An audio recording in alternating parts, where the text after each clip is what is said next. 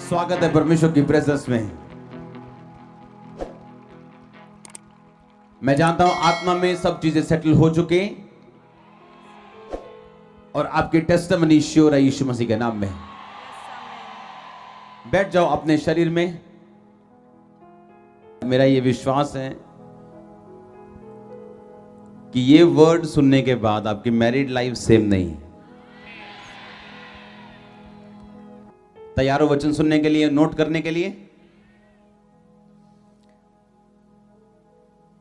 सबसे पहले हमें यह समझने की जरूरत है कि जितने हस्बैंड एंड वाइफ्स हैं, परमेश्वर ने आपको एक मकसद के लिए जोड़ा है। आमीन। बाइबल में लिखा आदम अकेला था और परमेश्वर ने हवा को बुलाया, मिलाया, उसको उसके बीच से बनाया और उसको जोड़ा। हाँ या ना? नीति वचन 18 उसकी 22 आयत पढ़ेंगे हम। लिखा जिसने स्त्री ब्याह ली उसने उत्तम पदार्थ पाया और यहोवा का अनुग्रह उस पे हुआ है। आमीन। इसका मतलब क्या है कि जिसने मैरिज की है परमेश्वर का अनुग्रह उस पे हुआ है, क्योंकि मैरिज परमेश्वर की ओर से। मैं एक बेस बनाने की कोशिश कर रहा हूं ताकि जब हम वचन की गहराई में जाएं तो आपको समझ आ सके कि मैरिज जो है, क्योंकि ਅਸੀਂ ज़्यादातर टीवी 'ਚ देखते हैं ਆਪਾਂ ਲੋਕੀ ਕਹਿੰਦੇ ਆ ਕਿ ਹਨਾ ਬਹੁਤ ਸਾਰੀਆਂ ਬਾਲੀਵੁੱਡ ਪਿਕਚਰਸ ਇਦਾਂ ਦੀਆਂ, ਜਦੋਂ ਆਪਾਂ ਉਹਨਾਂ ਪਿਕਚਰਸ ਨੂੰ ਦੇਖਦੇ ਹਾਂ ਸਾਨੂੰ ਇਦਾਂ ਲੱਗਦਾ ਕਿ ਮੈਰਿਜ ਕਰਵਾਉਣਾ ਮਤਲਬ ਫਸਣ ਵਾਲਾ ਕੰਮ ਹੈ। ਮੇਰੀ ਸਮਝ ਆ ਰਹੀ ਗੱਲ ਦੀ ਕਿ ਨਹੀਂ? ਪਰ ਬਾਈਬਲ 'ਚ ਕੀ ਲਿਖਿਆ? ਸਭ ਤੋਂ ਪਹਿਲਾਂ ਸਕਸੈਸਫੁਲ ਹੋਣ ਦਾ ਇੱਕੋ ਹੀ ਕਾਰਨ ਹੈ ਕਿ ਜਦੋਂ ਅਸੀਂ ਉਹ ਚੀਜ਼ਾਂ ਦਿਮਾਗ ਦੇ ਵਿੱਚ ਭਰ ਲਾਂਗੇ ਜਿਹੜੀਆਂ ਬਾਈਬਲ ਦੇ ਵਿੱਚ ਲਿਖੀਆਂ ਹੋਈਆਂ, ਤੇ ਫਿਰ ਅਸੀਂ ਸਕਸੈਸਫੁਲ ਹੋਵਾਂਗੇ। ਚੰਗਿਆਈ ਕਿੱਦਾਂ ਮਿਲਦੀ ਹੈ ਆਪਾਂ ਨੂੰ? ਜਦੋਂ ਅਸੀਂ ਬਿਲੀਵ ਕਰਦੇ ਹਾਂ ਕਿ ਉਹਦੇ ਕੋੜੇ ਖਾਣ ਨਾਲ ਅਸੀਂ ਚੰਗੇ ਹੋ ਚੁੱਕੇ ਹਾਂ। ਹਾਂ ਜਾਂ ਨਾ? नहीं तो कि इदा लगता है कि आप इस टीबी तो, इस कैंसर तो, इस बीमारी तो, इस प्रॉब्लम तो आज़ाद हो जाएंगे, ये रसौली कभी बाहर आ जाएगी या कभी इदा की चंगियाई साडे जीवन च हो जाएगी। लगता है कभी इदा? नहीं लगता। लगता है कि नहीं लगता? नहीं लगता। शारीरिक अखां दे नाल नहीं लगता कि चंगा हो जाऊगा, लेकिन जो चर्च आंदा है बंदा और सुनता है कि परमेश्वर के कोड़े खान दे नाल मैं चंगा हो चुका, वो चंगा हुंदा है कि नहीं हुंदा? फिर हाँ, चंगा हुंदा है कि नहीं हुंदा? एक गरीब आशीषित हुंदा है कि नहीं हुंदा? एक नशे बेचन वाला, एक ड्रग बेचन वाला, एक कातिल, एक भैड़ा पापी बदलता है कि नहीं बदलता? ते उदां बदल सकता सीगा, लेकिन बदलता है कि नहीं? किद्दां बदलदा? जदों असीं वचन दे वल अपना ध्यान लगाने आ, जो वचन प्रचार किया जाता है, असीं उहदे उत्ते जदों चलदे आ फिर वो चेंज हुंदा है। हाँ या ना? उसी तरह दे नाल जदों असीं अपनी मैरिड लाइफ, परमेश्वर ने जदों तुहानूं मैरिज तुहाडी कीती, बाइबल दसदी है कि जिस तरह होली स्पिरिट तुहाडा हेल्पर है, उसी तरह तुहाडी वाइफ तुहाडा की है? हेल्पर है। तुसीं इस दुनिया दे विच वड्डे वड्डे सक्सैसफुल व्यक्ति देखो जिन्हां दे नाल वाइव्स हैगियां, वो स्ट्रेस दे विच नहीं है। वाइफ तुहाडे मस्से नूं, तुहाडी सक्सैस नूं कंट्रोल करन दे लई और तुहानूं ब्लेस करन दे लई तुहाडी लाइफ दे विच आंदी। इसका मतलब की है कि अगर परमेश्वर ने कहा कि जिसने स्त्री ब्याही उसने उत्तम पदार्थ पाया और यहोवा का अनुग्रह उस पे हुआ है, कि परमेश्वर ने अगर तुहानूं मैरिड लाइफ दी है या वो देन वाला है, तो इसका एक मकसद है कि परमेश्वर का अनुग्रह जिहड़ा वो तुहाडे ते होना चाहता है, वो तुहाडे ते आना चाहता है। परमेश्वर अपने अनुग्रह नूं तुहाडी लाइफ दे उत्ते भेजना चाहता है। इसका मतलब पहला ये सानूं समझना पऊगा कि मैरिज एक अनुग्रह है, क्योंकि जब तक ये दिमाग चो नहीं निकलता कि मैरिज एक अनुग्रह नहीं है, मैरिज एक फसन वाला काम है, मेरी आज़ादी खिंचन वाला काम है, तब तक ये मैरिज ब्लेसफुल नहीं है, शांतिदायक नहीं है, पीसफुल नहीं है, जब तक सानू ये समझ नहीं आऊगी कि मैरिज जिहड़ी है यहोवा दा अनुग्रह है साडे उत्ते।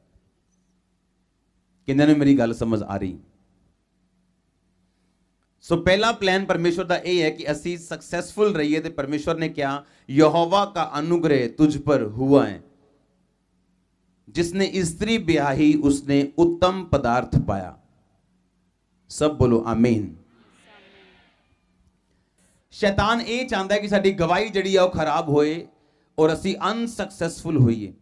ऐसे बहुत सारे लोग हैं दुनिया दे विच, ऐसे बहुत सारे पास्टर्स हैं जो उन्हां दी मैरिड लाइफ फेल हुई, उन्हां दी मिनिस्ट्री एक तरह की फेल हुई। बाइबल च लिखिया कि जिहड़ा व्यक्ति अपने घर का इंतजाम नहीं कर सकता, अपने घर दे बच्चों का, अपनी वाइफ का केयर नहीं कर सकता, उन्हां दा इंतजाम नहीं कर सकता, उन्होंने खिला पिला नहीं सकता, उन्हां दी केयर नहीं कर सकता, वो बंदा कलीसिया की केयर क्यों करेगा? ਜਦੋਂ ਅਸੀਂ ਬਾਈਬਲ ਪੜ੍ਹਦੇ ਹਾਂ ਤੇ ਦੇਖਦੇ ਹਾਂ ਕਿ ਜਿਹੜੇ ਚੇਲੇ ਸੀਗੇ ਉਹ ਕਿਸ ਤਰੀਕੇ ਦੇ ਨਾਲ ਜਿਹੜੇ ਕਿੱਦਾਂ ਸੀਗੇ ਚੇਲੇ, ਉਹ ਕੋਈ ਵੀ ਚੇਲਾ ਇਹੋ ਜਿਹਾ ਨਹੀਂ ਸੀਗਾ ਜਿਹੜਾ ਵੇਲਾ ਸੀਗਾ, ਤਾਸ਼ ਖੇਡ ਰਿਹਾ ਸੀਗਾ ਜਾਂ ਕੋਈ ਗੰਦੇ ਕੰਮ ਕਰ ਰਿਹਾ ਸੀ। ਬਾਈਬਲ ਦੱਸਦੀ ਬਿਜ਼ੀ ਇਨਸਾਨ ਸੀਗੇ, ਮੈਰਿਡ ਮੈਨ ਸੀਗੇ, ਸ਼ਾਦੀशुदा ਇਨਸਾਨ ਸੀਗੇ, ਬਿਜ਼ਨਸਮੈਨ ਇਨਸਾਨ ਸੀਗੇ, ਬਿਜ਼ੀ ਇਨਸਾਨ ਸੀਗੇ, ਜਿਨ੍ਹਾਂ ਨੂੰ ਆਪਣੇ ਘਰ-ਬਾਰ ਸੰਭਾਲਣਾ ਆਂਦਾ ਸੀ, ਜਿਨ੍ਹਾਂ ਨੂੰ ਪਰਮੇਸ਼ਵਰ ਨੇ ਉਹਨਾਂ ਲੋਕਾਂ ਨੂੰ ਚੁਣਿਆ ਕਿਉਂਕਿ ਪਰਮੇਸ਼ਵਰ ਬੈਲੈਂਸ ਲੋਕਾਂ ਨੂੰ ਇਸਤੇਮਾਲ ਕਰਦਾ ਸੇਵਕਾਈ ਦੇ ਲਈ, ਦੂਸਰੇ ਲੋਕਾਂ ਨੂੰ ਬਚਾਉਣ ਦੇ ਲਈ। ਜੇ ਤੁਹਾਡੀ ਲਾਈਫ ਔਰ ਤੁਹਾਡੀ ਫੈਮਿਲੀ ਬੈਲੈਂਸ ਨਹੀਂ ਹੈ ਤੇ ਤੁਸੀਂ ਇੱਕ ਨਾਨ ਇਫੈਕਟਿਵ ਕ੍ਰਿਸਚੀਅਨ ਹੋ ਔਰ ਤੁਸੀਂ ਬਾਈਬਲ ਦੇ ਵਚਨ ਨੂੰ ਤੋੜਦੇ ਹੋ ਕਿ ਪਰਮੇਸ਼ਵਰ ਨੇ ਕਿਹਾ ਕਿ ਮੈਂ ਇਹ ਚਾਹਨਾ ਕਿ ਤੂੰ ਫਲ ਲੈ ਕੇ ਆਏ, ਤੇਰਾ ਫਲ ਜਿਹੜਾ ਉਹ ਬਣਿਆ ਰਵੇ। ਇਹਦਾ ਮਤਲਬ ਪਰਮੇਸ਼ਵਰ ਨੇ ਜੇ ਤੁਹਾਨੂੰ ਮੈਰਿਜ ਦਿੱਤੀ ਹੈ, ਤੁਹਾਨੂੰ ਵਾਈਫ ਦਿੱਤੀ ਹੈ, ਤੁਹਾਨੂੰ ਹਸਬੈਂਡ ਦਿੱਤਾ ਹੈ, ਤੇ ਪਰਮੇਸ਼ਵਰ ਇਹ ਚਾਹੁੰਦੇ ਕਿ ਤੁਸੀਂ ਫਲ ਲੈ ਕੇ ਆਓ ਔਰ ਤੁਹਾਡਾ ਫਲ ਬਣਿਆ ਰਵੇ ਔਰ ਤੁਸੀਂ ਸਕਸੈਸਫੁਲ ਹੋ ਸਕੋ ਆਪਣੀ ਲਾਈਫ ਦੇ ਵਿੱਚ। ਆਮੀਨ। सब तो पहला सानू अपने आप ਨੂੰ बाइबल च लिखिया सबसे अधिक अपने मन की रक्षा कर। कादी रक्षा करनी है? हाँ, क्यों लिखिया मन की रक्षा कर? अगर एक बॉलीवुड पिक्चर असी देखते हैं ਉਹਦੇ ਚ ਕੀ देखते हैं ਆਪਾਂ कि एक फिल्म आई है जी, मैं वो पिक्चर देखी नहीं है लेकिन मैनू स्टोरी थोड़ी पता है ਉਹਦੀ, है ना। फिल्म च की हो रहा जी, वाइफ काम कर रही है ते हस्बैंड घर दा काम कर रहा है। समझ आ रही? हाँ, तो हस्बैंड सवेरे सवेरे वाइफ ਨੂੰ उठा रहे हैं, वो ਚਾਹ ਚੂ ਬਣਾ ਕੇ ਦੇ ਰਿਹਾ ਤੇ ਲੋਕਾਂ ਨੂੰ ਬੜੀ ਵਧੀਆ ਲੱਗ ਰਹੀ। ਔਰ ਜਦੋਂ ਕੁੜੀਆਂ ਮੁੰਡੇ ਦੇਖਦੇ ਆ ਉਸ ਚੀਜ਼ ਨੂੰ, ਕੁੜੀਆਂ ਦੇਖਦੀਆਂ, ਉਹ ਉਸੇ ਤਰ੍ਹਾਂ ਦੇ ਦਿਮਾਗ ਦੇ ਵਿੱਚ ਵਿਜ਼ਨ ਬਣਾ ਲੈਂਦੇ ਆ ਕਿ ਲਾਈਫ ਜਿਹੜੀ ਆ ਮੈਰਿਜ ਇਦਾਂ ਦੀ ਹੋਏਗੀ। ਪਰ ਹੁਣ ਤੁਹਾਨੂੰ ਅਸੀਂ ਪੁਆਇੰਟ ਦੱਸਾਂਗੇ ਮੈਰਿਜ ਕਿੱਦਾਂ ਦੀ ਹੋਣੀ ਚਾਹੀਦੀ। ਅਗਰ ਤੁਸੀਂ ਉਹਨੂੰ ਫੋਲੋ ਕਰਦੇ ਹੋ ਤਾਂ ਤੁਸੀਂ ਸਕਸੈਸਫੁਲ ਹੋ ਪਰਮੇਸ਼ਵਰ ਦੇ ਨਾਮ ਦੇ ਵਿੱਚ। अगर तुसी उन्होंने फॉलो करते हो इन्हां पॉइंट्स नूं, फिर तुसी सक्सैसफुल हो परमेश्वर के नाम दे, क्योंकि ये पॉइंट्स जिहड़े आ ਉਹ टोटल जिहड़े ਉਹ पावरफुल पॉइंट्स। अगर असीं हुण ध्यान दे नाल सुणांगे उन्हां पॉइंट्स नूं। यस, सब तो पहला जिहड़ी पत्नी आ ਉਹ नंबर होनी चाहिए, अंडर अथॉरिटी होनी चाहिए अपने पति दे। बाइबल च की लिखिया? पत्नी पति दे अंडर है और पति परमेश्वर दे अंडर है। ऐसे लिखा कि नहीं लिखा? आप बहुत सारे लोग ऐदा देखते हैं जदों वाइव्स नूं आदत हुंदी। अज जिहड़े पॉइंट्स मैं तुहानूं दे रहा, कुछ नूं कई बंदियां नूं पसंद नहीं आने ते कई जनानियां नूं पसंद नहीं आने, पर कई कोड़ियां गोलियां तुहानूं खाणियां पैणियां अज। हाँ, कई कोड़ियां गोलियां तुहानूं करेले दीयां गोलियां अज खाणियां पैणियां ताकि तुहाडे सारियां पिंपल जिहड़े आत्मिक बीमारियां जड़ियां वो दूर हो सकन। हाँ, तैयार हाँ आपां? जिस तरह मम्मा ने कहा कि तुसी हस्बैंड दे अधीन रहो, जिस तरह हस्बैंड परमेश्वर दे अधीन है। कई बार लेडीज नूं बैसन दी आदत है और अपनी गल मनाउण दी आदत हुंदी है हस्बैंड्स नूं। ਉਹਨਾਂ ਨੂੰ ਲੱਗਦਾ ਕਿ ਜੇ ਅਸੀਂ ਡੋਮੀਨੇਟ ਨਹੀਂ ਕਰਕੇ ਰੱਖਾਂਗੇ ਤੇ ਸਾਡਾ ਹਸਬੈਂਡ ਆਪਣੀ ਮਾਂ ਦੇ ਅਧੀਨ ਨਾ ਚੱਲ ਜੇ, ਆਪਣੀ ਭੈਣ ਦੇ ਅਧੀਨ ਨਾ ਚੱਲ ਜੇ, ਆਪਣੇ ਦੋਸਤਾਂ ਦੇ ਅਧੀਨ ਨਾ ਚੱਲ ਜੇ, ਉਹਦੀਆਂ ਗੱਲਾਂ ਨਾ ਮੰਨੇ, ਤੇ ਉਹਨੇ ਇਹ ਗੱਲ ਕਰਨੀ ਹੈ ਕੋਈ ਨਾ ਕੋਈ, ਤੇ ਇਹ ਗੱਲ ਕਰਕੇ ਉਹਨੇ ਸਾਬਿਤ ਵੀ ਕਰਨਾ ਹੈ ਕਿ ਤੂੰ ਮੇਰੀ ਇਹ ਗੱਲ ਮੰਨਣੀ ਹੈ, ਚਾਹੇ ਉਹ ਗੱਲ ਸਾਬਿਤ ਕਰਨ 'ਚ ਉਹਨੂੰ ਨੁਕਸਾਨ ਦਾ ਸਾਹਮਣਾ ਕਰਨਾ ਪਵੇ ਉਹਨੂੰ। ਸਮਝ ਆ ਰਹੀ ਕਿ ਨਹੀਂ? ਭੈਣਾਂ ਨੂੰ ਆ ਰਹੀ ਚੰਗੀ ਤਰ੍ਹਾਂ ਕਿ ਨਹੀਂ? ਹੁੰਦਾ ਕੀ ਹੈ, ਤੁਸੀਂ ਇੱਕ ਟਾਈਮ ਆਪਣੇ ਹਸਬੈਂਡ ਤੋਂ ਜਿੱਤ ਸਕਦੇ ਹੋ ਔਰ ਤੁਸੀਂ ਹਸਬੈਂਡ ਨੂੰ ਹਰਾ ਸਕਦੇ ਹੋ, ਪਰ ਇੱਕ ਗੱਲ ਯਾਦ ਰੱਖੋ, ਤੁਹਾਡੇ ਹਸਬੈਂਡ ਦੇ ਵਿੱਚ, ਹਰ ਬੰਦੇ ਦੇ ਵਿੱਚ, ਚਾਹੇ ਉਹ ਬਿਆਨ ਕਰੇ ਨਾ ਕਰੇ, ਇੱਕ ਫਾਈਟ ਬੈਕ ਸਪਿਰਿਟ ਹੈ ਜਿਹੜੀ ਫਾਈਟ ਕਰਦੀ ਹੈ ਬਾਅਦ ਦੇ ਵਿੱਚ। ਇਸੇ ਲਈ ਅੱਜ ਕੁਝ ਜਨਾਨੀਆਂ ਸੋਹਣੀਆਂ ਹੋਣ ਦੇ ਬਾਵਜੂਦ ਵੀ ਆਪਣੇ ਹਸਬੈਂਡ ਨੂੰ ਸੋਹਣੀ ਨਹੀਂ ਲੱਗਦੀ, ਉਹ ਸੋਹਣੀਆਂ ਨਹੀਂ ਲੱਗਦੀਆਂ, ਉਹ ਵਧੀਆ ਕੱਪੜੇ ਪਾਉਂਦੀਆਂ ਤੇ ਹਸਬੈਂਡ ਕੋਈ ਵੀ ਕੰਪਲੀਮੈਂਟ ਨਹੀਂ ਦਿੰਦਾ। ਕਿਉਂ?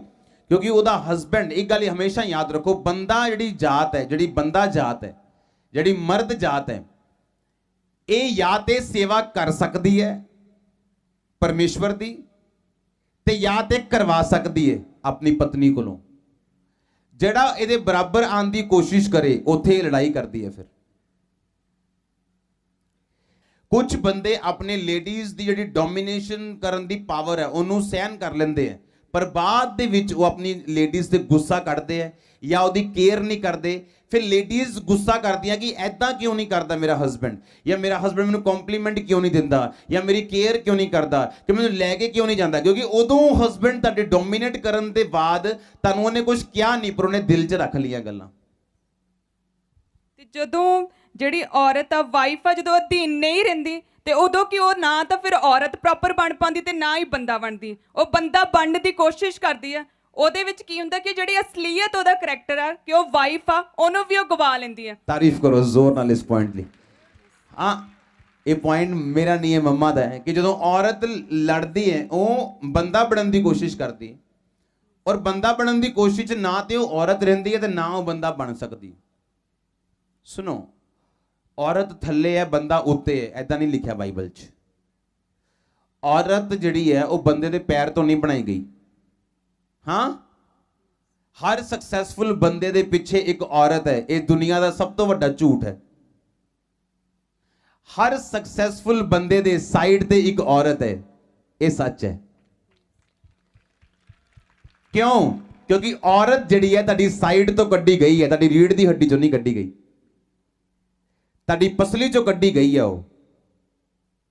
ਤੇ ਔਰਤ ਜਿਹੜੀ ਆ ਅਗਰ ਪਸਲੀ ਚੋਂ ਕੱਢੀ ਗਈ ਆ ਉਹ, ਤੇ ਇਹਦਾ ਮਤਲਬ ਕੀ ਹੈ ਕਿ ਉਹ ਤੁਹਾਡੇ ਹਰ सक्सेसफुल ਬੰਦੇ ਦੇ ਪਿੱਛੇ ਕੀ ਹੈ, ਇੱਕ औरत है। और सेकंड हम जो देखते हैं कि जो इमोशनली जो वाइफ्स हैं, इमोशनली अपने हस्बैंड्स को बहुत ब्लैकमेल करती हैं। मान लो कि बहुत दूर की रिश्तेदारी में कोई डेथ हो गई है तो वो मुंह फैलाकर बैठ जाती है घर में। तो हस्बैंड जब काम से आता है तो पूछता क्या हुआ, तो दूर की चाचे की, ताए की, चाचे की उसकी डेथ हो गई है। तो आपने अपने घर का माहौल क्यों खराब कर दिया? किन्ने समझ रहे गल कि ਜਦੋਂ ਤੁਹਾਡੇ ਘਰ 'ਚ ਪ੍ਰੋਬਲਮ ਹੈ, ਕੋਈ ਕਿਸੇ ਰਿਸ਼ਤੇਦਾਰ ਦੇ, ਕਿਸੇ ਬੰਦੇ ਦੇ, ਉਹਨੂੰ ਆਪਣੇ ਘਰ ਦੀ ਸ਼ਾਂਤੀ ਨੂੰ ਇਫੈਕਟ ਨਹੀਂ ਹੋਣ ਦੇਣਾ। ਤੁਸੀਂ ਸਮਝ ਰਹੇ ਕਿ ਨਹੀਂ? ਸੁਣੋ, ਹੁਣ ਧਿਆਨ ਦੇ ਨਾਲ ਕੁਝ ਪੁਆਇੰਟ ਜਿਹੜੇ ਤੁਸੀਂ ਸੁਣਨੇ ਆ। ਫਸਟ ਪੁਆਇੰਟ ਤੁਸੀਂ ਸੁਣ ਲਿਆ, ਇਮੋਸ਼ਨਲ ਵਾਲਾ, ਆਪਣੇ ਅਧੀਨਗੀ ਦੇ ਵਿੱਚ ਰਹਿਣਾ। ਸੈਕਿੰਡ, ਇੱਕ ਬੜਾ ਇਹਦੇ 'ਚ ਬਹੁਤ ਸਾਰੇ ਪੁਆਇੰਟਸ ਹੈ ਜਿਹੜੇ ਤੁਸੀਂ ਧਿਆਨ ਦੇ ਨਾਲ ਸੁਣਨੇ ਤਾਂ ਕਿ ਤੁਸੀਂ ਫਲ ਲੈ ਕੇ ਆ ਸਕੋ, ਤੁਹਾਡੀ ਲਾਈਫ ਜਿਹੜੀ ਆ ਉਹ ਸੇਮ ਨਾ ਰਵੇ। ਆਮੀਨ। ਸੈਕਿੰਡ ਗੱਲ, ਜਦੋਂ ਇੱਕ ਹਸਬੈਂਡ ਵਾਈਫ ਮਿਲਦੇ ਆ, ਮੈਰਿਜ ਹੁੰਦੀ ਹੈ, ਅਸੀਂ ਇੱਕ ਦੂਸਰੇ ਨੂੰ ਗਰੰਟਿਡ ਲੈਣਾ ਸ਼ੁਰੂ ਕਰ ਦਿੰਦੇ ਹਾਂ, ਅਸੀਂ ਕੈਜੂਅਲ ਲੈਣਾ ਸ਼ੁਰੂ ਕਰ ਦਿੰਦੇ ਹਾਂ। ਅਸੀਂ ਜਦੋਂ ਅੰਗੇਜਮੈਂਟ ਹੁੰਦੀ ਹੈ ਹਨਾ, ਜਦੋਂ ਅੰਗੇਜਮੈਂਟ ਤੋਂ ਬਾਅਦ ਅਸੀਂ ਮਿਲਣ ਜਾਂਦੇ ਆ, ਜਦੋਂ ਰਿਸ਼ਤਾ ਪੱਕਾ ਹੁੰਦਾ ਅਸੀਂ ਮਿਲਦੇ ਆ, ਕਿੱਦਾਂ ਕੱਪੜੇ ਪਾ ਕੇ ਮਿਲਦੇ ਆ ਅਸੀਂ। ਹਾਂ, ਸਵੇਰ ਪਤਾ ਹੁੰਦਾ ਕਿਹੜਾ ਕੱਪੜਾ ਪਾਣਾ, ਉਹ ਨਹੀਂ ਆ ਨਹੀਂ ਵਧੀਆ ਲੱਗ ਰਿਹਾ, 10 ਵਾਰੀ ਸੂਟ ਬਦਲਦੇ ਆ ਅਸੀਂ। ਹਸਬੈਂਡ ਵੀ ਦੇਖਦਾ ਹੈ, 10 ਵਾਰੀ ਵਾਲ ਸੈੱਟ ਕਰੇਗਾ, 10 ਵਾਰੀ ਐਂ ਕਰੇਗਾ, ਉਹ ਕਰੇਗਾ। ਲੇਕਿਨ ਮੈਰਿਜ ਤੋਂ ਬਾਅਦ ਸਾਰਾ ਕੁਝ ਖਤਮ ਹੋ ਜਾਂਦਾ। ਕਿਉਂ? ਕਿਉਂਕਿ ਹਸਬੈਂਡ ਆਪਣੀ ਵਾਈਫ ਨੂੰ ਕੈਜੂਅਲ, ਜਿੱਦਾਂ ਘਰ ਦੀ ਮੁਰਗੀ ਦਾਲ ਬਰਾਬਰ ਜਿਹਨੂੰ ਅਸੀਂ ਕਹਿੰਦੇ ਆ, ਉਦਾਂ ਲੈਣਾ ਸ਼ੁਰੂ ਕਰ ਦਿੰਦਾ ਉਹਨੂੰ। ਜਦੋਂ ਅਸੀਂ ਆਪਣੇ ਪਾਰਟਨਰ ਨੂੰ ਕੈਜੂਅਲੀ ਤੇ ਐਜ਼ ਗਰੈਂਟਡ ਲੈਣਾ ਸ਼ੁਰੂ ਕਰ ਦਿੰਦੇ ਆ, ਉੱਥੇ ਤੁਹਾਡੀ ਮੈਰਿਜ ਲਾਈਫ ਡਾਊਨ ਹੋਣਾ ਸ਼ੁਰੂ ਹੁੰਦੀ। ਮੈਰਿਜ ਤੋਂ ਪਹਿਲਾਂ ਜਦੋਂ ਅੰਗੇਜਮੈਂਟ ਹੁੰਦੀ ਹੈ ਤੇ ਹਸਬੈਂਡ ਵਾਈਫ ਮਿਲਣ ਜਾਂਦੇ ਤੇ 10 ਵਾਰੀ ਮੂੰਹ 'ਚ ਸਪਰੇ ਮਾਰ ਕੇ ਜਾਂਦਾ ਉਹ ਮਿੰਟ ਦਾ, ਤੇ 15 ਚਿਊਇੰਗਮ ਖਾ ਕੇ ਜਾਏਗਾ ਉਹ। ਤੇ ਮੈਰਿਜ ਤੋਂ ਬਾਅਦ ਭਾਵੇਂ 10 ਦਿਨ ਬ੍ਰਸ਼ ਵੀ ਨਾ ਕੀਤਾ ਹੋਵੇ ਤੇ ਗੱਲਾਂ ਮੂੰਹ ਦੇ ਕੋਲ ਆ ਕੇ ਕਰੇਗਾ, ਤੇ ਵਾਈਫ ਵੀ ਕਹੇਗੀ ਤੇਰੇ ਦਿਲ ਕਰਦਾ ਚੰਗੀ ਤਰ੍ਹਾਂ ਫੇਰਾ ਤੇਰੇ ਛਿੱਤਰ। ਹਾਂ, ਔਰ ਅਪੋਸਟਲ ਜੀ, ਇਹ ਜਿਹੜੀ ਗੱਲ ਆ ਇਹ ਵਾਈਫਸ ਦੇ ਲਈ ਵੀ ਆ ਕਿ ਜਦੋਂ ਮੈਰਿਜ ਹੋ ਜਾਂਦੀ ਹੈ ਉਹ ਸਮਝਦੇ ਕਿ ਹੁਣ ਜਿਹੜੀ ਸਪੈਸ਼ਲਿਟੀ ਉਹ ਖਤਮ ਹੋ ਗਈ ਸਾਡੀ ਮੈਰਿਜ ਦੇ ਵਿੱਚੋਂ। ਲੇਕਿਨ ਇਦਾਂ ਨਹੀਂ ਹੁੰਦਾ, ਕਿਉਂਕਿ ਮੈਰਿਜ ਤੋਂ ਬਾਅਦ ਆਪਾਂ ਦੇਖਦੇ ਹਾਂ ਕਿ ਜਦੋਂ ਬੇਬੀਜ਼ ਹੋ ਜਾਂਦੇ ਆ ਤਾਂ ਟੋਟਲ ਜਿਹੜੀ ਬਾਡੀ ਅਨਸ਼ੇਪਡ ਹੋ ਜਾਂਦੀ ਵਾਈਫਸ ਦੀ। ਲੇਕਿਨ ਬਾਲੀਵੁੱਡ ਐਕਟਰੈਸ ਜਿਹੜੀਆਂ ਪਰਮੇਸ਼ਵਰ ਨੂੰ ਨਹੀਂ ਜਾਣਦੀਆਂ, ਪਰਮੇਸ਼ਵਰ ਦੇ ਬਚਨ ਨੂੰ ਨਹੀਂ ਜਾਣਦੀਆਂ, ਉਹ ਪ੍ਰਭੂ 'ਚ ਨਾ ਹੋ ਕੇ ਵੀ ਪੂਰੀਆਂ ਸ਼ੇਪ 'ਚ ਰਹਿੰਦੀਆਂ, ਆਪਣੇ ਆਪ ਨੂੰ ਪ੍ਰੋਪਰ ਫਿੱਟ ਰੱਖਦੀਆਂ। ਲੇਕਿਨ ਜਿਹੜੀਆਂ ਪ੍ਰਭੂ ਦੇ ਵਿੱਚ ਆ ਵਾਈਫਸ ਆ, ਉਹ ਜਦੋਂ ਬੱਚੇ ਹੋ ਜਾਂਦੇ ਉਸ ਤੋਂ ਬਾਅਦ ਵਿੱਚ ਟੋਟਲ ਆਪਣੀ ਕੇਅਰ ਨਹੀਂ ਕਰਦੀਆਂ। ਇਹ ਵੀ ਇੱਕ ਬਹੁਤ ਵੱਡਾ ਰੀਜ਼ਨ ਹੈ ਕਿ ਹਸਬੈਂਡਸ ਜਿਹੜੇ ਆ ਆਪਣੀ ਵਾਈਫ ਦੇ ਵੱਲ ਅਟਰੈਕਟ ਨਹੀਂ ਹੁੰਦੇ। ਜਿਹੜੇ ਹਸਬੈਂਡਸ ਹੈ, ਜਦੋਂ ਹਸਬੈਂਡ ਕੇਅਰ ਨਹੀਂ ਕਰਦਾ, ਅਗਰ ਜਦੋਂ ਵਾਈਫ ਕੇਅਰ ਨਹੀਂ ਕਰਦੀ, ਉਹ ਇੱਕ ਬੇਬੀ ਹੋਇਆ, 2 ਬੇਬੀ ਹੋਇਆ, ਜਿਹੜੀ ਸ਼ੇਪ ਸੀ ਉਹ ਸ਼ੇਪ ਬਣ ਜਾਂਦੀ ਆ ਉਹਦੀ। ਪੇਟ ਉਹਦਾ ਐਡਾ ਵੱਡਾ, ਉਹਦੀ ਹੁਣ ਸ਼ੇਪ ਉਹ ਸ਼ੇਪ ਹੋ ਗਈ ਲੇਡੀ ਦੀ, ਤੇ ਉਹਨੂੰ ਕੀ ਲੱਗਦਾ ਹੈ ਕਿ ਹਾਂ ਮੈਂ ਭਾਵੇਂ ਜਿੱਦਾਂ ਦੀ ਮਰਜ਼ੀ ਆ, ਮੇਰਾ ਹਸਬੈਂਡ ਮੇਰੇ ਨਾਲ ਹੈ। ਬਟ ਤੁਸੀਂ ਆਪਣੇ ਆਤਮਿਕ ਤਾਂ ਹੈਗੇ ਹੋ, ਪਰ ਤੁਸੀਂ ਸਰੀਰ 'ਚ ਵੀ ਰਹਿੰਦੇ ਹੋ। ਮੈਂ ਕ੍ਰਿਸਚਨ ਲੋਕਾਂ ਨੂੰ ਇਹ ਗੱਲ ਦੱਸਦਾ, ਕ੍ਰਿਸਚਨ ਲੜਕੇ ਲੜਕੀਆਂ ਨੂੰ, ਕਿ ਜਦੋਂ ਤੁਸੀਂ ਮੈਰਿਜ ਕਰਦੇ ਹੋ ਨਾ ਜੀ, ਬਸ ਮੈਨੂੰ ਤਾਂ ਇਕੱਲੀ ਸਪਿਰਿਚੁਅਲ ਕੁੜੀ ਚਾਹੀਦੀ ਹੈ, ਭਾਵੇਂ ਕਾਲੀ ਹੋਵੇ ਪੀਲੀ ਹੋਵੇ। ਮੁੜ ਕੇ ਤਾਂ ਕਾਲੀ ਪੀਲੀ ਨਾਲ ਵਿਆਹ ਕਰਾ ਲੈਣਾ ਨਾ, ਜਿੱਦਾਂ ਦੀ ਨਹੀਂ ਪਸੰਦ ਵਿਆਹ ਕਰਾ ਲੈਣਾ। ਮੁੜ ਕੇ ਹੁੰਦਾ ਕਿ ਫਿਰ ਗੋਰੀਆਂ ਨੂੰ ਦੇਖਣ ਡਿਆ ਹੁੰਦਾ ਉਹ। ਮੇਰੀ ਸਮਝ ਆ ਰਹੀ ਕਿ ਨਹੀਂ? ਗੱਲ ਰੰਗ ਦੀ ਨਹੀਂ ਹੈ, ਗੱਲ ਕਈਆਂ ਨੂੰ ਕਾਲਾ ਰੰਗ ਪਸੰਦ ਹੈ, ਕਈਆਂ ਨੂੰ ਸਾਂਵਲਾ ਪਸੰਦ ਹੈ, ਕਈਆਂ ਨੂੰ ਗੋਰਾ। ਗੱਲ ਪਸੰਦ ਦੀ ਹੈ। ਇਸ ਲਈ ਮੈਂ ਕਹਿੰਦਾ ਪਹਿਲਾਂ ਪਸੰਦ ਨਾਲ ਮੈਰਿਜ ਕਰੋ, ਫਿਰ ਦੇਖੋ ਸਪਿਰਿਚੁਅਲ ਹੈ, ਅਗਰ ਹਾਂ ਤੇ ਫਿਰ ਮੈਰਿਜ, ਫਿਰ ਗੱਲ ਅੱਗੇ ਵਧਾਓ। ਪਸੰਦ ਹੈ, ਸਪਿਰਿਚੁਅਲ ਨਹੀਂ ਹੈ, ਛੱਡ ਦਿਓ। ਸਪਿਰਿਚੁਅਲ ਹੈ ਪਰ ਪਸੰਦ ਨਹੀਂ ਹੈ, ਤਾਂ ਵੀ ਛੱਡ ਦਿਓ, ਕਿਉਂਕਿ ਫਿਰ ਤੁਸੀਂ ਇਹਨੂੰ ਵਿਭਿਚਾਰ ਦਾ ਕਾਰਨ ਬਣਾ ਦਿਓ ਕਿ ਮੈਨੂੰ ਆਪਣੀ ਵਾਈਫ ਪਸੰਦ ਨਹੀਂ, ਫਿਰ ਦੂਸਰੀਆਂ ਲੜਕੀਆਂ ਤੁਹਾਨੂੰ ਅਟਰੈਕਟ ਕਰਨ। ਔਰ ਵਾਈਫ ਹੁਣ ਜਿਹੜੀ ਆ, ਉਹਦਾ ਪੇਟ ਐਡਾ ਵੱਡਾ ਹੋ ਚੁੱਕਾ ਕਿਉਂਕਿ 2 ਬੱਚੇ ਹੋ ਗਏ। ਹੁਣ 2 ਬੱਚੇ ਹੋ ਗਏ, ਹੁਣ ਪਾਪ ਤੇ ਨਹੀਂ ਹੈ, ਪਰ ਆਪਣੇ ਆਪ ਨੂੰ ਮੇਨਟੇਨ ਨਾ ਕਰਨਾ ਇੱਕ ਪਾਪ ਹੈ, ਕਿਉਂਕਿ ਹੁਣ ਤੁਹਾਨੂੰ ਪਤਾ ਕਿ ਮੇਰਾ ਹਸਬੈਂਡ ਹੈ, ਬਸ ਦੈਟਸ ਇਟ। ਇੱਕ ਲਾਪਰਵਾਹੀ, ਕੇਅਰਲੈਸਨੈਸ ਆ, ਕਿਉਂਕਿ ਮੈਰਿਜ ਤੋਂ ਬਾਅਦ ਜਿਹੜੀ ਆਪਣੀ ਲਾਈਫ ਆ ਬਹੁਤ ਸਪੈਸ਼ਲ ਹੋ ਜਾਂਦੀ ਆ। ਆਪਾਂ ਸਪਿਰਿਟ ਦੇ ਵਿੱਚ ਬੈਲੈਂਸਡ ਹੋ ਜਾਂਦੇ ਆ। ਜਿਹੜੀਆਂ ਪਹਿਲਾਂ ਆਪਾਂ ਨੂੰ ਪ੍ਰੋਬਲਮਸ ਆਉਂਦੀਆਂ ਸੀ, ਫੇਸ ਕਰਨੇ ਪੈਂਦੇ ਸੀ ਪ੍ਰੋਬਲਮਸ, ਉਹ ਉਦੋਂ ਨਹੀਂ ਹੁੰਦੀਆਂ ਮੈਰਿਜ ਤੋਂ ਬਾਅਦ। ਇਹਦਾ ਮਤਲਬ ਕਿ ਸਾਨੂੰ ਹਸਬੈਂਡ ਨੂੰ ਔਰ ਵਾਈਫ ਨੂੰ ਅਟਰੈਕਟਿਵ ਲੁੱਕ ਰੱਖਣੀ ਚਾਹੀਦੀ ਇੱਕ ਦੂਸਰੇ ਦੇ ਲਈ, ਆਪਣੇ ਆਪ ਨੂੰ ਫਿੱਟ ਰੱਖਣਾ ਚਾਹੀਦਾ ਹੈ।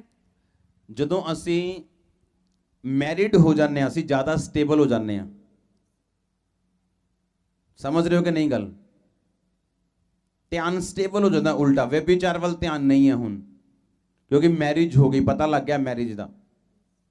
ਤੇ ਮੈਰਿਜ ਇੱਕ ਬਲੇਸਿੰਗ ਹੈ, ਪਰ ਆਪਣੇ ਆਪ ਨੂੰ ਮੇਨਟੇਨ ਕਰਨਾ ਇਹ ਵੀ ਜ਼ਰੂਰੀ ਹੈ।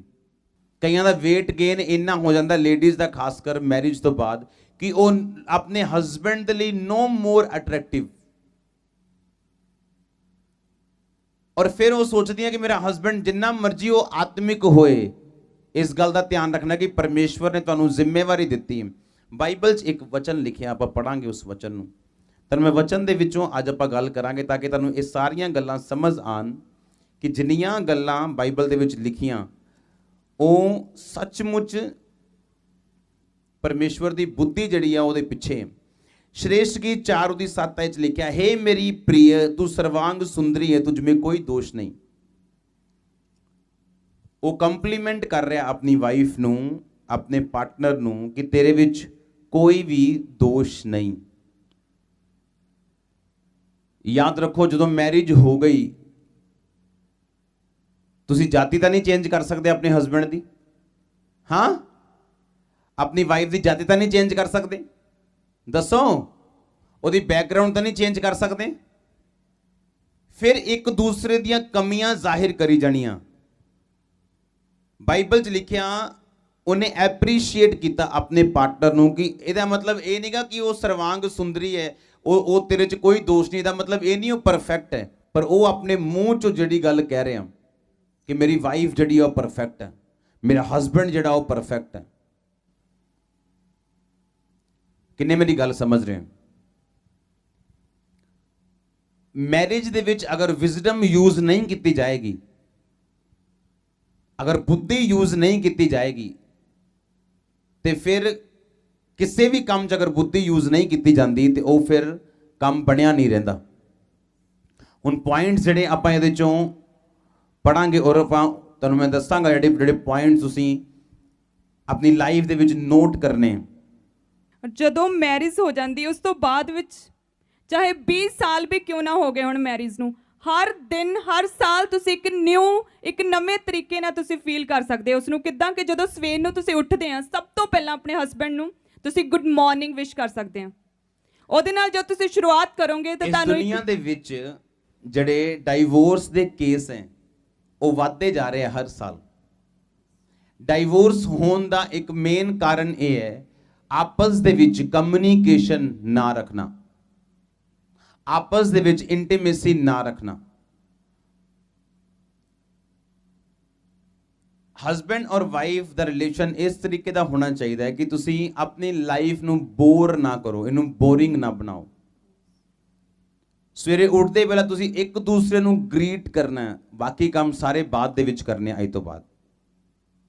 ਚਾਹੇ ਜੈਮਸੀ ਬੋਲੋ, ਚਾਹੇ ਗੁੱਡ ਮਾਰਨਿੰਗ ਬੋਲੋ, ਚਾਹੇ ਅਸੀਂ ਹੈਪੀ ਮੰਡੇ ਬੋਲਦੇ ਹਾਂ, ਹੈਪੀ ਟਿਊਜ਼ਡੇ, ਹੈਪੀ ਥਰਸਡੇ, ਜਿਹੜਾ ਵੀ ਦਿਨ ਹੋਏ ਅਸੀਂ ਹੈਪੀ ਲਾ ਕੇ ਅੱਗੇ ਫਿਰ ਦਿਨ ਦੀ ਸ਼ੁਰੂਆਤ ਕਰਦੇ ਹਾਂ।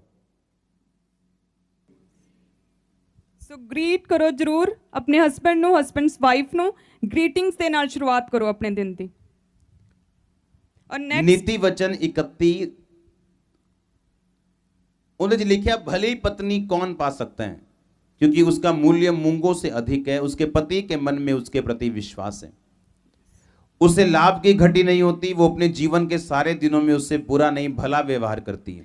व्यवहार यानी ਤੁਸੀਂ ਇੱਕ ਗੱਲ ਅਸੀਂ ਨੋਟਿਸ ਕੀਤੀ ਹੈ ਆਪਣੀ ਲਾਈਫ ਦੇ ਵਿੱਚ, ਦੂਸਰਿਆਂ ਦੀ ਜ਼ਿੰਦਗੀ ਦੇ ਵਿੱਚ। ਹਸਬੈਂਡ ਦੇ ਕਈ ਐਸੇ ਦੋਸਤ ਹੈ, ਹਸਬੈਂਡ ਆਪਣੀ ਸਾਰੀ ਗੱਲ ਪਰਸਨਲ ਆਪਣੀ ਵਾਈਫ ਦੀਆਂ ਅੰਦਰਲੀਆਂ ਗੱਲਾਂ ਉਹਦੇ ਨਾਲ ਸ਼ੇਅਰ ਕਰਦਾ ਜਾ ਕੇ, ਔਰ ਵਾਈਫ ਦੀਆਂ ਕੁਝ ਐਸੀਆਂ ਭੈਣਾਂ ਸਹੇਲੀਆਂ ਜਿਹਦੇ ਨਾਲ ਵਾਈਫ ਸਾਰੀਆਂ ਗੱਲਾਂ ਸ਼ੇਅਰ ਕਰਦੀ। ਇਹ ਸਭ ਤੋਂ ਵੱਡੀ ਗਲਤੀ ਹੈ ਤੁਹਾਡੀ ਮੈਰਿਡ ਲਾਈਫ ਦੀ, ਕਿਉਂਕਿ ਤੁਹਾਡੇ ਜਿਹੜੇ ਮੈਰਿਡ ਲਾਈਫਸ ਦੇ ਸੀਕ੍ਰੇਟਸ ਆ ਉਹ ਤੁਹਾਡੇ ਦੋਨਾਂ ਤੋਂ ਇਲਾਵਾ ਕਦੇ ਬਾਹਰ ਨਹੀਂ ਜਾਣੇ ਚਾਹੀਦੇ। ਕਿੰਨੇ ਇਸ ਗੱਲ ਨੂੰ ਸਮਝ ਰਹੇ ਹੋ? ਹਾਂ, ਹਰ ਦਿਨ ਬਾਰਿਸ਼ ਨਹੀਂ ਹੈ, ਹਰ ਦਿਨ ਧੁੱਪ ਨਹੀਂ ਹੈ ਤੇ ਹਰ ਦਿਨ ਠੰਡ ਨਹੀਂ ਹੈ।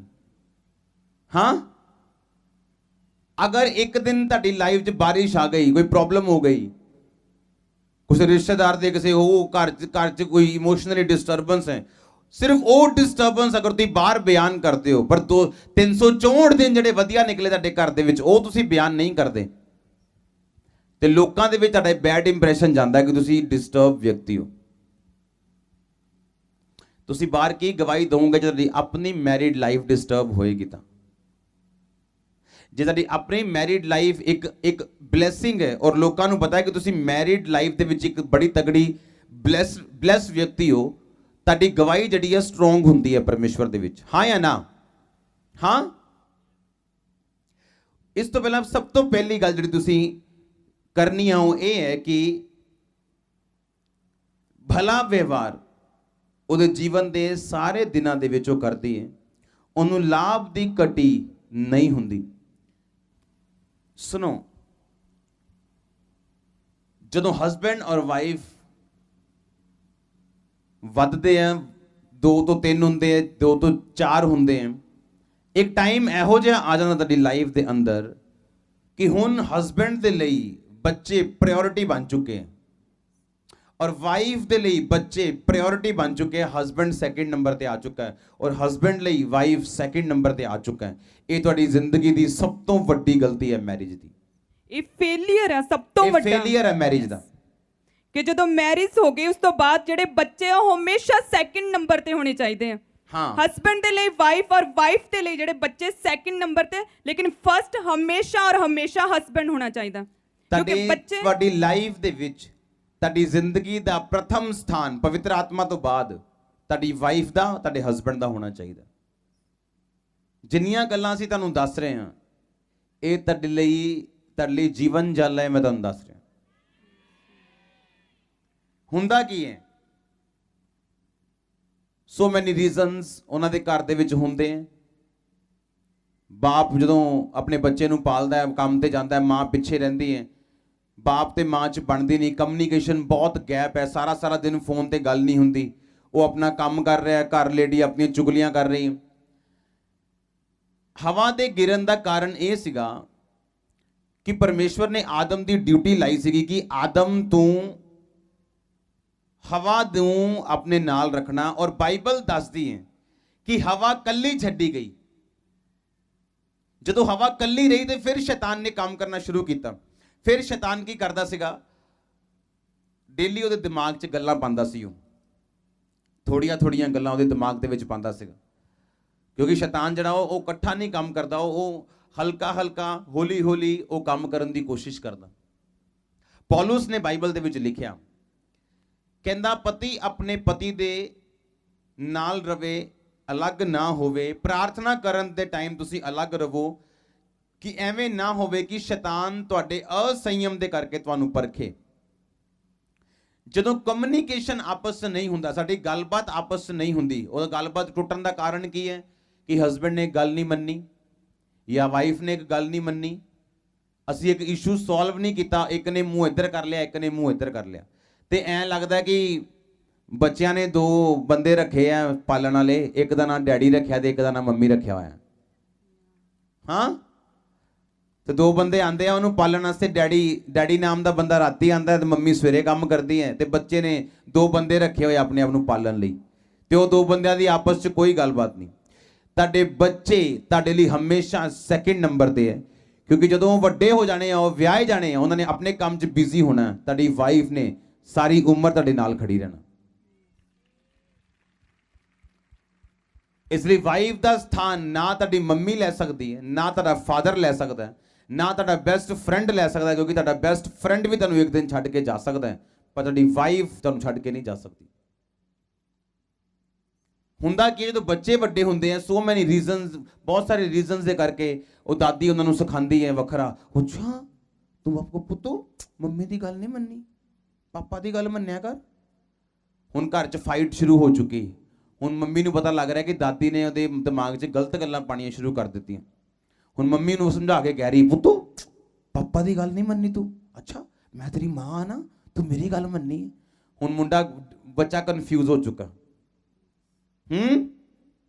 ਕਈ ਵਾਰੀ ਮੇਰਾ ਬੱਚਾ ਆ ਕੇ ਮੈਨੂੰ ਕਹਿੰਦਾ 3 ਸਾਲ ਦਾ कि पापा मम्मी ने ऐसा कहा है, मैं करो फिर क्या है तो कि मम्मी ने जाके ना मम्मा पापा ने ऐसा बोला करने के लिए, मम्मा ने कहना करो फिर पापा ने बोला तो, मम्मा आपने तो ऐसा कहा था, कोई बात नहीं मैंने जैसा भी कहा था, जैसा पापा ने कहा वैसा करो। ਹੁੰਦਾ ਕੀ ਹੈ ਕਿ ਬੱਚੇ ਨੂੰ ਇਹ ਪਤਾ ਲੱਗਦਾ ਹੈ ਕਿ ਮਾਂ-ਪਿਓ ਜਿਹੜੇ ਆ ਉਹ ਇੱਕ ਮਨ ਨੇ।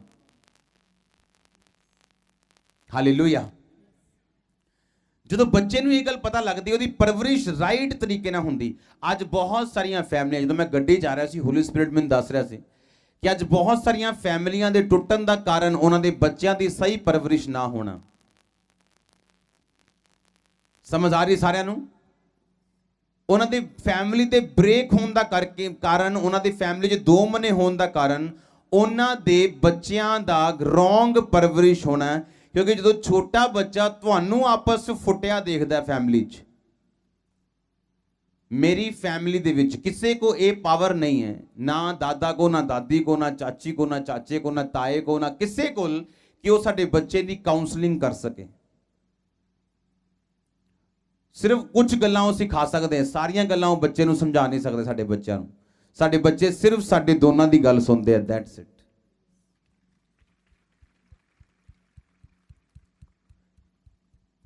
ਛੋਟੇ ਬੱਚੇ ਜਦੋਂ ਹੁੰਦੇ ਆ, ਉਹਨਾਂ ਨੂੰ ਮਾਂ ਕਹਿੰਦੀ ਮੇਰਾ ਬੱਚਾ, ਪਾਪਾ ਜੀ ਕਰਿਓ ਪਰੇ, ਮੇਰਾ ਬੱਚਾ ਬੜਾ ਢੀਠ ਹੈ, ਬਹੁਤ ਢੀਠ ਹੈ, ਬੜਾ। ਉਹ ਛੋਟਾ ਜਿਹਾ ਹਾਲੇ 2 ਸਾਲ ਦਾ, ਪਰ ਤੁਸੀਂ ਉਹਨੂੰ ਢੀਠ ਕਹਿ ਕੇ ਉਹਨੂੰ ਇਹੋ ਜਿਹਾ ਢੀਠ ਬਣਾ ਦੇਣਾ ਕਿ ਵੱਡਾ ਹੋ ਕੇ ਜਦੋਂ ਉਹਨੇ ਦਾਰੂ ਫੜਨੀ ਉਹਨੇ ਛੱਡਣੀ ਨਹੀਂ, ਕਿਉਂਕਿ ਤੁਸੀਂ ਬਚਪਨ ਤੋਂ ਉਹਦੇ ਅੰਦਰ ਇੱਕ ਬੀਜ ਪਾ ਚੁੱਕੇ ਹੋ ਕਿ ਮੇਰਾ ਬੱਚਾ ਬਹੁਤ ਢੀਠ ਹੈ।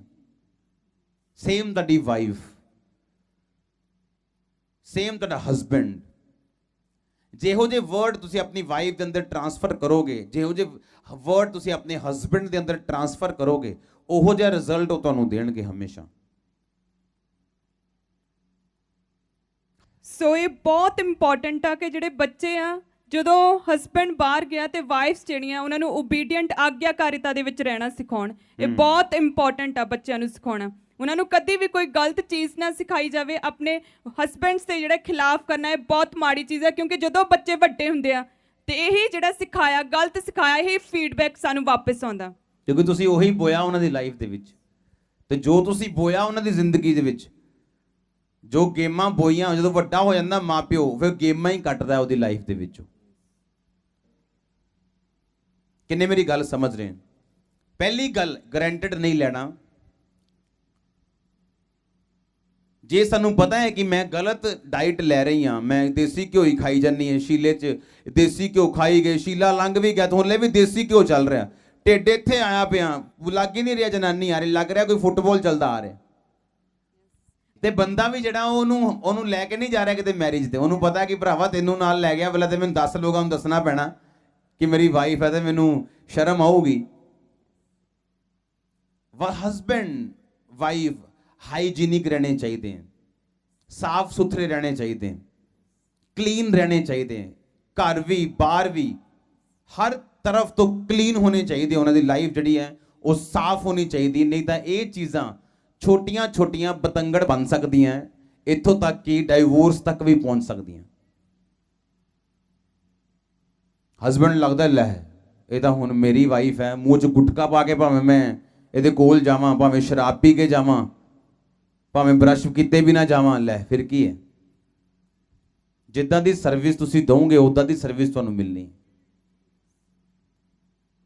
तुसीं इज्जत बोई नहीं, इज्जत कट्टी नहीं। ਜਦੋਂ ਅੰਗੇਜਮੈਂਟ ਹੋਈ ਸੀ ਤੇ ਮੈਕਡੋਨਲਡ ਦਾ 버ਗਰ ਜਾਂਦਾ ਹੁੰਦਾ ਸੀ ਹੈ, ਤੇ ਜਦੋਂ ਵਿਆਹ ਹੋ ਗਿਆ ਤੇ ਉਸ ਤੋਂ ਬਾਅਦ ਫਿਰ 15 ਰੁਪਏ ਵਾਲਾ 버ਗਰ ਉਹ ਬੰਦਾ ਉਹ ਵੀ ਵੇਲਾ 10 ਵਾਰੀ ਸੋਚਦਾ ਲੈ ਕੇ ਜਾਵਾਂ ਕਿ ਨਾ, ਤੇ ਫਿਰ ਅੱਗੋਂ ਗੋਲ ਗੋਲ ਖੇਰੇ ਮਿਲਣ ਦੀ ਆਸ ਵੀ ਨਾ ਰੱਖੋ। ਹਾਂ ਰੋਟੀ ਉੱਤੇ ਸਬਜ਼ੀ ਪਾ ਕੇ ਇਹਦਾ ਦੇ ਦੇਣਾ, ਡੋਲ ਕੇ ਦੇ ਦੇ, ਉਹੀ ਸ਼ੁਕਰ ਮਨਾਓ ਕਿ ਮਿਲ ਗਈ ਹੈ ਤੁਹਾਨੂੰ, ਜਿਹੋ ਜਿਹਾ 버ਗਰ ਸੀ ਤੁਹਾਡਾ ਵਾਈਫ ਲਈ। एक हस्बैंड अगर देखना हो तो कभी ਉਹਦੇ ਕੱਪੜੇ ना देखो, ਉਹਦੀ वाइफ देखो। एक वाइफ अगर टुटी हुई है तो ਉਹਦੇ हस्बैंड का जबरदस्त फेलियर है। एक हस्बैंड के शरीर ते जिन्ना पैसा लगा होना चाहिए इस टाइम, ਉਹਦੀ वाइफ ते तिगना चुगना 4 गुना होना चाहिए, फिर वो हस्बैंड पास है, नहीं तो फेल समझो अपने आप को।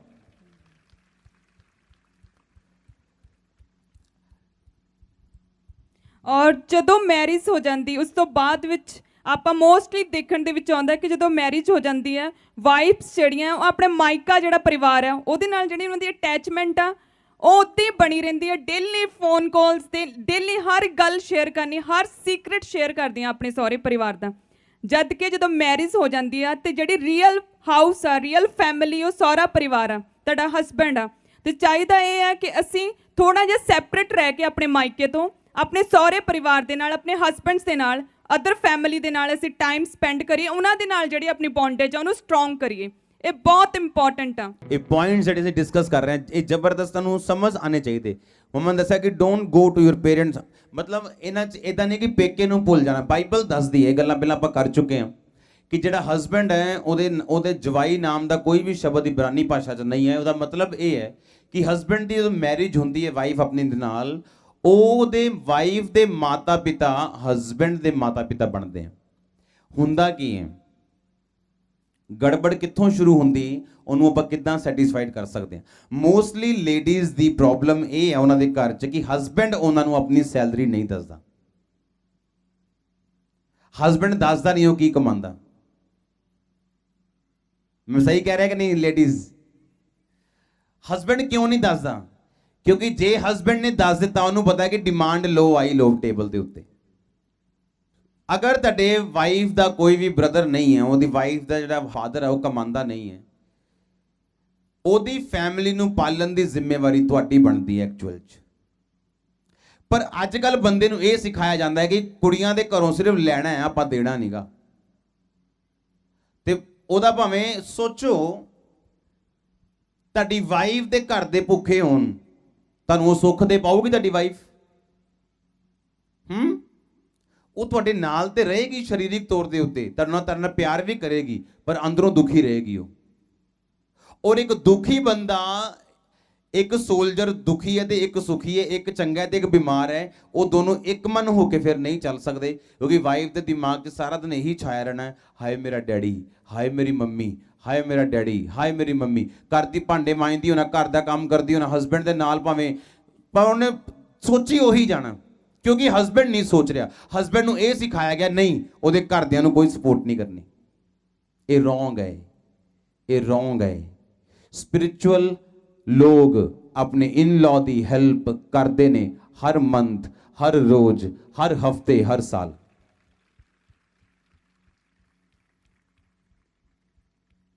ਸਭ ਤੋਂ ਪਹਿਲੀ ਗੱਲ, ਜਦੋਂ ਦਰਸ਼ਨ ਦਿਮਾਗ 'ਚ ਨਹੀਂ ਹੁੰਦਾ, ਬੰਦੇ ਦਾ ਵਿਜ਼ਨ ਨਹੀਂ ਹੈ ਕੋਈ ਵੀ। ਜਦੋਂ ਇੱਕ ਵਿਜ਼ਨ ਹੋਏਗਾ, ਕੰਮ ਹੋਏਗਾ ਕਿ ਆਹ ਮੇਰਾ ਵਿਜ਼ਨ ਹੈ, ਆਹ ਮੇਰਾ ਕੰਮ ਹੈ, ਹਸਬੈਂਡ ਵਾਈਫ ਨੂੰ ਪਤਾ ਹੋਏਗਾ ਕਿ ਅਸੀਂ ਇਸ ਵਿਜ਼ਨ ਦੇ ਉੱਤੇ ਚੱਲਣਾ ਹੈ, ਇਹ ਟਾਰਗੇਟ ਹੈ ਸਾਡਾ। ਹੁਣ ਹਸਬੈਂਡ ਨੂੰ ਪਤਾ ਹੈ ਕਿ ਜੇ ਮੈਂ ਆਪਣੀ ਵਾਈਫ ਨੂੰ ਇੱਕ ਮਨ ਹੋ ਕੇ ਮੰਗਦਾ ਕਿ ਮੇਰੇ ਨਾਲ ਇਸ ਵਿਜ਼ਨ ਤੇ ਚੱਲੇ, ਤੇ ਇਹਦਾ ਦਿਮਾਗ ਫ੍ਰੀ ਰਹਿਣਾ ਚਾਹੀਦਾ ਟੋਟਲ। ਜੇ ਇਹਦਾ ਦਿਮਾਗ ਹੀ ਫ੍ਰੀ ਨਹੀਂ ਹੋਏਗਾ ਤੇ ਇਹ ਮੇਰੇ ਨਾਲ ਸਰੀਰਕ ਰੂਪ ਤੇ ਤਾਂ ਹੋਏਗੀ, ਪਰ ਇਹ ਕੰਮ ਨਹੀਂ ਕਰ ਪਾਏਗੀ।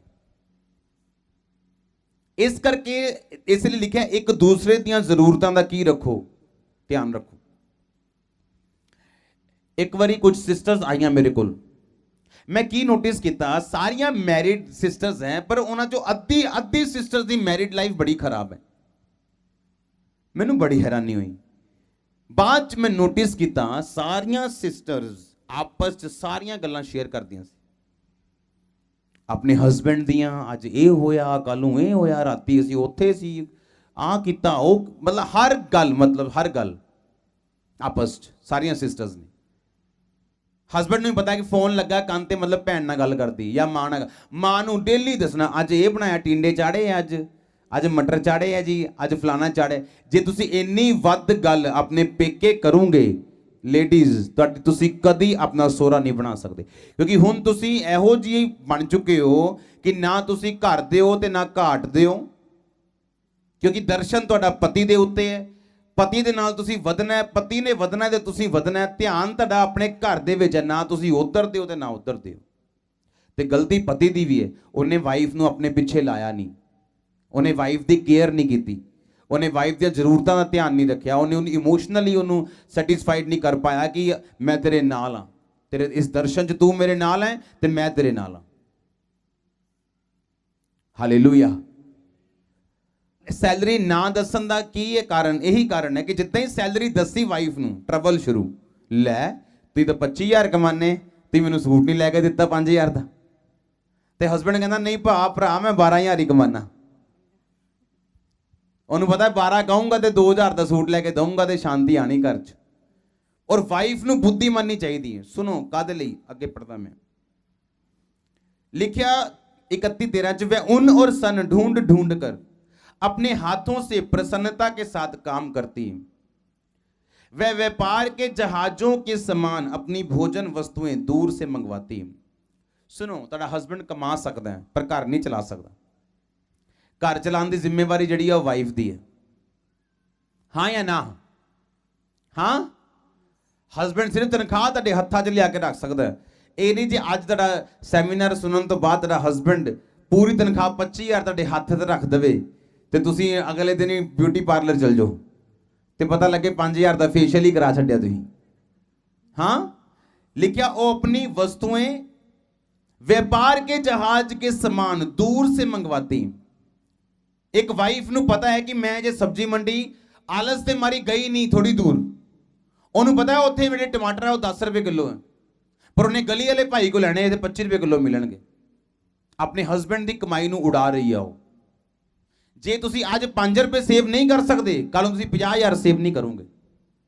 ਤੁਹਾਡੇ 'ਚ ਆਦਤ ਨਹੀਂ ਹੈ ਸੇਵ ਕਰਨ ਦੀ। लिखा कि जो ऊन और सन ढूंढ ढूंढ कर अपने हाथों से प्रसन्नता के साथ काम करती। जेड़ी भली पत्नी है वो पत्नी विजनरी पत्नी है। उन्होंने पता है कि जो मेरा हस्बैंड 20,000 लैके आया तो मैं जो कितना सेव करके अपने फ्यूचर दे विच उस सेविंग दे नाल मैं एक बिजनेस शुरू करांगी। सुनो, बाइबल च किते नहीं लिखा हाउस वाइफ, बाइबल च जिक्र नहीं है housewife. There is no housewife in Bible.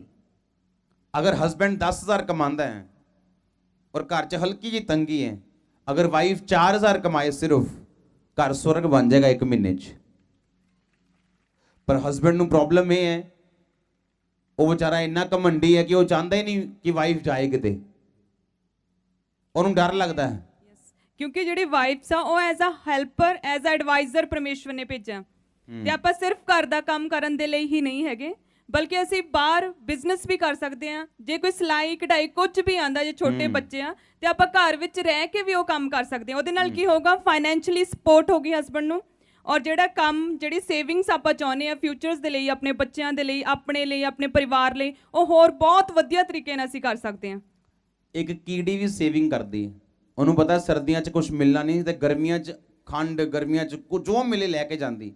ਫਿਰ ਉੱਤੇ ਉੱਲੀ ਲੱਗਦੀ ਹੈ ਜਦੋਂ ਉਹ ਖਾਂਦੀ ਹੈ ਉਹ ਸਰਦੀਆਂ ਦੇ ਵਿੱਚ। ਤੇ ਪਰਮੇਸ਼ਵਰ ਕਹਿੰਦਾ ਕੀੜੀ ਕੋ ਸਿੱਖ, ਕਿੱਦਾਂ ਉਹ ਆਪਣਾ ਆਹਾਰ ਧੂਪ ਕਾਲ ਦੇ ਵਿੱਚ ਸੰਚੇ ਕਰਦੀ, ਇਕੱਠਾ ਕਰਦੀ ਹੈ ਤਾਂ ਕਿ ਉਹਨੂੰ ਸ਼ੀਤ ਕਾਲ ਦੇ ਵਿੱਚ ਕੰਮ ਕਰਨਾ ਨਾ ਪਵੇ। ਹਾਲੇਲੂਇਆ। अगर एक वाइफ के हाथ में वो अपनी तनख्वाह दे ही दिंदा, कहती वो अपनी व्यापार के जहाजों के समान अपनी भोजन वस्तु दूर से मंगवाती। क्यों दूरों मंगवाओगी वो? अपने पड़ोसी ने पूछो क्यों। हाँ पूछो पूछो, बोलो क्यों। क्यों मंगाओगी दूरों? जे मेरी वाइफ नूं पता है कि मैं टिंडे दूरों मंगावांगे तो 10 रुपए सस्ते पैणगे, जे 10 चीज़ां मंगाऊंगे 100 रुपए की सेविंग होगी। पर असी आलसी है कई बारी। भली पत्नी कौन पा सकता, उहदा मुल मूंगियां नालों ज्यादा। ओ भली पत्नी की है, कहना उन सन ढूंढ ढूंढ कर हाथों के साथ प्रसन्नता के साथ काम करती। वो वेस्टेज नहीं करती, वो वेस्टर नहीं है, वो फालतू पैसा नहीं खर्च करती, वो सेविंग करने वाली लेडी है। वो दूर तो चीज़ां मंगा रही, दूर का मतलब जो सस्तियां पैंदियां उतों मंगा रही है और अपने पति के पैसे नूं सेव कर रही। और जो हसबैंड भी देखता मेरा पैसा सेव हो रहा है और नैक्सट टाइम 25,000 की जगह वो 28,000 तुहाडे हाथ च देगा।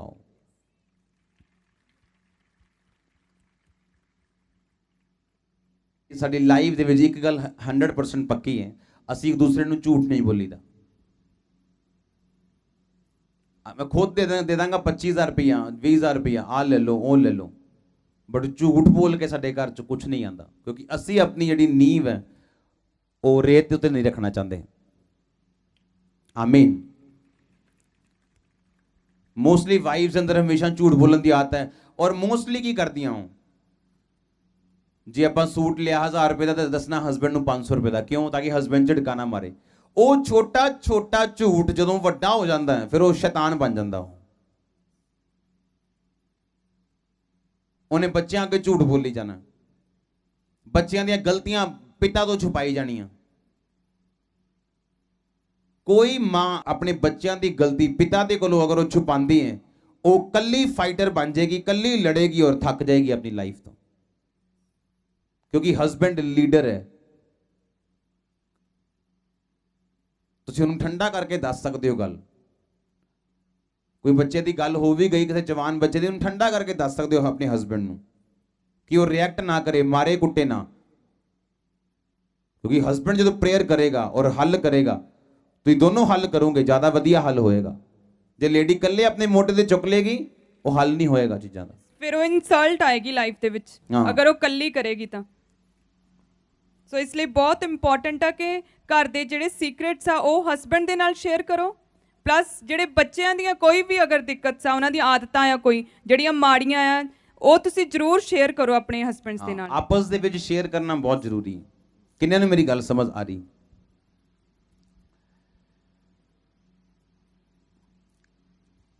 सैकेंड गल तैनूं इसलिए कहा गया कि अपनी लाइफ नूं मेनटेन करना, अपनी बॉडी नूं भी मेनटेन करना, एक दूसरे दे लई वधिया प्रेजेंटेशन तुहाडी एक दूसरे दे, चाहे तुसीं हसबैंड वाइफ हो, एक दूसरे नूं गारंटेड नहीं लेना। आज मैरिजेस टुटन दा नंबर 1 रीजन है बाहर हसबैंड दे संबंध होने, बाहर लेडीज दे संबंध होने। वो इस करके क्योंकि जदों असीं एक दूसरे नूं गारंटेड लेने आ, साडी आपसी अफेक्शन जिहड़ी आ वो खत्म हो जाती और फिर ध्यान जिहड़ा वो बाहर ज़्यादा लगता है। फिर बाहर की जिहड़ी दाल वो भी मुर्गी लगती है, घर की मुर्गी वो भी दाल लगती है। तो फिर जो बाहर की बंदा दाल खान जाता है तो फिर हौली हौली फसदा है। तो लिखा कि जेड़ा कोई पराई स्त्री दे कोल जाएगा वो इहो जिहा होएगा, छाती ते अग रखेगा तो वो जलेगा ही जलेगा। ऐदा तो नहीं हो सकता कि जे कोई छाती ते अग रखे तो वो जले ना, एवें नहीं हो सकता। जिहड़ा पराई स्त्री को जाएगा उसका परिणाम नाग दोना सा कड़वा होएगा, बाइबल दसदी है। तो उसकी फैमिली दे विच जिहड़ी मैरिज है, जिहड़ी प्रभु ने ब्लैस की हुई है, वो हमेशा लिए खराब हो गई। वो वखरे वखरे हो गए, टुट गए, वो विजन खत्म हो गया, मैरिज डिस्टर्ब हो गई, टोटल विजन डिस्टर्ब हो गया, टोटल जिंदगी खत्म हो गई। फिर तुहाडी अगर तुहाडे बाहर मैरिज दे विच संबंध है, मैरिज नूं छड्ड के, किन्ने मेरी गल समझ रहे हैं?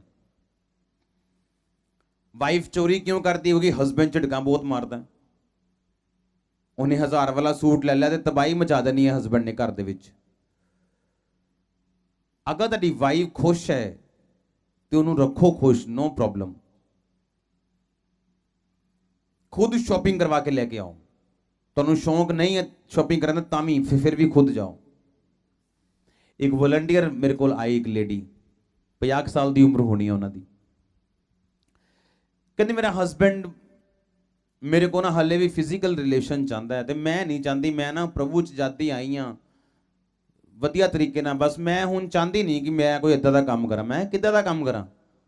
ਮੈਂ ਕਿਹਾ ਇਹ ਕਿੱਦਾਂ ਦਾ? ਮੈਂ ਕਿਹਾ ਇਹ अपवित्रता ही है। विआह तो बाद अपने हस्बैंड ਨੂੰ दूर रखना, अपनी वाइफ ਨੂੰ दूर रखना, ਇਹ अपवित्रता ही है। ਇਹ ਪਵਿੱਤਰਤਾ ਹੀ ਨਹੀਂ ਗੀ।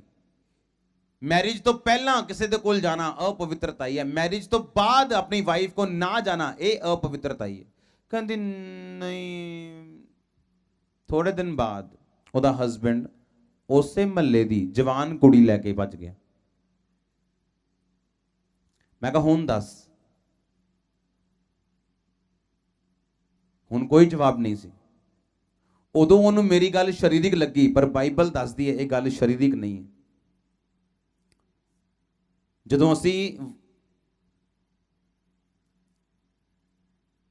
ਪਹਿਲਾ ਕੁਰਿੰਥੀਆਂ 7:3-5, ਕੁਲੱਸੀਓਂ 3:19, ਇਫਸੀਆਂ 5:18, ਇਹ ਤਿੰਨ ਅਸੀਂ ਬਾਪ ਪੜ੍ਹਦੇ ਹਾਂ, 3 ਵਰਸਿਸ ਪੜ੍ਹਦੇ ਹਾਂ 3 ਜਗ੍ਹਾ ਤੋਂ।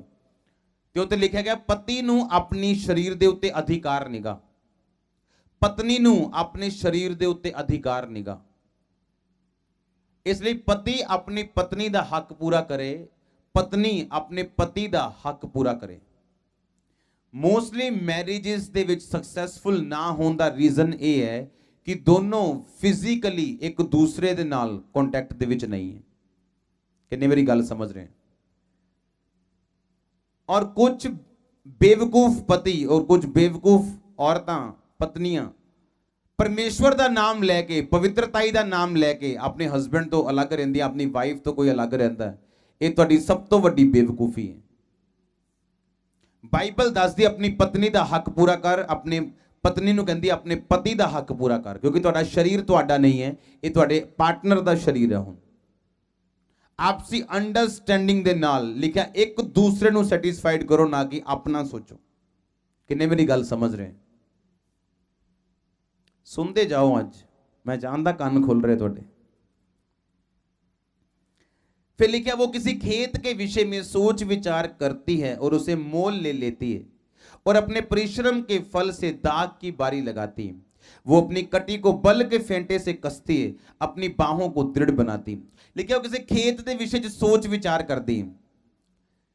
ਜਿਹੜੀ ਭਲੀ ਪਤਨੀ ਹੈ ਉਹ ਘਰ ਬੈਠੀ ਪਰੌਂਠੀਆਂ ਨਹੀਂ ਖਾ ਰਹੀ ਕਿ ਹਸਬੈਂਡ ਚਲਾ ਗਿਆ ਕੰਮ ਤੇ ਲੈ ਹੁਣ ਚਿਕਨ ਬਣ ਰਿਹਾ, ਲੈ ਹੁਣ ਸੁੱਤੀ ਹੈ, ਲੈ ਹੁਣ ਟੀਵੀ ਚੱਲ ਰਿਹਾ, ਸਾਰੀ ਦੁਪਹਿਰ ਟੀਵੀ ਪ੍ਰੋਗਰਾਮ ਚੱਲ ਰਹੇ ਹੈ। ਲਿਖਿਆ ਉਹ ਕਿਸੇ ਖੇਤ ਦੇ ਵਿਸ਼ੇ 'ਚ ਸੋਚ ਵਿਚਾਰ ਕਰਦੀ, ਮਤਲਬ ਕੋਈ ਬਿਜ਼ਨਸ ਸੋਚਦੀ ਆ। ਉਹ ਪੁਰਾਣੇ ਜ਼ਮਾਨੇ 'ਚ ਖੇਤ ਹੁੰਦੇ ਸੀ ਬਿਜ਼ਨਸ ਕਰਨ ਦੇ ਲਈ, ਜਾਂ ਭੇਡਾਂ ਬੱਕਰੀਆਂ ਹੁੰਦੀਆਂ ਸੀ, ਬਸ ਇਹੀ ਬਿਜ਼ਨਸ ਸੀਗੇ 5-7, ਜਾਂ ਭਾਂਡੇ ਬਣਾਉਣ ਦਾ ਹੁੰਦਾ ਸੀ, ਜਾਂ ਹਥਿਆਰ ਬਣਾਉਣ ਦਾ ਹੁੰਦਾ ਸੀ, ਜਾਂ ਲੱਕੜ ਦਾ ਫਰਨੀਚਰ ਬਣਾਉਣ ਦਾ ਹੁੰਦਾ ਸੀ, ਬਸ ਇਹ 10-15 ਬਿਜ਼ਨਸ ਸੀਗੇ ਬਸ। ਲਿਖਿਆ ਕਿਸੇ ਖੇਤ ਦੇ ਵਿਸ਼ੇ 'ਚ ਸੋਚ ਵਿਚਾਰ ਕਰਦੀ ਹੈ। ਭਲੀ ਪਤਨੀ ਜਿਹੜੀ ਹੈ, ਬੁੱਧੀਮਾਨ ਪਤਨੀ ਜਿਹੜੀ ਹੈ, ਉਹ ਸੋਚ ਵਿਚਾਰ ਕਰਨ ਵਾਲੀ ਪਤਨੀ ਹੈ। ਉਹ ਆਪਣੇ ਆਪ ਨੂੰ ਹਾਊਸ ਵਾਈਫ ਦਾ ਨਾਂ ਲੈ ਕੇ ਦੁਪਹਿਰੇ ਆਪਣੇ ਘਰ 'ਚ ਟੀਵੀ ਦੇਖਣ ਵਾਲੀ ਪਤਨੀ ਨਹੀਂ ਗੀ। ਉਹ ਸੋਚਣ ਵਾਲੀ ਪਤਨੀ ਹੈ ਕਿ ਕਿਹੜਾ ਕੰਮ ਮੈਂ ਕਰਾਂ ਕਿ ਮੈਂ ਆਪਣੇ ਹਸਬੈਂਡ ਦਾ ਸਾਥ ਦੇ ਸਕਾਂ।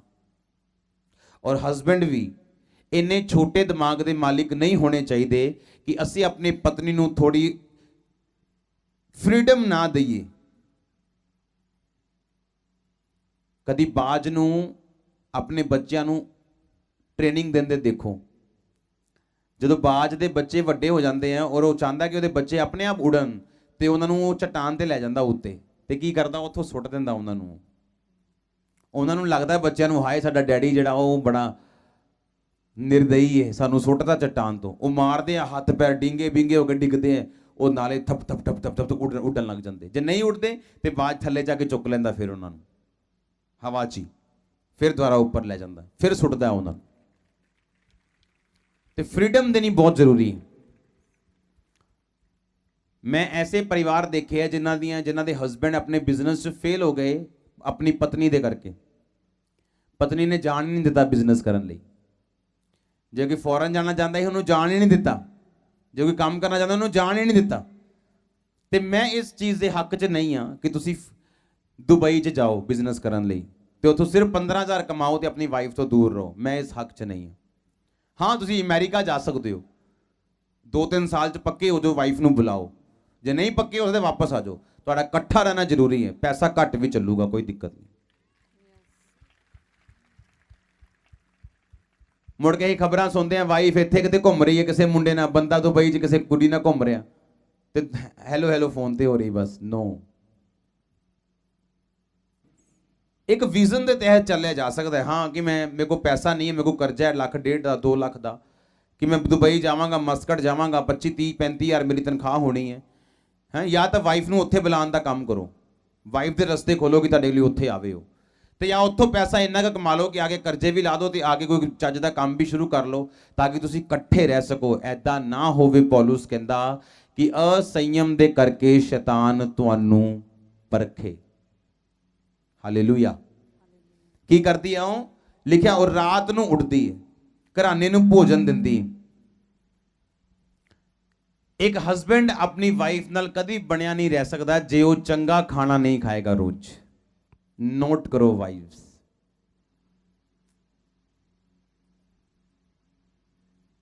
ਮੈਨੂੰ ਆਉਂਦਾ ਨਹੀਂ, ਰੋਟੀ ਬਣਾਣੀ ਨਹੀਂ ਆਉਂਦੀ ਮੈਨੂੰ। ਕਿੰਨੇ ਦਿਨ ਨਹੀਂ ਆਉਂਦੀ ਰੋਟੀ ਬਣਾਣੀ? 1 ਸਾਲ ਨਹੀਂ ਆਉਂਦੀ ਤੈਨੂੰ, ਤੇਰੇ ਘਰਦਿਆਂ ਨੇ ਨਹੀਂ ਸਿਖਾਇਆ, ਨੋ ਪ੍ਰੋਬਲਮ, ਕੋਈ ਮੇਣਾ ਨਹੀਂ, ਕੋਈ ਤਾਨਾ ਨਹੀਂ ਕਿ ਤੈਨੂੰ ਸਿੱਖਣੀ ਵੀ ਨਹੀਂ ਆਉਂਦੀ ਰੋਟੀ ਬਣਾਣੀ। ਕੁਝ ਵੀ ਚੱਲਦਾ ਹੈ ਕਿਸੇ ਕਿਸੇ ਦਿਨ, ਨਮਕ ਉੱਤੇ ਥੱਲੇ ਵੀ ਚੱਲੇਗਾ ਕਿਸੇ ਕਿਸੇ ਦਿਨ, ਰੋਜ਼ ਨਹੀਂ। ਮੀਨਸ ਕਿ ਤੁਹਾਨੂੰ ਵਾਈਫਸ ਨੂੰ ਆਪਣੇ ਹਸਬੈਂਡਸ ਦੇ ਜਿਹੜੀਆਂ ਲਾਈਕਸ ਔਰ ਡਿਸਲਾਈਕਸ, ਕਿ ਤੁਹਾਡੇ ਹਸਬੈਂਡ ਨੂੰ ਕੀ ਪਸੰਦ ਆ ਔਰ ਕੀ ਨਾ ਪਸੰਦ ਆ, ਖਾਣ ਦੇ ਵਿੱਚ, ਪਹਿਨਣ ਦੇ ਵਿੱਚ ਕਿਹੜਾ ਕਲਰ ਪਸੰਦ ਆ, ਕਿਹੜੀ ਗੱਲ ਪਸੰਦ ਆ, ਇਹ ਸਾਰੀਆਂ ਚੀਜ਼ਾਂ ਤੁਹਾਨੂੰ ਸਮਝ ਹੋਣੀ ਚਾਹੀਦੀ। ਖਾਣੇ ਦੇ ਸੇਮ ਹਸਬੈਂਡ ਔਰ ਸੇਮ ਐਜ਼ ਹਸਬੈਂਡ, ਹਸਬੈਂਡ ਨੂੰ ਪਤਾ ਹੋਣਾ ਚਾਹੀਦਾ ਕਿ ਕਿਹੜੀ ਗੱਲ ਤੋਂ ਉਹਦੀ ਵਾਈਫ ਡਿਸਲਾਈਕ ਕਰਦੀ ਆ, ਉਹਨੂੰ ਪਸੰਦ ਨਹੀਂ ਕਰਦੀ। ਇਹ ਚੀਜ਼ਾਂ ਜਦੋਂ ਇੱਕ ਦੂਸਰੇ ਨੂੰ ਅਸੀਂ ਖਿਜਾਵਾਂਗੇ। ਇੱਕ ਹੋਰ ਅੱਜ ਦੀ ਗੱਲ ਦੱਸ ਰਹੀ ਜਿਹੜੀ ਸ਼ਾਹਰੁਖ ਖਾਨ ਵਾਲੀ, ਜਿੱਦਾਂ ਕਿ ਹੁਣ ਵਾਈਫਸ ਕਈ ਵਾਰੀ ਆਪਣੇ ਹਸਬੈਂਡ ਨੂੰ ਚੜਾਉਣ ਲਈ ਕੀ ਕਰਦੀਆਂ ਕਿ ਆਪਣੇ ਕਿਸੇ ਐਕਟਰ ਦਾ ਨਾਮ ਲੈ ਕੇ ਕਿ ਨਹੀਂ ਉਹ ਸ਼ਾਹਰੁਖ ਖਾਨ ਮੇਰਾ ਬਹੁਤ ਫੇਵਰਟ ਆ, ਮੀਨਸ ਕਿ ਹਸਬੈਂਡ ਜੈਲਸ ਫੀਲ ਕਰੇ। ਬਟ ਇਸ ਚੀਜ਼ ਸਹੀ ਨਹੀਂ ਬਿਲਕੁਲ। ਤੁਹਾਡਾ ਹਸਬੈਂਡ ਤੁਹਾਡੇ ਲਈ ਸ਼ਾਹਰੁਖ ਖਾਨ ਹੈ, ਤੁਹਾਡੀ ਵਾਈਫ ਤੁਹਾਡੇ ਲਈ ਕੈਟਰੀਨਾ ਕੈਫ। ਯੈਸ, ਆਮੀਨ। ਤੁਹਾਡੇ ਹੀਰੋ ਔਰ ਹੀਰੋਇਨ ਹੀਰੋਇਨ ਤੁਹਾਡੀ ਵਾਈਫ ਤੁਹਾਡੇ ਹਸਬੈਂਡ ਹੋਣੇ ਚਾਹੀਦੇ, ਤੁਹਾਡੇ ਹਸਬੈਂਡ ਹੋਣੇ ਚਾਹੀਦੇ। ਲਿਖਿਆ ਇਹ ਪ੍ਰਿਯ ਤੂੰ ਸਰਵਾਂਗ ਸੁੰਦਰੀ, ਤੁਝ ਮੇਂ ਕੋਈ ਦੋਸ਼ ਨਹੀਂ। ਇਹਦਾ ਮਤਲਬ ਇਹ ਨਹੀਂ ਉਹ ਬੜੀ ਕਿਤੇ ਮਿਸ ਯੂਨੀਵਰਸ ਦੀ ਗੱਲ ਕਰ ਰਿਹਾ, ਇਹਦੇ 'ਚ ਉਹ ਆਪਣੀ ਵਾਈਫ ਦੀ ਗੱਲ ਕਰ ਰਿਹਾ, ਵਾਈਫ ਆਪਣੇ ਹਸਬੈਂਡ ਦੀ ਗੱਲ ਕਰ ਰਹੀ। ਜਦੋਂ ਹੀਰਾ ਨਿਕਲਦਾ ਹੈ, ਅਗਰ ਤੁਹਾਨੂੰ ਹੀਰਾ ਦਿਖਾ ਦਈਏ ਅੱਜ LED ਦੇ ਉੱਤੇ, ਤੁਸੀਂ ਪਹਿਚਾਨ ਨਹੀਂ ਪਾਓਗੇ ਕਿ ਇਹ ਹੀਰਾ ਹੈ ਕਿ ਪੱਥਰ ਹੈ, ਕਿਉਂਕਿ ਹੀਰਾ ਪੱਥਰ ਦੇ ਵਾਂਗ ਨਜ਼ਰ ਆਉਂਦਾ ਪॉलिश ਤੋਂ ਬਿਨਾ। ਹੀਰੇ ਦੀ ਕਟਿੰਗ ਹੁੰਦੀ ਹੈ, ਪॉलिश ਹੁੰਦੀ ਹੈ, ਫਿਰ ਉਹ ਚਮਕਦਾ ਹੈ। ਕਿਉਂਕਿ ਜਦੋਂ ਵਿਆਹ ਹੁੰਦਾ ਨਾ ਤੇ ਹਸਬੈਂਡ ਦੇ ਦਿਮਾਗ 'ਚ ਵੱਖਰੇ ਖਿਆਲੀ ਪੁਲਾਵ ਹੁੰਦੇ, ਵਾਈਫ ਦੇ ਦਿਮਾਗ 'ਚ ਵੱਖਰੇ ਖਿਆਲੀ ਪੁਲਾਵ ਹੁੰਦੇ। ਵਿਆਹ ਤੋਂ ਬਾਅਦ ਐ ਹੋਊਗਾ, ਅਸੀਂ ਬੱਦਲਾਂ ਤੇ ਉੱਡਦੇ ਹੋਵਾਂਗੇ, ਸਵਰਗਦੂਤ ਫੁੱਲ ਸੁੱਟਦੇ ਹੋਣਗੇ ਉੱਤੋਂ। ਪਰ ਓਰੀਜਨਲੀ ਜਦੋਂ ਉਹ ਜਾਂਦੀਆਂ ਆਪਣੇ ਸਹੁਰੇ ਘਰ ਤੇ ਸਿਚੁਏਸ਼ਨ ਕੁਝ ਹੋਰ ਹੀ ਹੁੰਦੀ, ਸਰਪ੍ਰਾਈਜ਼ਡ ਰਹਿ ਜਾਂਦੇ ਆ ਬਿਲਕੁਲ, ਤੇ ਉਹ ਸ਼ੌਕਡ ਹੋ ਜਾਂਦੀਆਂ ਉਹ, ਤੇ ਸਰਪ੍ਰਾਈਜ਼ ਹੋ ਜਾਂਦੀਆਂ ਉਹਨਾਂ ਨੂੰ, ਝਟਕੇ ਲੱਗਦੇ ਵੱਡੇ ਵੱਡੇ ਜਦੋਂ 4 ਚੀਜ਼ਾਂ ਬੰਦ ਹੋ ਜਾਂਦੀਆਂ, ਜਦੋਂ ਘੂੰਘਟ ਕੱਟਣਾ ਪੈਂਦਾ, ਮਤਲਬ ਸੋ ਮੈਨੀ ਥਿੰਗਸ। ਤੇ ਉਹਨਾਂ ਨੂੰ ਇੱਕ ਗੱਲ ਦਾ ਧਿਆਨ ਰੱਖਣਾ ਪਊਗਾ ਕਿ ਹੀਰਾ ਵੀ ਸ਼ੇਪ 'ਚ ਨਹੀਂ ਆਂਦਾ ਕਦੀ, ਨਾ ਉਹ ਚਮਕਦਾ ਆਂਦਾ। ਤੁਹਾਨੂੰ ਕੱਟ ਕੱਟ ਕੇ, ਤੁਹਾਨੂੰ ਪਾਲਿਸ਼ ਕਰ ਕਰਕੇ ਸ਼ੇਪ ਕਰਨਾ ਪੈਂਦਾ ਆਪਣੀ ਮੈਰਿਜ ਲਾਈਫ ਨੂੰ। ਕਿਉਂਕਿ ਮੈਰਿਜ ਲਾਈਫ ਜਿਹੜੀ ਬਲੈਸਡ ਲਾਈਫ ਆ, ਪਰਮੇਸ਼ਵਰ ਨੇ ਅਨੁਗ੍ਰਹਿ ਦਿੱਤਾ ਹੈ। ਜਿਹਨੇ ਇਸਤਰੀ ਵਿਆਹ ਲਈ ਉਹਨੇ ਅਨੁਗ੍ਰਹਿ ਪਾ ਲਿਆ, ਉਹਨੇ ਉੱਤਮ ਪਦਾਰਥ ਪਾਇਆ, ਉਹਨੇ ਅਨੁਗ੍ਰਹਿ ਪਾਇਆ। ਬਾਈਬਲ ਕਹਿੰਦੀ ਕਿ ਜਿਸਨੇ ਇਸਤਰੀ ਵਿਆਹੀ ਉਸਨੇ ਅਨੁਗ੍ਰਹਿ ਪਾਇਆ, ਉਸਨੇ ਉੱਤਮ ਪਦਾਰਥ ਪਾਇਆ। ਇਹਦਾ ਮਤਲਬ ਕਿਹੜਾ, ਜਦੋਂ ਵਿਆਹ ਤੁਹਾਡਾ ਹੋਇਆ ਤੇ ਇਹ ਪਰਮੇਸ਼ਵਰ ਦੀ ਬਲੇਸਿੰਗ ਹੈ, ਇਹ ਪਰਮੇਸ਼ਵਰ ਦਾ ਪਲਾਨ ਹੈ। सेकंड लिखा वो अपने कटी को बल के फेंटे से कसती है और अपनी बाहों को दृढ़ बनाती। ਜਿਹੜੀ ਭਲੀ ਪਤਨੀ ਹੈ, ਜਿਹੜੀ ਸਪਿਰਿਚੁਅਲ ਵਾਈਫ ਹੈ, ਜਿਹੜੀ ਪਰਫੈਕਟ ਵਾਈਫ ਜਿਹਨੂੰ ਅਸੀਂ ਕਹਿੰਦੇ ਆ, ਆਦਰਸ਼ ਪਤਨੀ ਜਿਹਨੂੰ ਅਸੀਂ ਕਹਿੰਦੇ ਆ, ਉਹ ਸਟਰੋਂਗ ਹੈ ਮੈਂਟਲੀ। ਐਸੀਆਂ ਬਹੁਤ ਸਾਰੀਆਂ ਉਦਾਹਰਨਾਂ ਹੈ ਹਾਲੀਵੁੱਡ 'ਚ, ਬਾਲੀਵੁੱਡ 'ਚ, ਲੋਕਾਂ ਦੀ ਲਾਈਫ 'ਚ, ਜਿਹਦੇ ਹਸਬੈਂਡ ਜਦੋਂ ਡਾਊਨ ਹੋਏ ਉਹਨਾਂ ਦੀ ਵਾਈਫ ਨੇ ਅਪ ਕੀਤਾ ਉਹਨਾਂ ਨੂੰ ਬੋਲ ਬੋਲ ਕੇ। ਇੱਕ ਮੈਰਿਜ ਤੁਹਾਡੀ ਕਦੀ ਬਣੀ ਨਹੀਂ ਰਹਿ ਸਕਦੀ ਜੇ ਤੁਸੀਂ ਪ੍ਰੇਅਰਫੁਲ ਇਨਸਾਨ ਨਹੀਂ ਹੋ ਤਾਂ। ਜੇ ਹਸਬੈਂਡ ਪ੍ਰੇਅਰਫੁਲ ਨਹੀਂ ਹੈ, ਜੇ ਵਾਈਫ ਪ੍ਰੇਅਰਫੁਲ ਨਹੀਂ ਹੈ, ਤੁਹਾਡੀ ਮੈਰਿਡ ਲਾਈਫ ਕਦੀ ਸਕਸੈਸਫੁਲ ਨਹੀਂ ਹੋ ਸਕਦੀ। ਔਰ ਮੈਰਿਡ ਲਾਈਫ ਨੂੰ ਸਕਸੈਸਫੁਲ ਕਰਨਾ ਬਹੁਤ ਜ਼ਰੂਰੀ ਹੈ, ਨਹੀਂ ਤਾਂ ਤੁਹਾਡੇ ਬੱਚਿਆਂ ਦੇ ਵਿੱਚ ਰੋਂਗ ਸੀਡ ਪਏਗਾ, ਤੁਹਾਡੀ ਟੈਸਟਮਨੀ ਗਲਤ ਹੋਏਗੀ, ਤੁਹਾਡਾ ਪ੍ਰਭਾਵ ਗਲਤ ਹੋਏਗਾ। ਮਸੀਹ ਦੇ ਵਿੱਚ ਤੁਸੀਂ ਬੇਅਸਰੇ ਹੋਵੋਗੇ ਜੇ ਤੁਹਾਡਾ ਇਹ ਹਿੱਸਾ ਕਮਜ਼ੋਰ ਹੈ। ਤੇ ਤੁਹਾਡੀ ਵਾਈਫ ਤੁਹਾਡਾ ਸਪੋਰਟਰ ਹੈ। ਅਗਰ ਵਾਈਫ ਚਾਹੇ ਤਾਂ ਹਸਬੈਂਡ ਨੂੰ ਫੇਲਿਅਰ ਤੋਂ ਸਕਸੈਸਫੁਲ ਲੈ ਕੇ ਜਾ ਸਕਦੀ ਹੈ। ਕੁਝ ਲੇਡੀਜ਼ ਨੇ ਆਪਣੇ ਹਸਬੈਂਡ ਦੇ ਕੌਨਫੀਡੈਂਸ ਇੰਨੇ ਡਾਊਨ ਕਰਕੇ ਰੱਖੇ ਹੋਏ ਹੈ, ਫਿਰ ਉਹ ਕਹਿੰਦੀਆਂ ਕਿ ਸਾਡੇ ਹਸਬੈਂਡ ਸਾਡਾ ਆ ਨਹੀਂ ਕਰਦਾ, ਹਸਬੈਂਡ ਕੋ ਆਪ ਆ ਨਹੀਂ ਹੁੰਦਾ, ਉਹ ਨਹੀਂ ਹੁੰਦਾ, ਤੂੰ ਆਪ ਤਾਂ ਬੋਲ ਬੋਲ ਕੇ ਉਹਨੂੰ ਜ਼ੀਰੋ ਕੀਤਾ ਹੋਇਆ। ਥੋੜੀ ਜੀ ਗੱਲ 'ਚ ਹਲ ਐਡਾ ਤਗੜਾ ਪ੍ਰੈਸ਼ਰ ਉੱਤੇ ਪਾ ਕੇ ਰੱਖਿਆ ਹੋਇਆ, ਉਹ ਕਦੀ ਵੀ ਕਾਮਯਾਬ ਨਹੀਂ ਹੋ ਸਕਦਾ। ਕਿੰਨੇ ਮੇਰੀ ਗੱਲ ਸਮਝ ਰਹੇ? ਲਿਖਿਆ ਰਾਤ ਨੂੰ ਉਹਦਾ ਦੀਆ ਨਹੀਂ ਬੁਝਦਾ। ਇੱਕ ਭਲੀ ਪਤਨੀ ਜਿਹੜੀ ਹੈ ਉਹ ਪ੍ਰੇਅਰਫੁਲ ਔਰਤ ਹੈ, ਉਹ ਰਾਤ ਨੂੰ ਜਾਗਣ ਵਾਲੀ, ਪ੍ਰੇਅਰ ਕਰਨ ਵਾਲੀ ਔਰਤ ਹੈ। ਲਿਖਿਆ ਆਪਣੇ ਘਰਾਣੇ ਨੂੰ ਕੰਮ ਦਿੰਦੀ ਆ, ਉਹਨੂੰ ਹਰ ਆਪਣੇ ਘਰ ਦੇ ਕੰਮ ਦਾ ਕਰਾਉਣ ਦਾ ਪਤਾ ਹੈ ਕਿ ਕਿਹਨੂੰ ਕਿਹੜਾ ਕੰਮ ਦੇਣਾ। ਉਹ ਆਪਣੇ ਘਰ ਨੂੰ ਮੈਨੇਜ ਕਰ ਸਕਦੀ ਹੈ। ਅਗਰ ਉਹਦਾ ਪਤੀ ਕਮਾਉਣ ਦੇ ਲਈ ਗਿਆ ਤੇ ਪਿੱਛੋਂ ਆਪਣੇ ਘਰ ਨੂੰ ਫੁੱਲੀ ਮੈਨੇਜ ਕਰਕੇ ਉਹ ਰੱਖ ਸਕਦੀ ਹੈ। ਇੱਕ ਕਮੀ ਜਿਹੜੀ ਆਪਾਂ ਮੈਰਿਡ ਲਾਈਫ ਦੇ ਵਿੱਚ ਦੇਖਦੇ ਹਾਂ, ਹਸਬੈਂਡ ਦਾ ਆਪਣੀ ਵਾਈਫ ਦੀਆਂ ਕਮੀਆਂ ਨੂੰ, ਵਾਈਫ ਦਾ ਆਪਣੇ ਹਸਬੈਂਡ ਦੀਆਂ ਕਮੀਆਂ ਨੂੰ ਆਪਣੇ ਮਾਤਾ ਪਿਤਾ ਦੇ ਨਾਲ, ਆਪਣੇ ਫੈਮਿਲੀ ਮੈਂਬਰ ਨਾਲ ਸ਼ੇਅਰ ਕਰਨਾ, ਇਹ ਤੁਹਾਡੀ ਸਭ ਤੋਂ ਵੱਡੀ ਗਲਤੀ ਹੈ।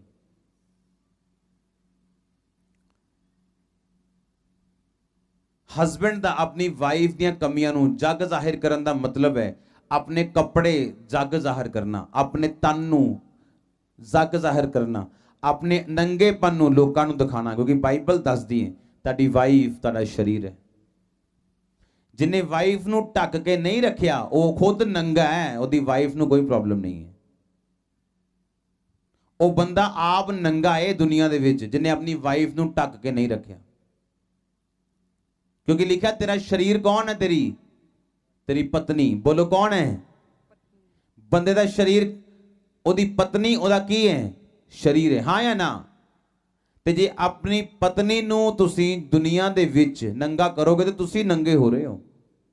ਤੁਹਾਡੀ ਪਤਨੀ ਨੂੰ ਨਹੀਂ ਫਰਕ ਪੈ ਰਿਹਾ, ਤੁਹਾਨੂੰ ਫਰਕ ਪੈ ਰਿਹਾ, ਤੁਸੀਂ ਆਪਣੇ ਸ਼ਰੀਰ ਨੂੰ ਨੰਗਾ ਕਰ ਰਹੇ ਹੋ। ਔਰ ਜਦੋਂ ਇੱਕ ਪਤਨੀ ਜਿਹੜੀ ਹੈ ਉਹ ਆਪਣੇ ਹਸਬੈਂਡ ਨੂੰ ਬੇਇੱਜ਼ਤ ਕਰੇ ਲੋਕਾਂ 'ਚ, ਤੇ ਉਹ ਆਪਣਾ ਸਿਰ ਨੰਗਾ ਕਰ ਰਹੀ ਆ। ਉਹ ਆਪਣੇ ਸਿਰ ਦੀ ਬੇਇੱਜ਼ਤੀ ਕਰ ਰਹੀ। ਉਹ ਪਤੀ ਦੀ ਬੇਇੱਜ਼ਤੀ ਨਹੀਂ ਕਰ ਰਹੀ, ਉਹ ਆਪਣੇ ਹੈੱਡ ਦੀ, ਆਪਣੇ ਸਿਰ ਦੀ ਬੇਇੱਜ਼ਤੀ ਕਰ ਰਹੀ ਆ। ਜਦੋਂ ਪਤਨੀ ਆਪਣੇ ਸ਼ਰੀਰ ਨੂੰ, ਆਪਣੇ ਸਿਰ ਨੂੰ ਢੱਕ ਕੇ ਰੱਖੇ ਔਰ ਹਸਬੈਂਡ ਆਪਣੇ ਪਤਨੀ ਯਾਨੀ ਸ਼ਰੀਰ ਨੂੰ ਢੱਕ ਕੇ ਰੱਖੇ, ਜੋ ਦੋਨੋਂ ਢਕੇ ਰਹਿਣਗੇ ਦੋਨੋਂ ਫਲਵੰਤ ਰਹਿਣਗੇ। ਹਾਲੇਲੂਇਆ। ਸੋ ਇਸ ਲਈ ਆਪਣੇ ਹਸਬੈਂਡ ਦੀਆਂ ਕਮੀਆਂ ਨੂੰ ਵਾਈਫਸ ਔਰ ਵਾਈਫਸ ਦੀਆਂ ਕਮੀਆਂ ਨੂੰ ਹਸਬੈਂਡਸ ਕਦੀ ਕਿਸੇ ਨਾਲ ਸ਼ੇਅਰ ਨਾ ਕਰਨ। ਲਿਖਿਆ ਆਨਰ ਕਰੋ, ਆਨਰ ਯੂਰ ਹਸਬੈਂਡ। ਰਿਸਪੈਕਟ ਕਰੋ ਆਪਣੇ ਹਸਬੈਂਡ ਦੀ, ਕਿਉਂਕਿ ਰਿਸਪੈਕਟ ਇਜ਼ ਇਕੁਅਲ ਟੂ ਲਵ। ਅਗਰ ਤੁਸੀਂ ਆਪਣੇ ਹਸਬੈਂਡਸ ਦਾ ਰਿਸਪੈਕਟ ਕਰੋਗੇ ਤਾਂ ਫੀਡਬੈਕ ਜਿਹੜਾ ਤੁਹਾਡੇ ਹਸਬੈਂਡਸ ਵੱਲੋਂ ਤੁਹਾਨੂੰ ਲਵ ਮਿਲੇਗਾ। ਸੋ ਇਸ ਲਈ ਬਹੁਤ ਇੰਪੋਰਟੈਂਟ ਆ ਕਿ ਆਨਰ ਕਰਨਾ। ਆਨਰ ਆਪਣੇ ਰਿਸ਼ਤੇਦਾਰਾਂ ਦੇ ਵਿੱਚ, ਮੈਰਿਜਸ ਦੇ ਵਿੱਚ, ਆਪਣੇ ਫੈਮਿਲੀਜ਼ ਦੇ ਵਿੱਚ, ਜਿੱਥੇ ਵੀ ਕਿਤੇ ਤੁਸੀਂ ਆਪਣੇ ਫੈਮਿਲੀ ਦੇ ਵਿੱਚ ਵੀ ਤੁਸੀਂ ਆਪਣੇ ਹਸਬੈਂਡ ਦਾ ਆਨਰ ਕਰਨਾ, ਉਹਦਾ ਸਨਮਾਨ ਕਰਨਾ। ਤੁਹਾਡੀ ਮੈਰਿਜ ਜਦੋਂ ਤੁਸੀਂ ਕਰਕੇ ਆਏ ਸੀਗੇ, ਤੁਹਾਡੀ ਮੈਰਿਜ ਤੁਹਾਡੀ ਵਾਈਫ ਨਾਲ ਹੋਈ ਸੀ। ਤੁਹਾਡੀ ਵਾਈਫ ਦੀ ਮੈਰਿਜ ਤੁਹਾਡੇ ਨਾਲ ਹੋਈ ਹੈ, ਤੁਹਾਡੀ ਮੰਮੀ ਨਾਲ, ਤੁਹਾਡੇ ਡੈਡੀ ਨਾਲ ਨਹੀਂ ਹੋਈ। ਤੁਹਾਡੀ ਵਾਈਫ ਦੀ ਮੈਰਿਜ ਤੁਹਾਡੇ ਨਾਲ ਹੋਈ ਹੈ, ਤੁਹਾਡੇ ਛੋਟੇ ਭਰਾ ਨਾਲ, ਤੁਹਾਡੇ ਸਸੁਰ ਨਾਲ, ਤੁਹਾਡੀ ਸੱਸ ਨਾਲ, ਜਾਂ ਉਹਦੇ ਪੂਰੀ ਨਨਾਨਾ ਭਰਜਾਈਆਂ ਦੇ ਨਾਲ ਨਹੀਂ ਹੋਈ। ਇੱਕ ਹਸਬੈਂਡ ਆਪਣੀ ਵਾਈਫ ਨੂੰ ਕਰੈਕਟ ਕਰ ਸਕਦਾ ਹੈ। ਇੱਕ ਲੈਵਲ ਤੇ ਉਹਦੇ ਸੱਸ ਸਸੁਰ ਉਹਨੂੰ ਸਮਝਾ ਸਕਦੇ ਹੈ, ਉਸ ਤੋਂ ਬਾਅਦ ਕਿਸੇ ਦਾ ਹੱਕ ਨਹੀਂਗਾ ਉਹਨੂੰ ਸਮਝਾਉਣ ਦਾ। ਔਰ ਜੇ ਤੁਸੀਂ ਆਪਣੀ ਵਾਈਫ ਨੂੰ ਆਪਣੇ ਘਰ 'ਚ ਬੁਲਾ ਕੇ ਪ੍ਰੋਟੈਕਟ ਨਹੀਂ ਕਰ ਸਕਦੇ, ਉਹਨੂੰ ਸੁਰੱਖਿਅਤ ਨਹੀਂ ਕਰ ਸਕਦੇ, ਤੁਹਾਡੀ ਲਾਈਫ ਵੀ ਫਿਰ ਸੁਰੱਖਿਅਤ ਨਹੀਂ ਹੈ। ਤੁਸੀਂ ਆਪਣੇ ਵਿਜ਼ਨ ਨੂੰ ਸੁਰੱਖਿਅਤ ਨਹੀਂ ਕਰ ਰਹੇ ਹੋ। ਕਿਹੋ ਜੀ ਦੁਨੀਆ ਆ ਗਈ ਹੈ ਕਿ ਉਹ ਆਪਣੀ ਵਾਈਫ ਦੇ ਢਿੱਡੋਂ ਨਿਕਲਿਆ ਬੱਚਾ ਤੇ ਚਾਹੁੰਦਾ ਹੈ, ਪਰ ਵਾਈਫ ਨੂੰ ਨਹੀਂ ਚਾਹੁੰਦਾ। ਦੁਨੀਆ ਦੇਖੋ ਅੱਜ। ਹਾਂ, ਵਾਈਫ ਦੇ ਢਿੱਡੋਂ ਨਿਕਲਿਆ ਬੱਚਾ ਉਹ ਚਾਹੁੰਦਾ ਹੈ ਬੰਦਾ, ਪਰ ਵਾਈਫ ਨੂੰ ਨਹੀਂ। ਜਿਹਦੇ ਢਿੱਡੋਂ ਨਿਕਲਿਆ ਉਹ ਪੂਰਾ ਕੰਟੇਨਰ ਨਹੀਂ ਚਾਹੁੰਦਾ। ਉਹ ਜਿਹਦਾ ਉਹਦੇ ਢਿੱਡੋਂ ਨਿਕਲਿਆ ਉਹਨੂੰ ਪਸੰਦ ਕਰਦਾ ਉਹ, ਪਰ ਵਾਈਫ ਨੂੰ ਨਹੀਂ ਕਰਦਾ ਉਹ। ਵਾਈਫ ਜਦੋਂ ਤੁਹਾਡੇ ਘਰ ਗਈ, ਤੁਹਾਡੀ ਵਾਈਫ ਤੁਹਾਡੀ ਪ੍ਰਾਪਰਟੀ ਹੈ। ਤੁਹਾਡੀ ਵਾਈਫ ਤੁਸੀਂ ਇਹਨੂੰ ਸੰਭਾਲ ਕੇ ਰੱਖਣਾ ਹੈ, ਇਹਨੂੰ ਪ੍ਰੋਟੈਕਟ ਰੱਖਣਾ ਹੈ। ਸਮਝ ਆਈ? ਨਹੀਂ ਤਾਂ ਫਿਰ ਐ ਕਰੋ, ਤੁਸੀਂ ਛੱਡ ਕੇ ਦੇਖੋ ਆਪਣਾ ਘਰ ਥੋੜੇ ਦਿਨ। ਬੰਦਿਓ, ਮੈਂ ਕਹਾ ਤੁਸੀਂ ਛੱਡ ਕੇ ਦੇਖੋ ਆਪਣਾ ਘਰ ਥੋੜੇ ਦਿਨ। ਆਪਣੇ ਘਰ ਦੇ ਮਾਪਿਓ, ਭੈਣ ਭਰਾ ਸਾਰਾ ਕੁਝ ਛੱਡ ਕੇ ਆਪਣੀ ਵਾਈਫ ਦੇ ਘਰ ਚਲ ਜਾਓ। 15 ਦਿਨ ਚ ਨਾਨੀ ਪੜਨਾਨੀ ਸਾਰੇ ਯਾਦ ਆ ਜਾਣੀ ਹੈ। ਔਰ ਜਿਹੜੀ ਵਾਈਫ ਛੱਡ ਕੇ ਆਈ ਹੈ ਸਾਰਾ ਕੁਝ ਹੈ, ਤੁਹਾਡਾ ਛੋਟਾ ਭਰਾ ਵੀ ਉਹਨੂੰ ਡਾਂਟ ਰਿਹਾ, ਤੁਹਾਡਾ ਵੱਡਾ ਵੀ ਉਹਨੂੰ ਡਾਂਟ ਰਿਹਾ, ਤੁਹਾਡੀ ਮਦਰ ਵੀ, ਤੁਹਾਡਾ ਫਾਦਰ ਵੀ, ਉਹਨੂੰ ਨੌਕਰ ਬਣਾਇਆ ਪਿਆ ਤੁਸੀਂ ਘਰ ਦਾ। ਔਰ ਫਿਰ ਕਹਿੰਦੇ ਹੋ ਕਿ ਮੈਂ ਬਲੈਸ ਕਿਉਂ ਨਹੀਂ ਹਾਂ। ਤੁਸੀਂ ਆਪਣੇ ਸਰੀਰ ਨੂੰ ਤੋੜੋਗੇ ਤੇ ਆਪ ਵੀ ਬਿਮਾਰ ਹੋਵੋਗੇ। ਤੁਸੀਂ ਜੇ ਸਰੀਰ ਨੂੰ ਬਚਾਓਗੇ ਤੇ ਆਪ ਵੀ ਹੈਲਦੀ ਹੋ ਤੁਸੀਂ। ਜੇ ਵਾਈਫ ਹੈਲਦੀ ਹੈ, ਲਾਈਫ ਹੈਲਦੀ ਹੈ। Your wife is your life. After Jesus, after Holy Spirit, ਪਹਿਲਾ ਸਥਾਨ ਤੁਹਾਡੀ ਵਾਈਫ ਆਈ ਤੋਂ ਬਾਅਦ ਕੰਨ ਖੋਲ ਕੇ ਸੁਣੋ। ਤੁਸੀਂ ਬੱਚੇ ਹੋ, ਸਾਡੇ ਬ੍ਰਦਰ ਹੋ, ਸਿਸਟਰ ਹੋ, ਸਾਡੀ ਫੈਮਿਲੀ ਮੈਂਬਰ ਹੋ। ਇਸ ਲਈ ਤੁਹਾਨੂੰ ਦੱਸ ਰਹੇ ਹਾਂ ਅਸੀਂ ਕੜਵੀਆਂ ਚੀਜ਼ਾਂ। ਤੁਹਾਡੀ ਵਾਈਫ ਤੁਹਾਡੇ ਕਰ ਗਈ, ਹੁਣ ਤੁਹਾਡੇ ਪੂਰੀ ਫੈਮਿਲੀ ਕੋ ਪੂਰਾ ਲਾਇਸੈਂਸ ਮਿਲ ਗਿਆ ਉਹਨਾਂ ਨੂੰ। ਜੋ ਮਰਜ਼ੀ ਕੋ ਜਿੰਨੂੰ ਮਰਜ਼ੀ ਕਹਿ ਦੇ। ਨੋ, ਤੁਹਾਡੇ ਘਰ ਦੇ ਕਿਸੇ ਬੰਦੇ ਕੋਲ ਇੱਕ ਲੈਵਲ ਦੀ ਤੁਹਾਡੇ ਸੱਸ ਸਸੁਰ ਕੋ ਅਥਾਰਟੀ ਹੈ ਸਮਝਾਉਣ ਦੀ, ਉਸ ਤੋਂ ਬਾਅਦ ਕਿਸੇ ਕੋ ਅਥਾਰਟੀ ਨਹੀਂ ਹੈ। ਪਿਆਰ ਨਾਲ ਗੱਲ ਕਰ ਸਕਦਾ ਹਰ ਬੰਦਾ, ਪਰ ਉਹਨੂੰ ਕਰੈਕਟ ਕਰਨ ਦਾ ਅਧਿਕਾਰ ਉਹ ਵੀ ਤੁਹਾਡੇ ਕੋਲ ਹੈ। ਉਹ ਵੀ ਬੈਡਰੂਮ ਦੇ ਅੰਦਰ ਵੜ ਕੇ ਕਰੈਕਟ ਕਰਨਾ ਹੈ, ਬਾਹਰ ਲੋਕਾਂ ਦੇ ਵਿੱਚ ਨਹੀਂ। ਜੇ ਬਾਹਰ ਆਪਣੀ ਵਾਈਫ ਦੀ ਬੇਇੱਜ਼ਤੀ ਕਰੋਗੇ ਤੇ ਆਪਣੀ ਬਾਡੀ ਨੂੰ ਨੰਗਾ ਕਰ ਰਹੇ ਹੋ ਤੁਸੀਂ, ਆਪਣੇ ਆਪ ਨੂੰ ਨੰਗਾ ਕਰ ਰਹੇ ਹੋ ਤੁਸੀਂ, ਆਪਣੇ ਆਪ ਨੂੰ ਆਪਣੀ ਬੇਇੱਜ਼ਤੀ ਕਰ ਰਹੇ ਹੋ ਤੁਸੀਂ। ਕਿਉਂਕਿ ਦੋਨੋਂ ਇੱਕ ਹੋ, ਹੁਣ ਤੁਸੀਂ ਦੋ ਜਣੇ ਨਹੀਂ ਹੋ, ਇੱਕ ਬੰਦਾ ਹੋ ਤੁਸੀਂ। ਕਿਵੇਂ ਮੈਨੂੰ ਮਜ਼ਾਕ ਨਾਲ ਕਹਿੰਦਾ ਹੁੰਦਾ, ਮੈਂ ਚੱਲਾਂ ਹੁਣ ਘੁੰਮਣ, ਤੇ ਕਹਿੰਦੀ ਹੁੰਦੀ ਮੈਂ ਕਿਹਾ ਤੂੰ ਮੇਰੇ 'ਚ ਹੀ ਹੈ, ਆਪਾਂ ਇਕੱਠੇ ਚੱਲੇ, ਮੈਂ ਮਤਲਬ ਤੂੰ। ਮੈਂ ਬਾਰ-ਬਾਰ ਇਹ ਗੱਲ 1 ਸਾਲ ਕਰੀ ਗਿਆ ਇਹਦੇ ਨਾਲ, ਮੈਂ ਚੱਲਣਾ ਘੁੰਮਣ, ਤੇਨੇ ਕਹਿੰਦਾ ਮੈਂ ਕਹਿੰਦਾ ਆਪਾਂ ਇਕੱਠੇ ਹੀ ਆ, ਮੈਂ ਮਤਲਬ ਤੂੰ ਵੀ। ਤੇ ਹੁਣ ਮੈਂ ਜਦ ਕਹਾਂ ਮੈਂ ਘੁੰਮਣ ਚੱਲਾਂ, ਨੇ ਕਹਿੰਦਾ ਵਾਓ, ਪਤਾ ਮੈਂ ਵੀ ਨਾਲ ਹੀ ਜਾਣਾ। ਮੀਨਸ ਅਸੀਂ ਜਿਹੜੀਆਂ ਗੱਲਾਂ ਅੱਜ ਤੁਹਾਨੂੰ ਦੱਸ ਰਹੇ ਹਾਂ, ਇਹ ਜਿਹੜੀਆਂ ਅਨਮੋਲ ਗੱਲਾਂ ਜਿਹੜੀਆਂ ਅਸੀਂ ਆਪਣੀ ਜੀਵਨ ਦੇ ਵਿੱਚ ਅਪਲਾਈ ਕਰ ਚੁੱਕੇ ਹਾਂ, ਔਰ ਅਸੀਂ ਇੱਕ ਬਲੈਸਡ ਮੈਰਿਡ ਲਾਈਫ ਜੀ ਰਹੇ ਹਾਂ।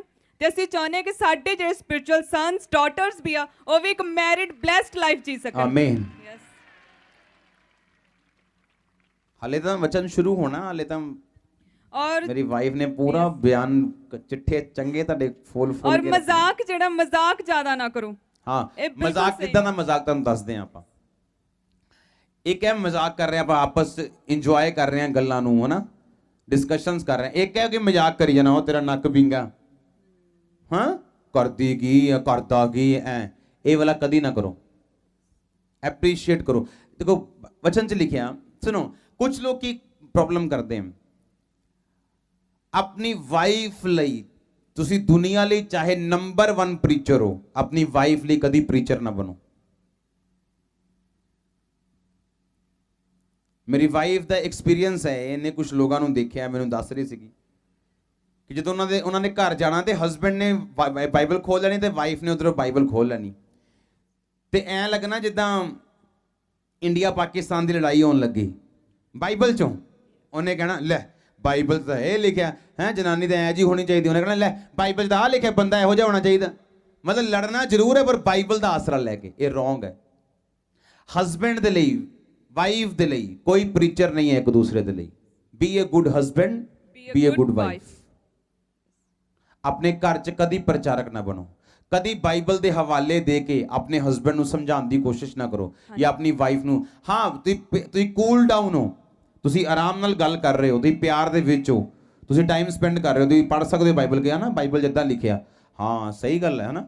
ਏਦਾਂ ਆਪਣੇ ਆਪ ਨੂੰ ਉન્નਤੀ ਕਰਨ ਦੀ ਤੁਸੀਂ ਗੱਲ ਕਰ ਸਕਦੇ ਹੋ। ਨਹੀਂ ਤੁਹਾਨੂੰ ਪਤਾ ਬਾਈਬਲ ਕੀ ਲਿਖਿਆ ਹੈ, ਕਰਦੀ ਕੀ, ਨੋ, ਇਹ ਰੋਂਗ ਹੈ। ਇੱਕ ਦੂਸਰੇ ਨੂੰ ਨੀਚੇ ਸੁੱਟਣ ਦੇ ਲਈ, ਇਹ ਨੀਚੇ ਸੁੱਟਣ ਲਈ ਬਾਈਬਲ ਯੂਜ਼ ਨਹੀਂ ਕਰਨੀ। ਜੋ ਤੁਸੀਂ ਚਰਚ ਦੇ ਵਿੱਚ ਆ ਕੇ ਵਚਨ ਸੁਣਿਆ, ਬਾਈਬਲ ਪੜ੍ਹ ਕੇ ਜੋ ਤੁਸੀਂ ਸਮਝਿਆ, ਉਹਨਾਂ ਨੂੰ ਪ੍ਰੈਕਟੀਕਲੀ ਤੁਸੀਂ ਆਪਣੀ ਲਾਈਫ ਦੇ ਵਿੱਚ ਇਨਵੋਲਵ ਕਰਨਾ, ਨਾ ਕਿ ਵਰਸ ਬੋਲ ਕੇ ਬਾਈਬਲ ਦੇ ਵਿੱਚ ਹਸਬੈਂਡ ਦੇ ਲਈ ਇਦਾਂ ਲਿਖਿਆ, ਤੈਨੂੰ ਇਦਾਂ ਦਾ ਆਪਣੀ ਲਾਈਫ 'ਚ ਇਨਵੋਲਵ ਕਰਨਾ। ਤੁਸੀਂ ਆਪਣੇ ਆਪ ਨੂੰ ਸੁਧਾਰਨਾ ਹੈ ਵਚਨ ਪੜ੍ਹ ਕੇ ਕਿ ਮੈਨੂੰ ਬਾਈਬਲ ਕੀ ਕਹਿੰਦੀ ਹੈ। ਜਦੋਂ ਇੱਕ ਵਾਈਫ ਦੇਖ ਲੂਗੀ ਕਿ ਹਸਬੈਂਡ ਮੇਰੇ ਨਾਲ ਲਵ ਕਰਦਾ ਹੈ, ਮੇਰੀ ਕੇਅਰ ਕਰਦਾ ਹੈ, ਮੈਨੂੰ ਢੱਕ ਕੇ ਰੱਖਦਾ ਹੈ, ਮੈਨੂੰ ਪ੍ਰੋਟੈਕਟ ਕਰਦਾ ਹੈ, ਉਹ ਕਿਉਂ ਕਰ ਤੁਹਾਡੇ ਖਿਲਾਫ ਹੋਏਗੀ? ਉਹ ਪਾਗਲ ਤਾਂ ਨਹੀਂ ਹੈ। ਜਨਾਨੀ ਇਹੋ ਜਿਹੀ ਚੀਜ਼ ਹੈ, ਜੇ ਤੁਸੀਂ ਇਹਨੂੰ ਪਿਆਰ ਦਵੋਗੇ ਤੁਹਾਨੂੰ ਸਵਰਗ ਬਣਾ ਦੇਗੀ, ਜੇ ਨਫ਼ਰਤ ਕਰੋਗੇ ਤੁਹਾਨੂੰ ਨਰਕ ਕਰ ਦੇਗੀ। ਇਹਨੂੰ ਇੱਟਾਂ ਦਾ ਮਕਾਨ ਦਵੋਗੇ ਇਹਨੇ ਘਰ ਬਣਾ ਦੇਣਾ। ਦੇਖਿਆ ਨਾ ਜਿਹੜੇ ਛੜੇ ਰਹਿੰਦੇ ਇਕੱਲੇ ਬੰਦੇ, ਉਹ ਪੈਂਟਾਂ ਟੰਗੀਆਂ ਉਦਾਂ ਹੀ, ਕੋਲੀ ਉੱਥੇ ਹੀ ਪਈ ਹੈ, ਤੇ ਘਰ ਜਨਾਨੀ ਹੋਏ ਤੇ ਜ਼ਮੀਨ ਅਸਮਾਨ ਦਾ ਫਰਕ ਹੁੰਦਾ। ਹਾਂ ਜਾਂ ਨਾ? ਤੁਸੀਂ ਜਿੰਨੇ ਮਰਜ਼ੀ ਆਤਮਿਕ ਹੋਵੋ, ਚਾਹੇ ਤੁਸੀਂ ਜਿੰਨੇ ਮਰਜ਼ੀ ਸਪਿਰਿਚੁਅਲ ਹੋਵੋ, ਚਾਹੇ ਜਿੰਨੇ ਮਰਜ਼ੀ, ਪਰ ਵਾਈਫ ਜਿਹੜੀ ਹੈ ਉਹ ਪੂਰਕ ਹੈ ਤੁਹਾਡਾ। ਕਿੰਨੇ ਨੂੰ ਸਮਝ ਆ ਰਹੀ? ਤੁਸੀਂ ਵਾਈਫ ਨੂੰ ਬੀਜ ਦਿੰਦੇ ਹੋ, ਤੁਹਾਨੂੰ ਬੱਚਾ ਬਣਾ ਕੇ ਦਿੰਦੀ ਆ, ਤਾਂ ਬਣਾਓ ਆਪਣੇ ਆਪ ਬੱਚਾ, ਫਿਰ ਤੁਹਾਨੂੰ ਮੰਨ ਜਾ ਮੈਂ ਨਹੀਂ ਨਾ। ਤੁਸੀਂ ਪ੍ਰੈਗਨੈਂਟ ਤਾਂ ਨਹੀਂ ਹੋ ਸਕਦੇ ਨਾ। ਹਾਂ, ਜਿਹੜਾ ਤੁਹਾਡਾ ਪੂਰਕ ਹੈ, ਤੁਹਾਨੂੰ ਅੱਗੇ ਲੈ ਕੇ ਤੁਹਾਡੇ ਵੰਸ਼ ਨੂੰ ਵਧਾਉਣ ਵਾਲਾ ਜਿਹੜਾ ਬੰਦਾ ਹੈ, ਉਹਦੀ ਤੁਸੀਂ ਕਦਰ ਨਹੀਂ ਕਰਦੇ। ਤੁਸੀਂ ਕਿਹਦੀ ਕਦਰ ਕਰੋਗੇ ਦੁਨੀਆ 'ਚ? ਤੁਹਾਡੀ ਹੋਂਦ ਨੂੰ, ਤੁਹਾਨੂੰ ਤੁਹਾਡੇ ਆਪਣੇ ਆਪ ਨੂੰ ਅੱਗੇ ਵਧਾਉਣ ਵਾਲਾ ਬੰਦਾ ਜੇ ਤੁਹਾਡੇ ਕੋਲ ਬੇਇੱਜ਼ਤੀ ਲਏਗਾ, ਫਿਰ ਤੁਸੀਂ ਕਿਹਨੂੰ ਇੱਜ਼ਤ ਦਵੋਗੇ? ਗਵਾਂਢੀਆਂ ਨੂੰ ਕਿ ਸ਼ੈਤਾਨ ਨੂੰ? ਵਾਈਫ ਆਪਣਾ ਸਰੀਰ ਖਰਾਬ ਕਰਦੀ, ਆਪਣੀ ਸ਼ੇਪ ਖਰਾਬ ਕਰਦੀ, ਲਾਈਫ ਦਾ ਰਿਸਕ ਲੈਂਦੀ। ਜਿੰਨੀਆਂ ਕਹਿੰਦੇ ਇੱਕ ਹੱਡੀ ਟੁੱਟੇ ਤੇ ਇੰਨੀ ਦਰਦ ਹੁੰਦੀ ਹੈ, ਜੇ 57 ਹੱਡੀਆਂ ਟੁੱਟਣ ਤੇ ਲਿਖਿਆ ਇੰਨੇ ਡੈਸੀਬਲ ਤੱਕ ਬੰਦਾ ਦਰਦ ਸਹਿ ਸਕਦਾ ਹੈ, ਤੇ ਉਹ ਤੋਂ ਕਈ ਗੁਣਾ ਦਰਦ ਹੁੰਦੀ ਹੈ ਜਦੋਂ ਬੱਚਾ ਹੁੰਦਾ ਲੋਕਾਂ ਦੇ। ਜਿਹੜਾ ਤੁਹਾਡਾ ਪੂਰਕ ਹੈ, ਤੁਸੀਂ ਉਹਨੂੰ ਗਾਲਾਂ ਕੱਢ ਰਹੇ ਹੋ, ਉਹਦੀ ਜ਼ਰੂਰਤਾਂ ਦਾ ਧਿਆਨ ਨਹੀਂ ਰੱਖ ਰਹੇ ਹੋ, ਤੁਸੀਂ ਕਿਹਦੇ ਸਕੇ ਹੋ? ਫਿਰ ਕਿਸੇ ਤੇ ਨਹੀਂ।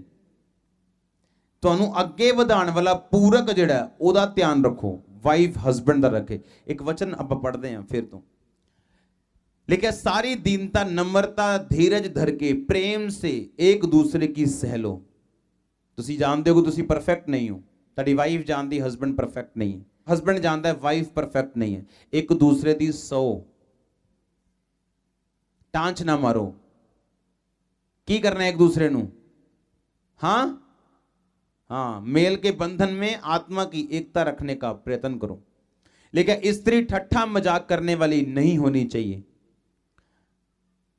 स्त्रियों को गंभीर होना चाहिए, दोष लगाने वाली नहीं होनी चाहिए, पर सचेत और सब बातों में विश्वास योग्य होनी चाहिए। सब बोलो आमीन। किन्ने मेरी गल समझ रहे हैं कि गंभीर होनी चाहिए है औरत, ठट्ठा करने वाली नहीं होनी चाहिए, दोष लगाने वाली नहीं होनी चाहिए।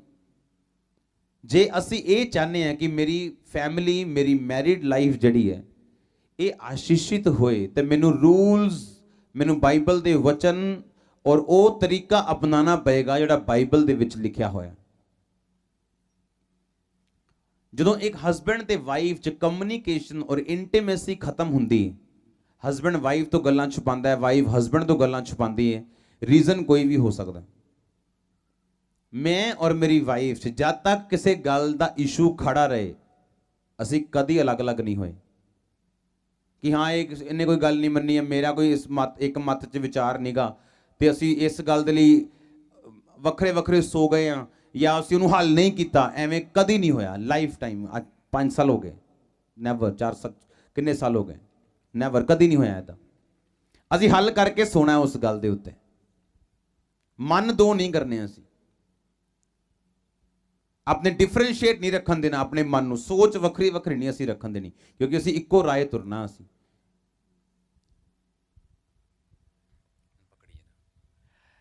आ उंगली देखो, दिख रही? हाँ, जे एक नूं मैं टेढ़ा करदा हल्का जिहा, ज्यादा नहीं, जे इकट्ठे जाओगे उत्ते इक्को एंगल दे तां इकट्ठे रहोगे दोनों, जिन्नी मर्जी दूर ले जाओ इकट्ठे रहणगे। हाँ या ना? हाँ, रहोगे इकट्ठे कि नहीं?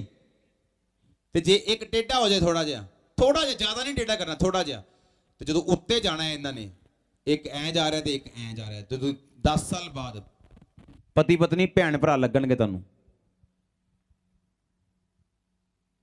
मैं सही कह रहा कि नहीं कह रहा? जो हल्का जिहा एंगल टेढ़ा होया और तुसीं तुरना शुरू किया, और फिर देखो फिर कित्थे लाइफ पहुंचदी। फिर इदां लगना है कि 10 साल बाद भैन भरा ने, हस्बैंड वाइफ नहीं गए। ਉਹ ਵਾਲੇ ਕਮਰੇ 'ਚ ਸੌਂਦਾ, ਨੁੱਕਰ 'ਚ, ਤੇ ਉਹ ਵਾਲੇ ਨੁੱਕਰ 'ਚ ਮੰਮੀ ਸੌਂਦੀ, ਉਹ ਨੁੱਕਰ ਡੈਡੀ ਸੌਂਦਾ।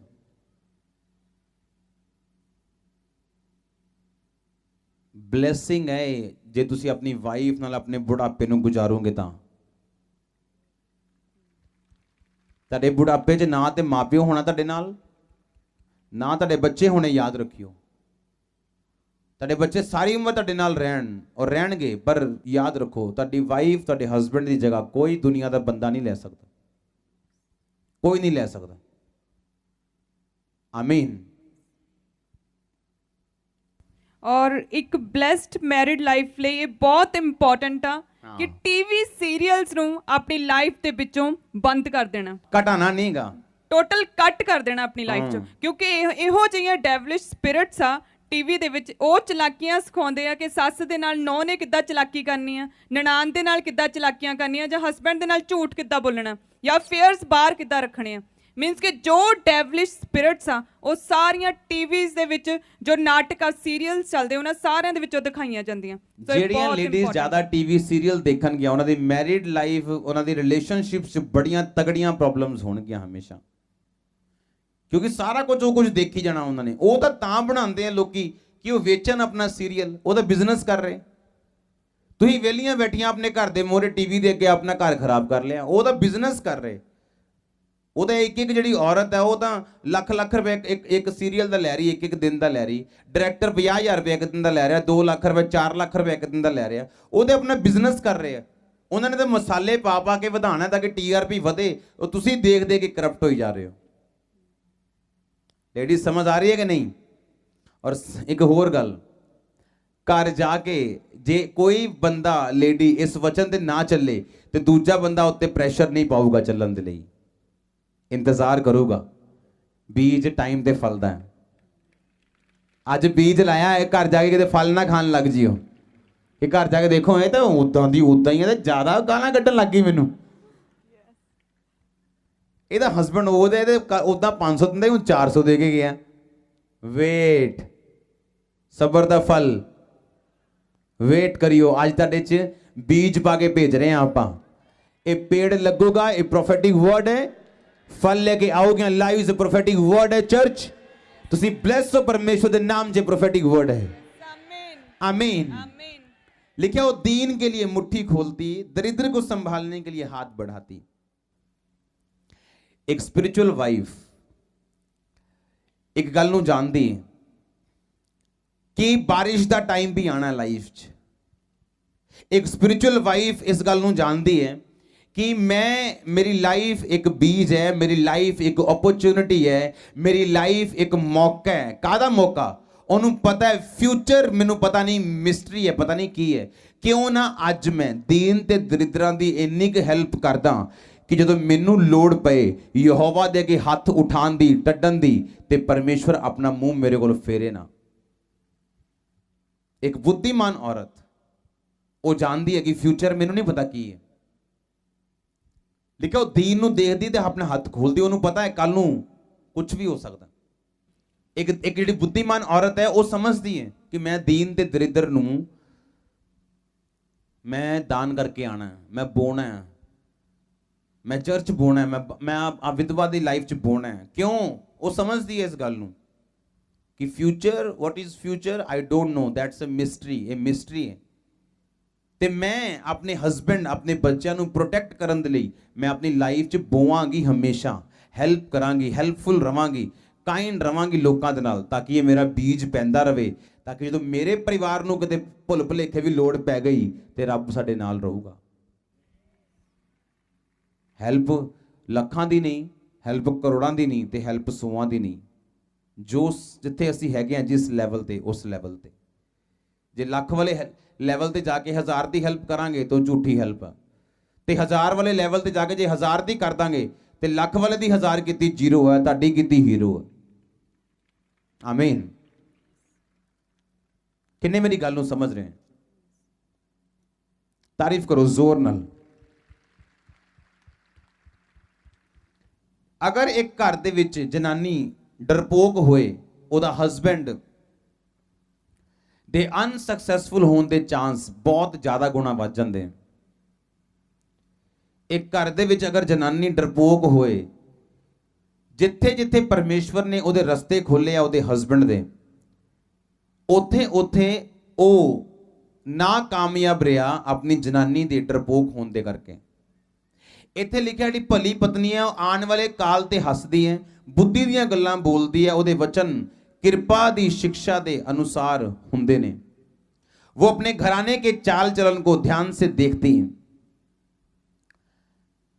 जे ਤੁਹਾਡੀ ਵਾਈਫ ਕੋਲੋਂ ਇਹ ਅਧਿਕਾਰ ਨਹੀਂਗਾ ਪੁੱਛਣ ਦਾ ਕਿ ਤੁਸੀਂ ਆ 15000 ਰੁਪਇਆ ਕਿੱਥੋਂ ਕਮਾਇਆ, ਜਾਂ 25000 ਐਤਕੀ ਘਰ 'ਚ ਕਿਉਂ ਆਇਆ, ਜਾਂ ਤੁਸੀਂ ਹਰ ਮਹੀਨੇ 15000 ਕਮਾਉਂਦੇ ਸੀਗੇ ਜਾਂ 50000 ਕਮਾਉਂਦੇ ਸੀ, ਐਤਕੀ ਤੁਸੀਂ ਲੱਖ ਰੁਪਇਆ ਕਿਉਂ ਲੈ ਕੇ ਆਏ ਹੋ, ਕਿੱਥੋਂ ਲੈ ਕੇ ਆਏ ਹੋ, ਤੁਹਾਡੀ ਵਾਈਫ ਕੋ ਪੁੱਛਣ ਦੀ ਅਥਾਰਟੀ ਹੈ ਤੁਹਾਨੂੰ। ਤੁਹਾਡੀ ਵਾਈਫ ਤੁਹਾਨੂੰ ਕੁਐਸਚਨ ਕਰ ਸਕਦੀ ਹੈ। ਲਿਖਿਓ ਆਪਣੇ ਘਰਾਣੇ ਦੇ ਚਾਲ ਚੱਲਣ ਨੂੰ ਧਿਆਨ ਨਾਲ ਵੇਖਦੀ। ਅੱਜ ਜਿਹੜੀ ਵਾਈਫ ਆਪਣੇ ਘਰਾਣੇ ਦੇ ਚਾਲ ਚੱਲਣ ਨੂੰ ਧਿਆਨ ਨਾਲ ਨਹੀਂ ਦੇਖ ਰਹੀ ਔਰ ਸੋਚ ਰਹੀ ਵਾਓ ਐਤਕੀ 50000 ਆ ਗਿਆ, ਲੈ ਵੀ ਐਤਕੀ ਤਾਂ ਫਿਰ ਚੰਗੀ ਸ਼ਾਪਿੰਗ ਹੋਊਗੀ। ਨੋ, ਪਹਿਲਾਂ ਪੁੱਛੋ ਆਪਣੇ ਹਸਬੈਂਡ ਨੂੰ, ਮਾਈ ਡੀਅਰ ਹਸਬੈਂਡ ਇਹ ਪੈਸਾ ਕਿੱਥੋਂ ਆਇਆ 25000 ਜ਼ਿਆਦਾ। ਪੁੱਛਣਾ ਵੀ ਇੱਜ਼ਤ ਦੇ ਨਾਲ ਹੈ, ਹਿਸਾਬ ਦੇ ਨਾਲ ਹੈ। ਇਹਨੇ ਉਹਨੇ ਡਬਲ ਮਿਹਨਤ ਕਰਕੇ ਕਮਾਇਆ ਹੋਵੇ, ਤੁਸੀਂ ਸ਼ੱਕ ਕਰ ਕਰਕੇ ਤੇ ਘਰ ਦਾ ਕਲੇਸ਼ ਖਰਾਬ ਕਰ ਦਿਓ, ਮਾਹੌਲ ਖਰਾਬ ਕਰ ਦਿਓ, ਕਲੇਸ਼ ਪਾ ਦਿਓ। ਤੁਸੀਂ ਚਾਲ ਚੱਲਣ ਨੂੰ ਧਿਆਨ ਨਾਲ ਦੇਖਦੀ ਹੈ, ਲਿਖਿਆ ਉਹ ਦੇਖਦੀ ਹੈ ਧਿਆਨ ਦੇ ਨਾਲ ਚਾਲ ਚੱਲਣ ਨੂੰ, ਮੇਰਾ ਹਸਬੈਂਡ ਕੀ ਕਰਦਾ, ਕਿੰਨੇ ਵਜੇ ਆਂਦਾ ਹੂੰ, ਮੈਨੂੰ ਝੂਠ ਤਾਂ ਨਹੀਂ ਬੋਲ ਰਿਹਾ, ਮੇਰੇ ਫੋਨ ਅਟੈਂਡ ਕਰ ਰਿਹਾ। ਉਹ ਧਿਆਨ ਨਾਲ ਦੇਖਦੀ ਹੈ ਆਪਣੇ ਬੱਚਿਆਂ ਨੂੰ, ਆਪਣੇ ਨੌਕਰਾਂ ਨੂੰ, ਆਪਣੇ ਬੰਦਿਆਂ ਨੂੰ ਧਿਆਨ ਦੇ ਨਾਲ। ਕਿਉਂ ਕਾਹਦੇ ਲਈ ਧਿਆਨ ਨਾਲ ਦੇਖਦੀ ਆਉਂ? ਕਿਉਂਕਿ ਉਹਨੂੰ ਪਤਾ ਜੇ ਮੈਂ ਅੱਜ ਧਿਆਨ ਨਹੀਂ ਦਊਂਗੀ ਕੱਲ ਨੂੰ ਮੇਰਾ ਘਰ ਟੁੱਟੇਗਾ। ਅੱਜ ਵਾਈਫ ਆਪਣੀ ਹਸਬੈਂਡ ਦਾ ਧਿਆਨ ਨਹੀਂ ਦੇ ਰਹੀ, ਹਸਬੈਂਡ ਹੌਲੀ ਹੌਲੀ ਟੁੱਟਦਾ ਟੁੱਟਦਾ ਟੁੱਟਦਾ, ਕਿਉਂਕਿ ਬਾਹਰ ਕੁੜੀਆਂ ਡਬਲ ਧਿਆਨ ਦੇਣ ਨੂੰ ਤਿਆਰ ਆ। ਯਾਦ ਰੱਖੋ, ਤੁਸੀਂ ਤਿਆਰ ਨਹੀਂ ਹੋ, ਕਈ ਕੁੜੀਆਂ ਤੁਹਾਡੇ ਨਾਲੋਂ ਡਬਲ ਤਿਆਰ ਨੇ ਸਰਵਿਸ ਦੇਣ ਦੇ ਲਈ ਉਹਨੂੰ।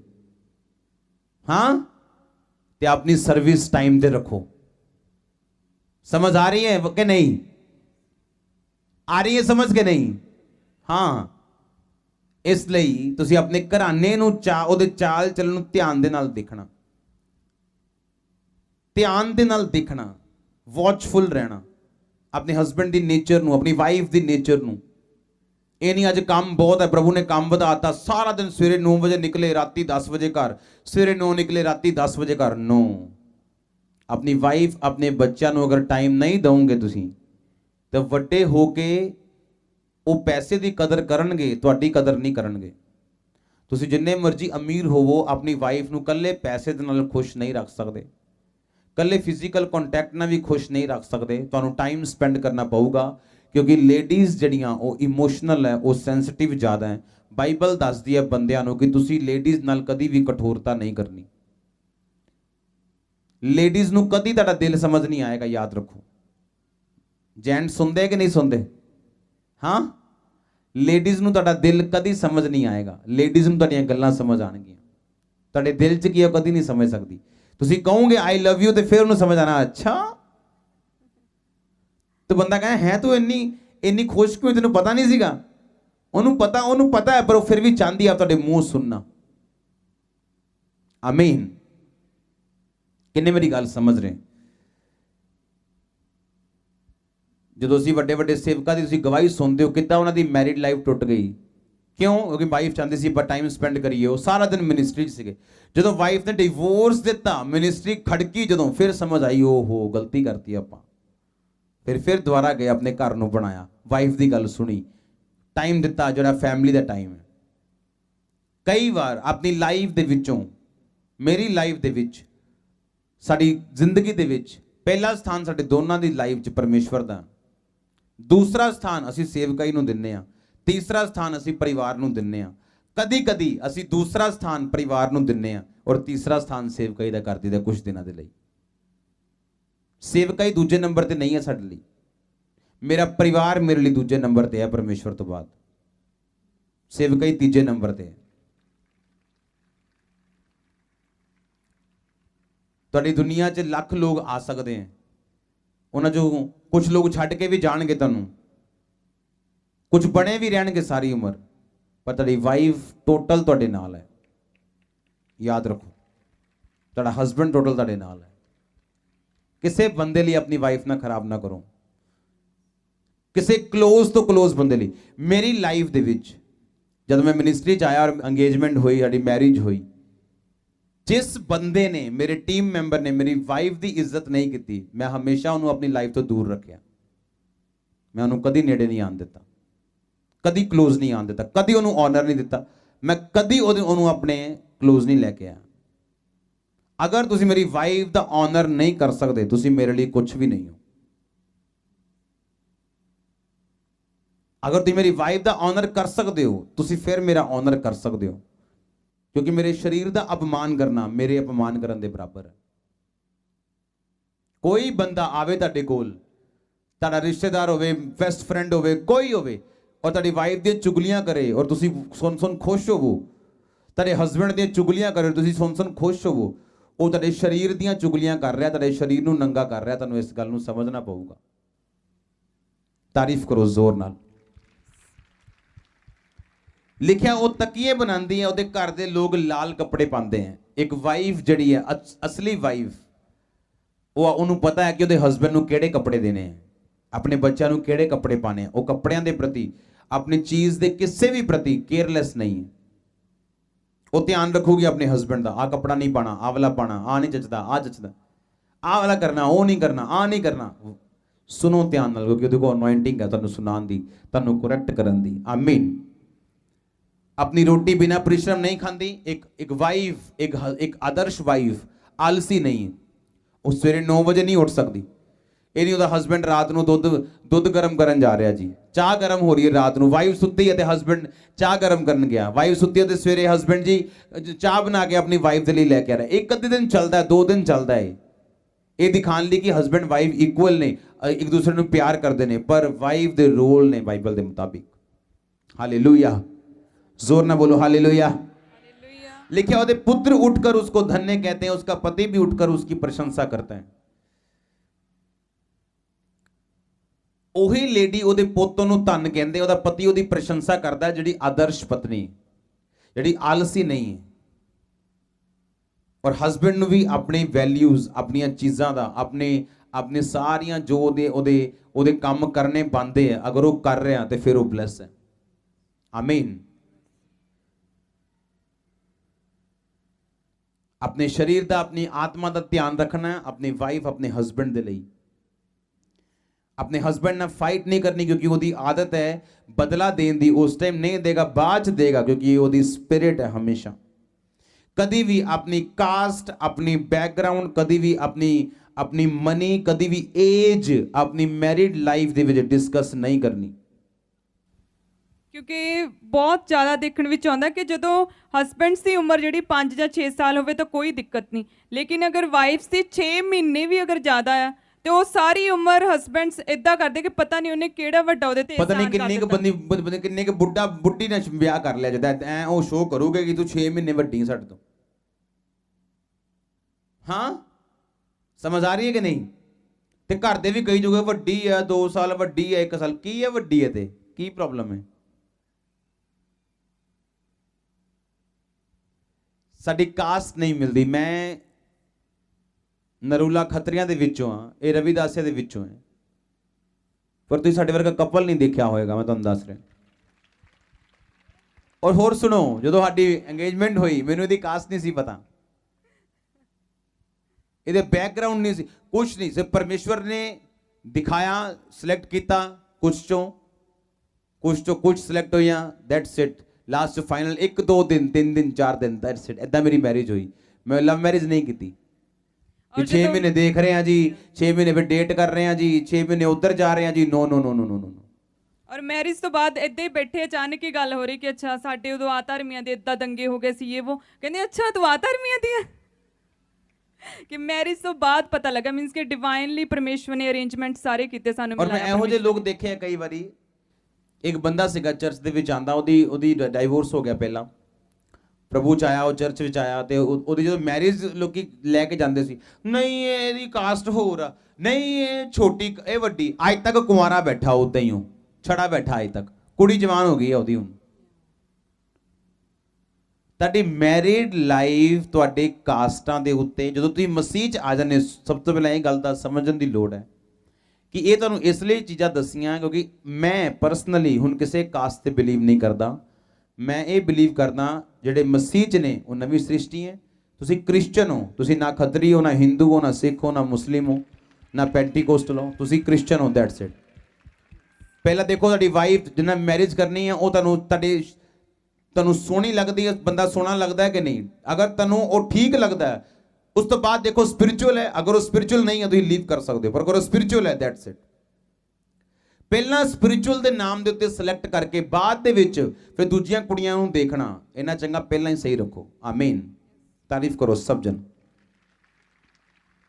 ਔਰ ਆਪਣੀ ਲਾਈਫ ਦੇ ਵਿੱਚ ਹਮੇਸ਼ਾ ਐਕਸਾਈਟਮੈਂਟ ਬਣਾ ਕੇ ਰੱਖੋ। ਹਾਂ, ਬਹੁਤ ਜ਼ਰੂਰੀ ਪੁਆਇੰਟ। ਬੋਰਿੰਗ ਨਾ ਕਰੋ ਬਿਲਕੁਲ ਲਾਈਫ ਨੂੰ। ਉਹਦੇ ਲਈ ਕੀ ਹੈ ਕਿ ਤੁਸੀਂ ਛੋਟੀਆਂ-ਛੋਟੀਆਂ ਚੀਜ਼ਾਂ ਦੇ ਵਿੱਚ ਇੰਜੋਏ ਕਰ ਸਕਦੇ ਆਪਣੀ ਮੈਰਿਡ ਲਾਈਫ ਨੂੰ। ਕਿ ਹਸਬੈਂਡ ਦਾ ਅਗਰ ਸਪਿਰਿਚੁਅਲ ਬਰਥਡੇ ਆ ਗਿਆ, ਤੁਸੀਂ ਉਹਨੂੰ ਸਰਪ੍ਰਾਈਜ਼ ਦੇ ਸਕਦੇ ਹੋ, ਉਹਨੂੰ ਸੈਲੀਬ੍ਰੇਟ ਕਰ ਸਕਦੇ ਆ। ਇੱਕ ਦੂਸਰੇ ਦੇ ਬਰਥਡੇਜ਼ ਨੂੰ ਤੁਸੀਂ ਸੈਲੀਬ੍ਰੇਟ ਕਰ ਸਕਦੇ ਆ, ਫਿਜ਼ੀਕਲ ਬਰਥਡੇਜ਼ ਉਹਨਾਂ ਨੂੰ ਸੈਲੀਬ੍ਰੇਟ ਕਰ ਸਕਦੇ ਆ। ਇਹ ਮੇਰੀ ਲਾਈਫ ਦੀਆਂ ਕਮੀਆਂ ਸੀ ਜਿਹੜੀਆਂ ਇਹਨੇ ਦੂਰ ਕੀਤੀਆਂ ਆ ਕੇ।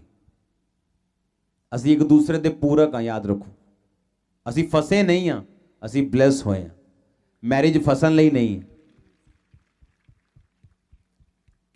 ਅਗਰ ਜਿਹੜੇ ਲੋਕ ਮੈਨੂੰ ਲਗਾਤਾਰ ਪਿਛਲੇ ਕੁਝ ਸਾਲਾਂ ਤੋਂ ਫੋਲੋ ਕਰ ਰਹੇ ਹੋ ਕਿ ਮਿਨਿਸਟਰੀ ਦਾ ਹੁਣ 10 ਸਾਲ ਤੋਂ ਵੀ ਜ਼ਿਆਦਾ ਹੋ ਚੁੱਕੇ ਆ, ਅਗਰ ਤੁਸੀਂ ਮੈਨੂੰ ਮੈਰਿਜ ਤੋਂ ਪਹਿਲਾਂ ਤੋਂ ਕੁਝ ਫੋਲੋ ਕਰ ਰਹੇ ਹੋ, ਤੁਸੀਂ ਨੋਟਿਸ ਕੀਤਾ ਹੋਵੇਗਾ ਮੈਰਿਜ ਹੋਣ ਤੋਂ ਬਾਅਦ ਮਿਨਿਸਟਰੀ ਜ਼ਿਆਦਾ ਬਲੈਸ ਹੈ। ਤੁਸੀਂ ਸਟੇਬਲ ਹੋ ਜਾਂਦੇ ਹੋ ਮੈਰਿਜ ਤੋਂ ਬਾਅਦ। ਪਰ ਇਹ ਇੱਕ ਇਹੋ ਜਿਹੀ ਚੀਜ਼ ਹੈ ਕਿ ਹੁਣ ਤੁਸੀਂ ਕਹੋ ਜੀ ਨਾ ਜੀ ਅਸੀਂ ਗੱਡੀ ਨਹੀਂ ਲੈ ਕੇ ਦੇਣੀ, ਮੁੰਡੇ ਦਾ ਐਕਸੀਡੈਂਟ ਹੋ ਜਾਊਗਾ। ਪ੍ਰੋਬਲਮ ਗੱਡੀ ਨਹੀਂ ਹੈ, ਪ੍ਰੋਬਲਮ ਐਕਸੀਡੈਂਟ ਹੈ। ਐਕਸੀਡੈਂਟ ਤੋਂ ਕਿੱਦਾਂ ਬਚਾਣਾ ਅਸੀਂ ਉਹ ਦੇਖਣਾ ਆਪਾਂ। ਗੱਡੀ 'ਚ ਪ੍ਰੋਬਲਮ ਨਹੀਂ ਹੈ, ਮੈਰਿਜ ਵਿੱਚ ਕੋਈ ਪ੍ਰੋਬਲਮ ਨਹੀਂ ਹੈ, ਪਰ ਮੈਰਿਜ ਤੋਂ ਬਾਅਦ ਜਿਹੜੇ ਐਕਸੀਡੈਂਟ ਹੁੰਦੇ ਆ ਉਹ ਪ੍ਰੋਬਲਮ। ਹਾਲੇਲੂਇਆ। ਘਰ ਦੇ ਵਿੱਚ ਪ੍ਰੀਚਰ ਨਹੀਂ ਬਣਨਾ। ਸਮਝ ਆਈ ਕਿ ਨਹੀਂ? ਹਾਂ, ਦੱਸੋ ਆਪਣੇ ਪੜੋਸੀ ਨੂੰ, ਬੋਲੋ ਘਰ 'ਚ ਪ੍ਰੀਚਰ ਨਹੀਂ ਬਣਨਾ, ਚੰਗਾ ਬੰਦਾ ਬਣ। Be a good husband, be a good wife. Good wife. ਬੋਲੋ ਆਪਣੇ ਹਸਬੈਂਡ ਨੂੰ। Be a good husband, be a good wife. ਅਗਰ ਹਸਬੈਂਡ ਨਾਲ ਨਹੀਂ ਹੈ ਤੇ ਆਪਣੇ ਨਾਲ ਦੇ ਬੰਦੇ ਨੂੰ ਬੋਲੋ ਕਿ ਆਪਣੀ ਪਤਨੀ ਦਾ ਚੰਗਾ ਪਤੀ ਬਣ। ਪਤਨੀ ਬੋਲੇ ਆਪਣੇ ਪਤੀ ਦੀ ਚੰਗੀ ਪਤਨੀ ਬਣ। ਬੋਲੋ ਇੱਕ ਦੂਸਰੇ ਨੂੰ ਉੱਚੀ ਆਵਾਜ਼ ਦੇ ਵਿੱਚ।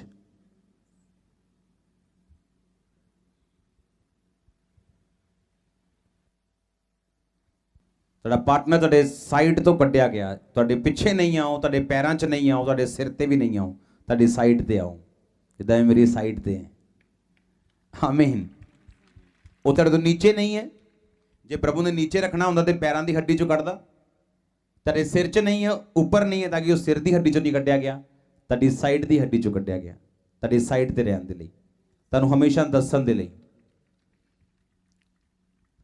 ਕੁਝ ਚੀਜ਼ਾਂ ਐਦਾਂ ਦੀਆਂ, ਕੁਝ ਬੰਦੇ ਐਦਾਂ ਦੇ ਤੁਸੀਂ ਕਦੀ ਪਹਿਚਾਨ ਨਹੀਂ ਸਕਦੇ। ਤੁਹਾਡੀ ਵਾਈਫ ਉਹਨੂੰ ਜ਼ਿਆਦਾ ਵਧੀਆ ਪਹਿਚਾਨਦੀ। ਤੇ ਵਾਈਫ ਵਧੀਆ ਤਾਂ ਪਹਿਚਾਨੇਗੀ ਜੇ ਤੁਸੀਂ ਨਹੀਂ ਚਾਹੁੰਦੇ ਕਿ ਵਾਈਫ ਗਲਤੀ ਕਰੇ, ਤੇ ਤੁਹਾਡੀ ਵਾਈਫ ਦੇ ਅੰਦਰ ਜੈਲਸੀ ਨਹੀਂ ਹੋਣੀ ਚਾਹੀਦੀ। ਉਹ ਜੈਲਸੀ ਉਦੋਂ ਖਤਮ ਹੋਏਗੀ ਜਦੋਂ ਰਲ ਕੇ ਤੁਸੀਂ ਪ੍ਰੇਅਰ ਕਰੋਗੇ। ਮੇਕ ਸ਼ੋਰ ਤੁਹਾਨੂੰ ਇਹ ਪਤਾ ਹੋਵੇ ਤੁਹਾਡੀ ਵਾਈਫ ਕਿੰਨਾ ਪ੍ਰੇਅਰ ਕਰਦੀ ਹੈ, ਤੁਹਾਨੂੰ ਇਹ ਪਤਾ ਹੋਵੇ ਤੁਹਾਡਾ ਹਸਬੈਂਡ ਕਿੰਨੀ ਪ੍ਰੇਅਰ ਕਰਦਾ। ਸਵੇਰੇ ਉੱਠਦੇ ਨਾਲ ਤੁਸੀਂ ਸਭ ਤੋਂ ਪਹਿਲਾਂ ਪ੍ਰੇਅਰ ਕਰਨੀ ਹੈ। ਇਹ ਲਗਾਤਾਰ ਵਚਨ ਕੁਝ ਦਿਨਾਂ ਤੋਂ ਚੱਲ ਰਿਹਾ ਚਰਚ ਦੇ ਵਿੱਚ। ਪਹਿਲਾ ਸਥਾਨ ਪਰਮੇਸ਼ਵਰ ਨੂੰ ਦੇਣਾ, ਪ੍ਰੇਅਰ ਦੇ ਵਿੱਚ ਰਹਿਣਾ। ਤੁਹਾਡੀ ਵਾਈਫ ਦੀ ਪ੍ਰੇਅਰ ਤੁਹਾਨੂੰ ਪਤਾ ਹੋਣੀ ਚਾਹੀਦੀ, ਉਹਦੇ ਰੋਜ਼ੇ ਪਤਾ ਹੋਣੇ ਚਾਹੀਦੇ। ਤੁਹਾਡੇ ਹਸਬੈਂਡ ਦੇ ਪ੍ਰੇਅਰ ਦੇ ਰੋਜ਼ੇ ਤੁਹਾਡੀ ਵਾਈਫ ਨੂੰ ਪਤਾ ਹੋਣੇ ਚਾਹੀਦੇ। ਜੇ ਤੁਹਾਡੀ ਵਾਈਫ ਬਿਮਾਰ ਹੈ, ਤੁਹਾਡਾ ਹਸਬੈਂਡ ਬਿਮਾਰ ਹੈ, ਉਹਨੂੰ ਕਦੀ ਵੀ ਤਾਨਾ ਨਾ ਮਾਰੋ। ਐਸੇ ਇਦਾਂ ਦੇ ਕੇਸ ਆਏ ਹੈ ਕਿ ਹਸਬੈਂਡ ਨੇ ਛੱਡਿਆ ਨਹੀਂ ਵਾਈਫ ਨੂੰ ਕਿਉਂਕਿ ਬੇਬੀ ਨਹੀਂ ਸੀਗਾ। 17 ਸਾਲ ਬਾਅਦ ਬੇਬੀ ਹੋਇਆ ਚਰਚ ਦੇ ਵਿੱਚ ਆ ਕੇ। ਮੈਂ ਉਹਦੀ ਵਾਈਫ ਨੂੰ ਦੱਸਿਆ ਹੁਣ ਤੇਰਾ ਹਸਬੈਂਡ, ਤੇ ਹਸਬੈਂਡ ਨੂੰ ਦੱਸਿਆ ਹੁਣ ਤੇਰੀ ਵਾਈਫ ਤੈਨੂੰ ਦੇਵਤਾ ਮੰਨੇਗੀ। ਹਾਂ, ਮਹਾਪੁਰਸ਼ ਹੀ ਮੰਨੇਗੀ, ਤੈਨੂੰ ਸਵਰਗਦੂਤ ਹੀ ਮੰਨੇਗੀ ਉਹ। ਆਮੀਨ। ਕਿਉਂ? ਕਿਉਂਕਿ ਤੂੰ ਇੱਕ ਐਸਾ ਟਾਈਮ ਸੀਗਾ ਜਦੋਂ ਤੂੰ ਇਹਨੂੰ ਛੱਡਿਆ ਨਹੀਂ, ਜੋ ਤੂੰ ਛੱਡ ਸਕਦਾ ਸੀ। ਤੇਰੀ ਵਾਈਫ ਨੂੰ ਇਹ ਗੱਲ ਪਤਾ ਹੁਣ। ਹਾਲੇਲੂਇਆ। ਕਿੰਨੇ ਮੇਰੀ ਗੱਲ ਸਮਝ ਰਹੇ? ਇਸ ਗੱਲ ਨੂੰ ਸਾਨੂੰ ਧਿਆਨ ਦੇ ਨਾਲ ਸਮਝਣਾ ਪਏਗਾ ਕਿ ਜੇ ਅਸੀਂ ਸਕਸੈਸਫੁਲ ਹੋਣਾ ਤੇ ਉਹਦੇ ਫਾਰਮੂਲਾਜ਼ ਹੈ, ਉਹ ਬਿਬਲੀਕਲ ਲਾਈਨਸ ਹੈ, ਬਿਬਲੀਕਲ ਵਰਡਸ ਹੈ। ਜੇ ਅਸੀਂ ਉਹਨੂੰ ਫੋਲੋ ਨਹੀਂ ਕਰਾਂਗੇ ਸਿਰਫ ਰੋਵਾਂਗੇ। ਫਿਰ ਹੁਣ ਜਿਹਦੀ ਵਾਈਫ ਦੇ 17 ਸਾਲ ਬੇਬੀ ਨਾ ਹੋਇਆ ਹੋਵੇ, ਚਰਚ ਆ ਕੇ ਜਦੋਂ ਬੇਬੀ ਹੋਇਆ ਉਹਦੇ, ਇਮੇਜਿਨ ਕਰੋ ਫਿਰ ਕੀ ਹੋਏਗਾ। ਉਸ ਵਾਈਫ ਦੇ ਲਈ ਉਹਦਾ ਹਸਬੈਂਡ ਹੀਰੋ ਰਹੇਗਾ ਹਮੇਸ਼ਾ। ਉਹਨੇ ਪਰਖ ਲਿਆ ਉਹਨੂੰ। ਜਦੋਂ ਤੁਹਾਡਾ ਪਾਰਟਨਰ ਥੋੜਾ ਡਾਊਨ ਜਾ ਰਿਹਾ ਹੋਏ ਉਹਨੂੰ ਕਦੀ ਵੀ ਕਮੈਂਟ ਨਾ ਕਰੋ, ਕਦੀ ਵੀ ਸਤਾਓ ਨਾ, ਤੂੰ ਕੀ ਹਸਪੀਟਲ 'ਚ ਚੱਲ ਤੁਰੀ ਰਹਿਨੀ ਆ। ਨੋ, ਨੈਵਰ। ਕਿਉਂਕਿ ਉਹ ਗੱਲ ਉਹਨੂੰ ਸਦਾ ਲਈ ਯਾਦ ਰਹਿ ਜਾਣੀ, ਤੁਹਾਡੀਆਂ 10 ਗੱਲਾਂ ਚੰਗੀਆਂ ਕੀਤੀਆਂ ਭੁੱਲ ਜਾਣੀਆਂ ਉਹਨੂੰ। ਲਿਖਿਆ ਵਾਈਫ ਨਾਲ ਕਠੋਰਤਾ ਨਾ ਕਰੋ, ਉਹਦੇ ਲਈ ਕਠੋਰ ਨਾ ਬਣੋ, ਸੈਂਸਿਟਿਵ ਰਹੋ ਥੋੜੇ ਜਿਹੇ। ਲੇਡੀਜ਼ ਨੂੰ ਨਹੀਂ ਪਤਾ ਤੁਹਾਡੇ ਦਿਲ 'ਚ ਕੀ ਹੈ, ਤੁਹਾਡੇ ਮੂੰਹ ਤੇ ਕੀ ਆ ਉਹਨੂੰ ਇਹ ਪਤਾ ਲੱਗਦਾ। ਹਾਲੇਲੂਇਆ, ਜ਼ੋਰ ਨਾ ਬੋਲੋ ਹਾਲੇਲੂਇਆ। ਹਾਲੇਲੂਇਆ। ਇੱਕ ਦੂਸਰੇ ਲਈ ਹੀਰੋ ਹੀਰੋਇਨ, ਇੱਕ ਦੂਸਰੇ ਲਈ ਇੱਕ ਆਦਰਸ਼ ਬਣੋ, ਇੱਕ ਦੂਸਰੇ ਦੀ ਜ਼ਰੂਰਤਾਂ ਨੂੰ ਪੂਰਾ ਕਰੋ, ਇੱਕ ਦੂਸਰੇ ਦੇ ਅਧੀਨ ਰਹੋ, ਇੱਕ ਦੂਸਰੇ ਦੀ ਮੈਂਟਲੀ, ਸਪਿਰਿਚੁਅਲੀ, ਫਿਜ਼ੀਕਲੀ ਹਰ ਚੀਜ਼ ਦਾ ਧਿਆਨ ਰੱਖੋ। ਆਮੀਨ। ਝੂਠ ਨਾ ਬੋਲੋ, ਚੋਰੀ ਨਾ ਬੋਲੋ, ਕੋਈ ਗੱਲ ਨਾ ਇੱਕ ਦੂਸਰੇ ਤੋਂ ਛੁਪਾਓ। ਬਿਲਕੁਲ ਵੀ ਘਰ ਦੇ ਵਿੱਚ ਸ਼ਾਂਤੀ ਵਾਲਾ ਮਾਹੌਲ ਬਣਾ ਕੇ ਰੱਖੋ ਕਿ ਜਦੋਂ ਤੁਹਾਡਾ ਹਸਬੈਂਡ ਆਵੇ ਤਾਂ ਉਹਦਾ ਅਸਲੀ ਜਿਹੜੀ ਰਿਲੈਕਸੇਸ਼ਨ ਆ ਉਹਨੂੰ ਉਹ ਘਰ ਦੇ ਵਿੱਚ ਤੁਹਾਡੇ ਨਾਲ, ਤੁਹਾਡੇ ਬੈਡਰੂਮ ਦੇ ਵਿੱਚ ਉਹਨੂੰ ਫੀਲ ਹੋਵੇ, ਨਾ ਕਿ ਉਹ ਆਪਣਾ ਕੰਮ ਕਰਨ ਤੋਂ ਬਾਅਦ ਆਪਣੇ ਫਰੈਂਡਸ ਦੇ ਨਾਲ ਉਹ ਬਾਹਰ ਪਾਰਟੀ ਕਰਨ ਜਾਏ ਜਾਂ ਬਾਹਰ ਟਾਈਮ ਸਪੈਂਡ ਕਰਕੇ ਉਹ ਕਿਉਂ ਜਾਏਗਾ ਬਾਹਰ ਜਦੋਂ ਤੁਸੀਂ ਆਪਣੇ ਘਰ 'ਚ ਉਹਨੂੰ ਪੀਸਫੁਲ ਮਾਹੌਲ ਨਹੀਂ ਦਿਓਗੇ। ਉਹਨੂੰ ਪਤਾ ਕਿ ਬਾਹਰ ਮੈਂ ਚਿਕ ਚਿਕ ਕਰਕੇ ਆਇਆ, ਸਾਰਾ ਦਿਨ ਸਿਰ ਖਪਾ ਕੇ ਆਇਆ, ਤੇ ਘਰ ਜਾਊਂਗਾ ਤੇ ਡਬਲ ਸਿਰ ਖਪਾਊਂਗਾ। ਇਹਨਾਂ ਜਗ੍ਹਾ ਘਰ ਫੋਨ ਕਰ ਦਿੰਦੇ ਕਿ ਕੋਈ ਨਹੀਂ ਮੈਂ ਰਾਤ ਦੀ ਰੋਟੀ ਬਾਹਰ ਹੀ ਖਾ ਕੇ ਆਊਂਗਾ। ਤੇ ਦੋਸਤ ਵੱਲ ਭੱਜਦਾ ਫਿਰ ਉਹ, ਫਿਰ ਦੋਸਤਾਂ ਵੱਲ ਜਾਂਦਾ, ਉਹ ਦੋਸਤਾਂ ਨਾਲ ਖਾ ਪੀ ਕੇ ਇੰਜੋਏ ਕਰਕੇ ਘਰ ਆਉਂਦਾ ਫਿਰ, ਕਿਉਂਕਿ ਵਾਈਫ ਉਹਦੀ ਇੰਨੀ ਏਬਲ ਨਹੀਂ ਹੈ ਕਿ ਉਹਨੂੰ ਰਿਲੈਕਸੇਸ਼ਨ ਦੇ ਸਕੇ। ਹਾਲੇਲੂਇਆ। ਜਿਸ ਤਰ੍ਹਾਂ ਵਾਈਫ ਜਿਹੜੀ ਆ ਉਹ ਗੱਲਾਂ ਬੋਲਣਾ ਮੰਗਦੀ ਹੈ ਆਪਣੇ ਹਸਬੈਂਡ ਤੋਂ ਕਿ ਉਹ ਬੋਲ ਕੇ ਦੱਸੇ, ਉਹਨੂੰ ਐਕਸਪ੍ਰੈਸ ਕਰੇ, ਉਸੇ ਤਰ੍ਹਾਂ ਵਾਈਫ ਨੂੰ ਵੀ ਇਹ ਸਿਸਟਮ ਸਮਝਣਾ ਚਾਹੀਦਾ ਹੈ ਕਿ ਜਿਹੜੇ ਬੰਦੇ ਆ ਉਹਨਾਂ ਦੇ ਅੰਦਰ ਇੱਕ ਖਾਸੀਅਤ ਹੈ ਕਿ ਬੰਦੇ ਥੋੜੀ ਸਪੇਸ ਮੰਗਦੇ ਆ। ਉਹ ਹਰ ਵੇਲੇ ਨਹੀਂ ਚਾਹੁੰਦੇ ਕਿ ਤੁਸੀਂ ਉਹਨਾਂ ਨਾਲ ਗੱਲ ਕਰੋ, ਬੰਦੇ ਚਾਹੁੰਦੇ ਕਿ ਥੋੜੀ ਦੇਰ ਲਈ ਉਹਨੂੰ ਇਕੱਲਾ ਛੱਡਤਾ ਜਾਏ, ਉਹਨਾਂ ਨੂੰ ਸਾਈਡ ਤੇ ਸਪੇਸ ਦਿੱਤੀ ਜਾਏ ਤਾਂ ਕਿ ਥੋੜਾ ਜਿਹਾ ਉਹ ਫ੍ਰੀ ਰਹਿ ਸਕਣ, ਥੋੜਾ ਜਿਹਾ ਰਿਲੈਕਸ ਕਰ ਸਕਣ। ਇਹ ਨਹੀਂ ਘਰ ਆਇਆ ਤੇ ਛੋਟੇ ਮੁੰਡੇ ਨੇ ਕੀ ਕੀਤਾ ਤੇ ਪਹਿਲਾਂ ਦੱਸਣਾ ਹੈ, ਖੰਡ ਖਤਮ ਹੋ ਗਈ ਤੇ ਪਹਿਲਾਂ ਇਹ ਦੱਸਣਾ ਹੈ, ਗਵਾਂਢੀ ਨੇ ਗਾਲ ਕੱਢੀ ਸੀ ਪਹਿਲਾਂ ਇਹ ਦੱਸਣਾ ਹੈ, ਬਾਹਰੋਂ ਵੀ ਗਰਮ ਹੋ ਕੇ ਆਏ ਤੇ ਘਰ ਵੀ ਤੁਸੀਂ ਗਰਮ ਕਰ ਦਿਓ ਉਹਨੂੰ। ਨੋ, ਹਰ ਚੀਜ਼ ਦਾ ਟਾਈਮ ਹੈ। ਹਾਲੇਲੂਇਆ, ਜ਼ੋਰ ਨਾ ਬੋਲੋ ਹਾਲੇਲੂਇਆ। ਹਾਲੇਲੂਇਆ। ਅੱਜ ਤੋਂ ਬਾਅਦ ਤੁਸੀਂ ਰਿਸਪੌਂਸਿਬਿਲਿਟੀ ਚੁੱਕੋਗੇ ਆਪਣੀ, ਰੋਜ਼ ਗ੍ਰੀਟ ਕਰੋਗੇ ਸਵੇਰੇ ਮਾਰਨਿੰਗ ਇੱਕ ਦੂਸਰੇ ਨੂੰ। ਹਾਂ, ਇਧਰ ਰਾਤ ਨੂੰ 12:01 ਤੇ ਇੱਕ ਦੂਸਰੇ ਨੂੰ ਰੋਜ਼ ਗ੍ਰੀਟ ਕਰਦੇ ਆ ਤੇ ਸਵੇਰੇ ਵੱਖਰਾ ਕਰਦੇ ਆ। ਤੁਸੀਂ ਇੱਕ ਟਾਈਮ ਕਰ ਸਕਦੇ ਹੋ, 2 ਟਾਈਮ ਵੀ ਕਰ ਸਕਦੇ ਹੋ, ਇੱਕ ਟਾਈਮ ਤੋਂ ਸ਼ੁਰੂ ਕਰੋ। ਬਲੈਸ ਹੋ, ਆਮੀਨ।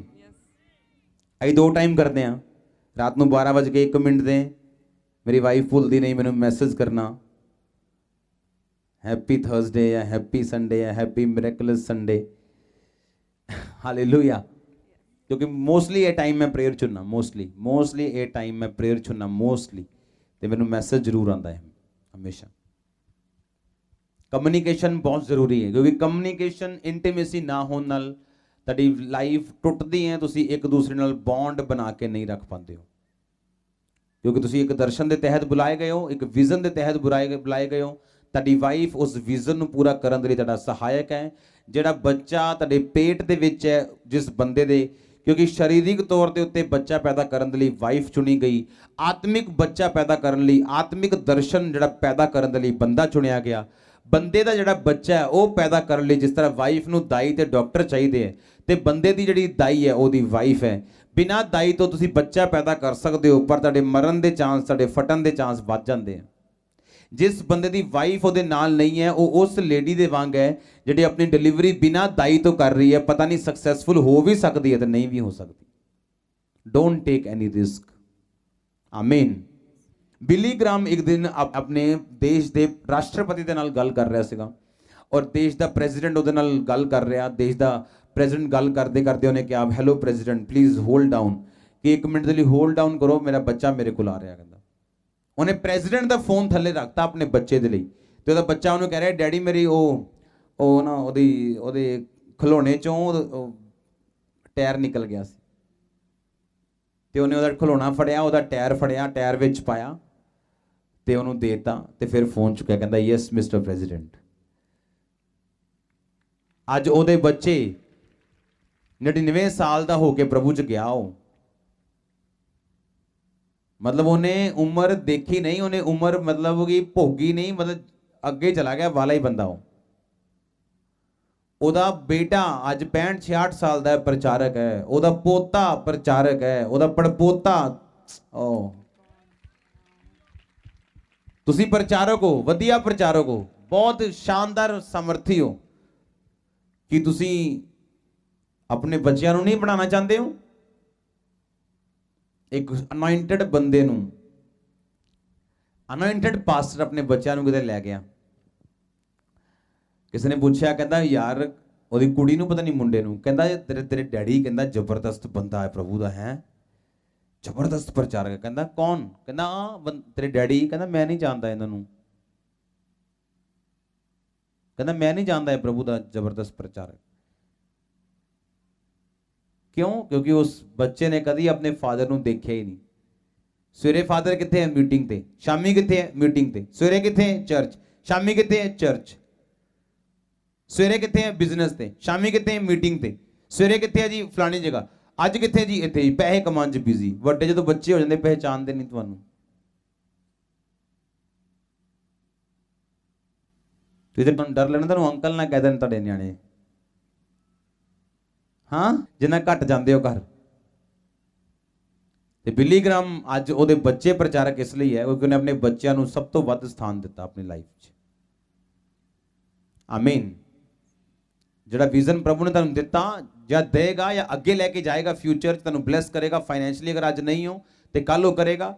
ਅੱਜ ਰਸਤੇ ਨਹੀਂ ਖੁੱਲੇ ਤੇ ਕੱਲ ਖੁੱਲਣਗੇ। ਪਰ ਉਹ ਦਰਸ਼ਨ ਸੰਭਾਲ ਕੇ ਕਿਵੇਂ ਰੱਖਿਆ ਜਾਏਗਾ ਜੇ ਤੁਹਾਡੀ ਫੈਮਿਲੀ ਤੁਹਾਡੇ ਨਾਲ ਨਹੀਂ ਹੋਏਗੀ ਤਾਂ। ਜਾਂ ਫਿਰ ਇਕੱਲੇ ਸਕਸੈਸਫੁਲ ਹੋ ਜਾਓ ਤੇ ਸਕਸੈਸਫੁਲ ਹੋ ਕੇ ਇਕੱਲੇ ਮਰ ਜਾਓ, ਤੇ ਜਾਂ ਤੇ ਆਪਣੀ ਫੈਮਿਲੀ ਨੂੰ ਨਾਲ ਲੈ ਕੇ ਚੱਲੋ ਔਰ ਲੀਗੇਸੀ 'ਚ ਇਹਨੂੰ ਵੰਸ਼ ਤੇ ਵੰਸ਼ 'ਚ ਲੈ ਕੇ ਚੱਲੋ। ਪ੍ਰਭੂ ਨੇ ਵੰਸ਼ ਲਈ ਚੁਣਿਆ ਸਾਨੂੰ, ਉਹਨੇ ਵੰਸ਼ ਲਈ ਚੁਣਿਆ ਸਾਨੂੰ। ਉਹਨੇ ਮੈਨੂੰ ਇਕੱਲੇ ਨੂੰ ਸਕਸੈਸਫੁਲ ਹੋਣ ਲਈ ਚੁਣਿਆ। ਉਹਨੇ ਮੇਰੇ ਜਨਰੇਸ਼ਨਸ ਨੂੰ, ਮੇਰੀਆਂ 7 ਜਨਰੇਸ਼ਨ, ਮੇਰੀਆਂ 70 ਜਨਰੇਸ਼ਨ ਨੂੰ ਚੁਣਿਆ ਉਹਨੇ ਕੰਮ ਕਰਨ ਦੇ ਲਈ। ਜਿੱਦਾਂ ਦੀ ਮਿਹਨਤ ਮੈਂ ਕਰ ਰਿਹਾ, ਮੈਨੂੰ ਪਤਾ ਹੈ ਇਹ ਇਕੱਲੀ ਮੇਰੇ ਲਈ ਨਹੀਂ ਹੈ। ਮੈਨੂੰ ਪਤਾ ਹੈ ਇਸ ਚੀਜ਼ ਦਾ। ਮੈਂ ਹੋਲੀ ਸਪਿਰਿਟ को ਪੁੱਛਦਾ ਬਾਰ-ਬਾਰ ਕਿ too much, this is too much, ਇਹ ਬਹੁਤ ਜ਼ਿਆਦਾ ਮਿਹਨਤ ਹੈ ਪ੍ਰਭੂ। ਪ੍ਰਭੂ ਕਹਿੰਦਾ ਡੋਂਟ ਵਰੀ, ਇਹ ਤੇਰੇ ਲਈ ਨਹੀਂ, ਤੇਰੇ ਜਨਰੇਸ਼ਨ ਦੇ ਲਈ ਹੈ, ਤੇਰੇ ਬੱਚਿਆਂ ਪੜਪੋਤਿਆਂ ਦੇ ਲਈ ਹੈ। ਮੈਂ ਤੁਹਾਨੂੰ ਦੱਸ ਰਿਹਾ ਅੱਜ। ਆਮੀਨ। ਅੱਜ ਅਗਰ ਅਸੀਂ ਆਪਣੀ ਵਾਈਫ, ਆਪਣੇ ਬੱਚਿਆਂ ਦਾ ਧਿਆਨ ਨਹੀਂ ਰੱਖ ਰਹੇ, ਆਪਣੀ ਫੈਮਿਲੀ ਦੀ ਕੇਅਰ ਨਹੀਂ ਕਰ ਰਹੇ, ਅਸੀਂ ਕਿੱਥੇ ਪਹੁੰਚਾਂਗੇ ਕੱਲ ਨੂੰ? ਇੱਕ ਫੈਮਿਲੀ 'ਚ ਇੱਕ ਵਾਈਫ ਨੂੰ ਪੱਥਰੀ ਹੈ, ਹੁਣ ਉਹ ਕੀ ਕਰੇਗਾ? ਬੰਦਾ ਕੋਈ ਧਿਆਨ ਨਹੀਂ ਦੇ ਰਿਹਾ। ਸੋਚੋ ਉਹੀ ਪੱਥਰੀ ਜੇਕਰ ਹੋਰ ਬਿਮਾਰੀਆਂ ਪੈਦਾ ਕਰੇਗੀ ਵਾਈਫ ਦੀ ਲਾਈਫ ਦੇ ਵਿੱਚ, ਤੇ ਕੀ ਹੋਊਗਾ ਤੁਹਾਡੇ ਬੱਚਿਆਂ ਦਾ? ਤੇ ਉਹ ਹਸਬੈਂਡ ਨੂੰ ਪਤਾ ਹੈ ਕਿ ਅੱਜ ਕੱਲ ਪਾਣੀ ਗੰਦਾ ਹੈ ਤੇ ਪਾਣੀ ਸਾਫ਼ ਕਰਨ ਲਈ ਘਰ 'ਚ ਫਿਲਟਰ ਲਵਾ ਦੇਵੇ, ਉਹਨੇ ਨਹੀਂ ਲਵਾ ਕੇ ਦੇਣਾ। ਇਹ ਛੋਟੀਆਂ ਛੋਟੀਆਂ ਗੱਲਾਂ ਨਹੀਂ ਹੈ, ਇਹ ਵੱਡੀਆਂ ਵੱਡੀਆਂ ਗੱਲਾਂ ਜਿਹੜੀਆਂ ਮੈਂ ਤੁਹਾਨੂੰ ਦੱਸ ਰਿਹਾ।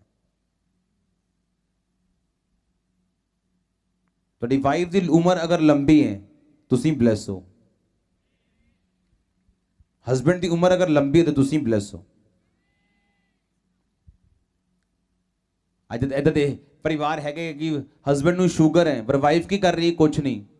ਹਾਂ ਇਹਨਾਂ ਨੂੰ ਸ਼ੂਗਰ ਹੈ ਬਸ, ਹਾਂ ਸ਼ੂਗਰ 300 ਅੱਜ।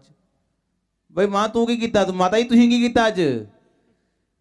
ਤੁਸੀਂ ਕਰੇਲੇ ਦਾ ਜੂਸ ਪਿਆਓ ਆਪਣੇ ਹਸਬੈਂਡ ਨੂੰ, ਐਕਸਰਸਾਈਜ਼ ਕਰਨ ਲਈ ਉਠਾਓ। ਨਹੀਂ ਜੀ, ਡਾਂਟਦੇ। ਅੱਛਾ, ਜਦੋਂ ਇਹ ਬੰਦਾ ਮਰ ਜਾਏਗਾ ਫਿਰ ਤੂੰ ਕੀ ਕਰੇਂਗੀ? ਤੇ ਅੱਜ ਤੈਨੂੰ ਕਰਨਾ ਪਏਗਾ, ਤੈਨੂੰ ਉਠਾਣਾ ਪਏਗਾ, ਤੈਨੂੰ ਥੋੜਾ ਫਾਈਟ ਕਰਨੀ ਪਏਗੀ। ਜਿੱਥੇ ਪਰਮੇਸ਼ਵਰ ਤੁਹਾਨੂੰ ਫਾਈਟ ਲਈ ਭੇਜੇ ਉੱਥੇ ਫਿਰ ਤੁਸੀਂ ਪੀਸ ਐਕਸਪੈਕਟ ਨਾ ਕਰੋ। ਆਮੀਨ। ਉੱਥੇ ਫਾਈਟ ਕਰਨ ਦਾ ਟਾਈਮ ਹੈ, ਪ੍ਰੋਟੈਕਟ ਕਰਨ ਦਾ ਟਾਈਮ ਹੈ, ਕਿਉਂਕਿ ਤੁਸੀਂ ਇੱਕ ਦੂਸਰੇ ਦੇ ਪੂਰਕ ਹੋ। ਤੁਸੀਂ ਇੱਕ ਦੂਸਰੇ ਦੇ, ਤੁਹਾਡੇ ਬੱਚੇ ਤੁਹਾਡੇ 'ਚ ਆਦਰਸ਼ ਪਤੀ ਆਦਰਸ਼ ਪਤਨੀ ਦੇਖਣ। ਆਮੀਨ। ਜਿੰਨਾ ਲੰਬਾ ਬਲੇਸਿੰਗ ਉਨੀ ਵੱਡੀ। ਮੈਂ ਵਿਜ਼ਨ ਦੇਖ ਰਿਹਾ ਹੱਲੇ ਵੀ ਕਿ ਜਿਹੜੇ ਸੰਗਲ ਆ, ਜਿਹੜੇ ਬੰਧਨ ਆ ਟੁੱਟਦੇ ਪਏ ਤੁਹਾਡੀ ਲਾਈਫ ਤੋਂ। ਮੈਂ ਵਿਜ਼ਨ ਦੇਖ ਰਿਹਾ ਇਸ ਟਾਈਮ। ਮੈਂ ਪ੍ਰੋਫੈਟਿਕਲੀ ਤੁਹਾਨੂੰ ਦੱਸ ਰਿਹਾ ਇਹ ਚੀਜ਼ਾਂ ਸੁਣੋ। ਇਸ ਜਗ੍ਹਾ ਦਾ ਸੈਮੀਨਾਰ ਜਿਹੜਾ ਹੈ ਇਹ ਟੀਚਿੰਗ ਨਹੀਂ ਹੈ। ਇਹ ਕੋਈ ਟੀਚਿੰਗ ਨਹੀਂ ਹੈ ਕਿ ਟੀਚਿੰਗ ਤੁਹਾਨੂੰ ਦੇ ਰਹੇ, ਨੋ। ਇਹ ਵਰਡ ਆਫ ਗॉड ਹੈ। ਇਹ ਅਨੋਇੰਟਡ ਵਰਡ ਜਿਹੜਾ ਮੈਂ ਤੁਹਾਨੂੰ ਦੇ ਰਿਹਾ ਬਾਈਬਲ ਚੋਂ। ਇੱਕ ਇੱਕ ਵਰਸ ਦੇ ਹਿਸਾਬ ਨਾਲ ਲਾਈਫ ਸੇਮ ਨਹੀਂ ਰਹੇਗੀ ਤੁਹਾਡੀ। आमीन। मैं अपने टीम मेंबर्स में जाना कई बार, नो जाओ रेस्ट करो, 1 दिन 2 दिन जाओ अपनी फैमिली च, जाओ घुमा के लेके आओ अपनी वाइफ ਨੂੰ, जाओ। स्पिरिचुअलिटी ਦੇ ਨਾਮ ਦੇ ਉੱਤੇ ਪਰਮੇਸ਼ਵਰ ਨੂੰ ਬਦਨਾਮ ਨਾ ਕਰੋ ਆਪਣੀ ਫੈਮਿਲੀ ਦੇ ਵਿੱਚ। ਪਰਮੇਸ਼ਵਰ ਦਾ ਨਾਮ ਲੈ ਕੇ ਤੇ ਸ਼ੈਤਾਨ ਦਾ ਕੰਮ ਨਾ ਕਰੋ ਆਪਣੀ ਫੈਮਿਲੀ ਦੇ ਵਿੱਚ। Be a good husband, be a good wife. ਤੁਹਾਨੂੰ ਮਸਾ ਕਰਦੇ ਹਾਂ ਅਸੀਂ ਅੱਜ, ਤੁਹਾਨੂੰ ਅਨੋਇੰਟ ਕਰਦੇ ਹਾਂ ਅਗਰ ਆਮੀਨ ਉੱਚਾ ਹੈ ਚਰਚ। अगर एक च कमी है तो दूसरा बंदा उन्होंने बार बार दे रहा तेरे च आ कमी है, तेरे च आ कमी है, बेचारा दा वो लेडी का कॉन्फिडेंस ही फिनिश हो गया, बंदे का कॉन्फिडेंस ही खत्म करता और फिर कह रहे जी साड़ी लाइफ च फल आए। कितना फल आएगा? एक दूसरे को उच्चा करोगे तुसी आप उच्चे होंगे। जे सिर मैं उच्चा करांगा मेरी छाती भी उच्ची हो रही नाल, जे मैं छाती उच्ची कर रहा तो मेरा सिर भी उच्चा हो रहा नाल। तुसी इदा बन्ने हुए हो एक दूसरे दे नाल। हालेलुया। किन्ने मेरी गल समझ रहे हैं?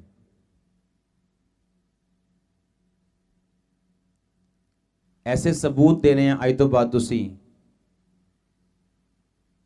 चाहे तुहाडे को 10,000 रुपया क्यों नहीं है, पर तुसीं मार्केट च जाके अपनी वाइफ नूं वधिया शॉपिंग करा सकते हो, चाहे वो वधिया 500 च क्यों ना खत्म हो जाए। तुहाडी वाइफ तुहाडे पैसे नूं नहीं देखदी, तुहाडे दिल नूं देखदी है कि ये बंदा कंजूस है कि वाकई मेरे नाल प्यार करता है कि नहीं करता। आमीन। पर जे तुसी 1 लाख रुपया कमाते हो और तुसी सिर्फ 500 ते खत्म कर दो तो उन्होंने कई बार पैसे नाल नहीं हुंदा या सूटां दे नाल नहीं हुंदा, पर तुहाडे दिल दी समझ आ जाती। जिस तरह परमेश्वर है, असीं थोड़ा बोलने तो परमेश्वर का कोई नुकसान नहीं है, पर परमेश्वर नूं ये समझ आ जाती है कि ये बंदा कंजूस है, और कंजूसां ते कदी आत्मा नहीं उतरता। कंजूस कदी रब दा काम नहीं करते, कदी रस्ते नहीं खुलते उन्हां दे। कंजूस हमेशा शराब अट्रैक्ट करते अपने लोगों वाल, अपने वाल, अपने परिवार वाल। हालेलुया। तैयार हो प्रथम स्थान देने लई वाइफ नूं, हस्बैंड नूं, अपने परिवार नूं प्रथम स्थान देने दे लई, अपने आप नूं मेनटेन करन दे लई, एक दूसरे दा स्पिरिचुअली ध्यान रखन दे लई। तुसीं ब्लेस हो अज परमेश्वर दे नाम दे विच।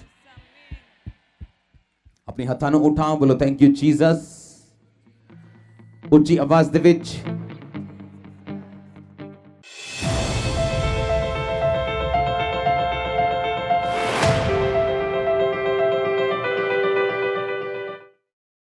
ਖਿਲਾਓ ਆਪਣੇ ਹੱਥਾਂ ਨੂੰ, ਬੋਲੋ ਪਰਮੇਸ਼ਵਰ ਜਿੰਨੀਆਂ ਅੰਧਕਾਰ ਦੀਆਂ ਸ਼ਕਤੀਆਂ ਪਰਮੇਸ਼ਵਰ ਦੀ ਯੋਜਨਾ ਦੇ ਖਿਲਾਫ ਹੈ ਮੇਰੀ ਲਾਈਫ ਦੇ ਵਿੱਚ, ਬੋਲੋ ਫਾਇਰ ਉਤਰੇ।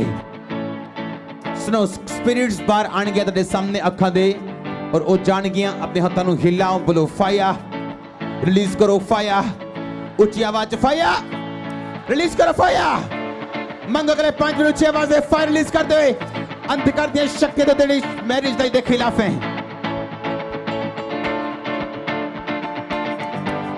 होली गोस्ट फायर, रिलीज करो फायर उच्ची आवाज दे विच।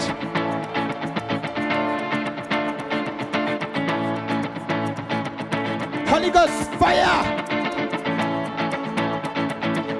pull the devil out, out, release करो fire, out करो devil नो अपनी married life तो, out करो married life तो, out करो life तो, in the name of Jesus, out, out, out, cut up the life the issue the नाम दे विच। Out! Pull a devil बाहर आ जा। Out! कटे बाहर ऊंची आवाज दे विच। Out! निकालो न परमेश्वर के नाम दे विच।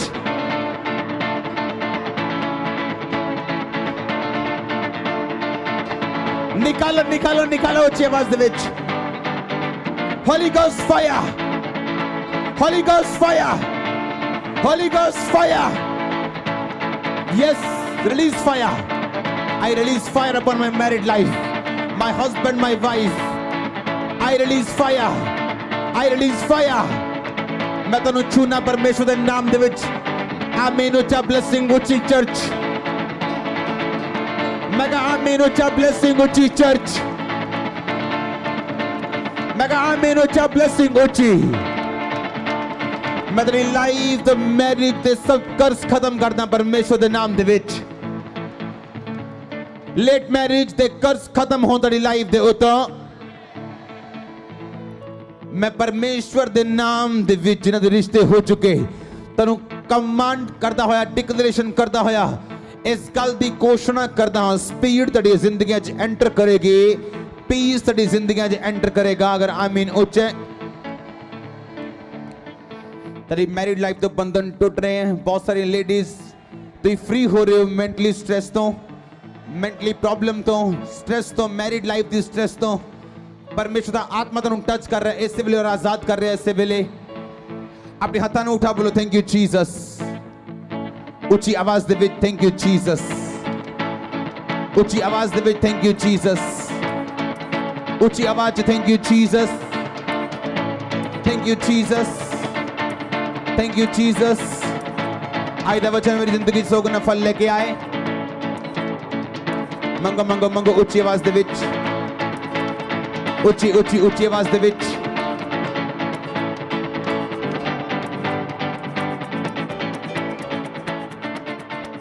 ਆਪਣੇ ਹੱਥਾਂ ਨੂੰ ਉਠਾਓ ਜੀ ਪ੍ਰਭੂ ਦੇ ਹੱਥਾਂ 'ਚ ਮੈਂ ਤੈਨੂੰ ਸੌਂਪਦਾ ਹਾਂ ਬਲੇਸਿੰਗ ਰਿਲੀਜ਼ ਕਰਦਾ ਹਾਂ ਬੰਦਿਆਂ ਦੀ ਲਾਈਫ ਤੇ ਫਾਈਨੈਂਸ ਦੀ ਬਲੇਸਿੰਗ ਲੇਡੀਜ਼ ਦੀ ਲਾਈਫ ਦੇ ਉੱਤੇ ਹੀਲਿੰਗ ਦੀ ਬਲੇਸਿੰਗ ਮੈਂ ਰਿਲੀਜ਼ ਕਰਦਾ ਹਾਂ ਮੈਂ ਤੈਨੂੰ ਆਸ਼ੀਸ਼ਿਤ ਘੋਸ਼ਿਤ ਕਰਦਾ ਹਾਂ ਅੱਜ ਤੋਂ ਬਾਅਦ ਤੁਸੀਂ ਇੱਕ ਮਨ ਹੋ ਕੇ ਆਪਣੇ ਪਰਿਵਾਰ ਨਾਲ ਚੱਲ ਪਾਓਗੇ अंधकार ਦੀਆਂ ਸ਼ਕਤੀਆਂ ਨੂੰ ਮੈਂ ਸ਼ਰਾਪਿਤ ਕਰਦਾ ਹਾਂ ਮੈਂ ਯਿਸੂ ਮਸੀਹ ਦੇ ਨਾਮ ਦੇ ਵਿੱਚ ਤੈਨੂੰ ਪਰਮੇਸ਼ਵਰ ਦੇ ਹੱਥਾਂ ਦੇ ਵਿੱਚ ਸੌਂਪਦਾ ਹੋਇਆ ਤੁਹਾਡੀ ਜ਼ਿੰਦਗੀਆਂ 'ਚ ਬਰਕਤ ਦੀ ਘੋਸ਼ਣਾ ਕਰਦਾ ਹਾਂ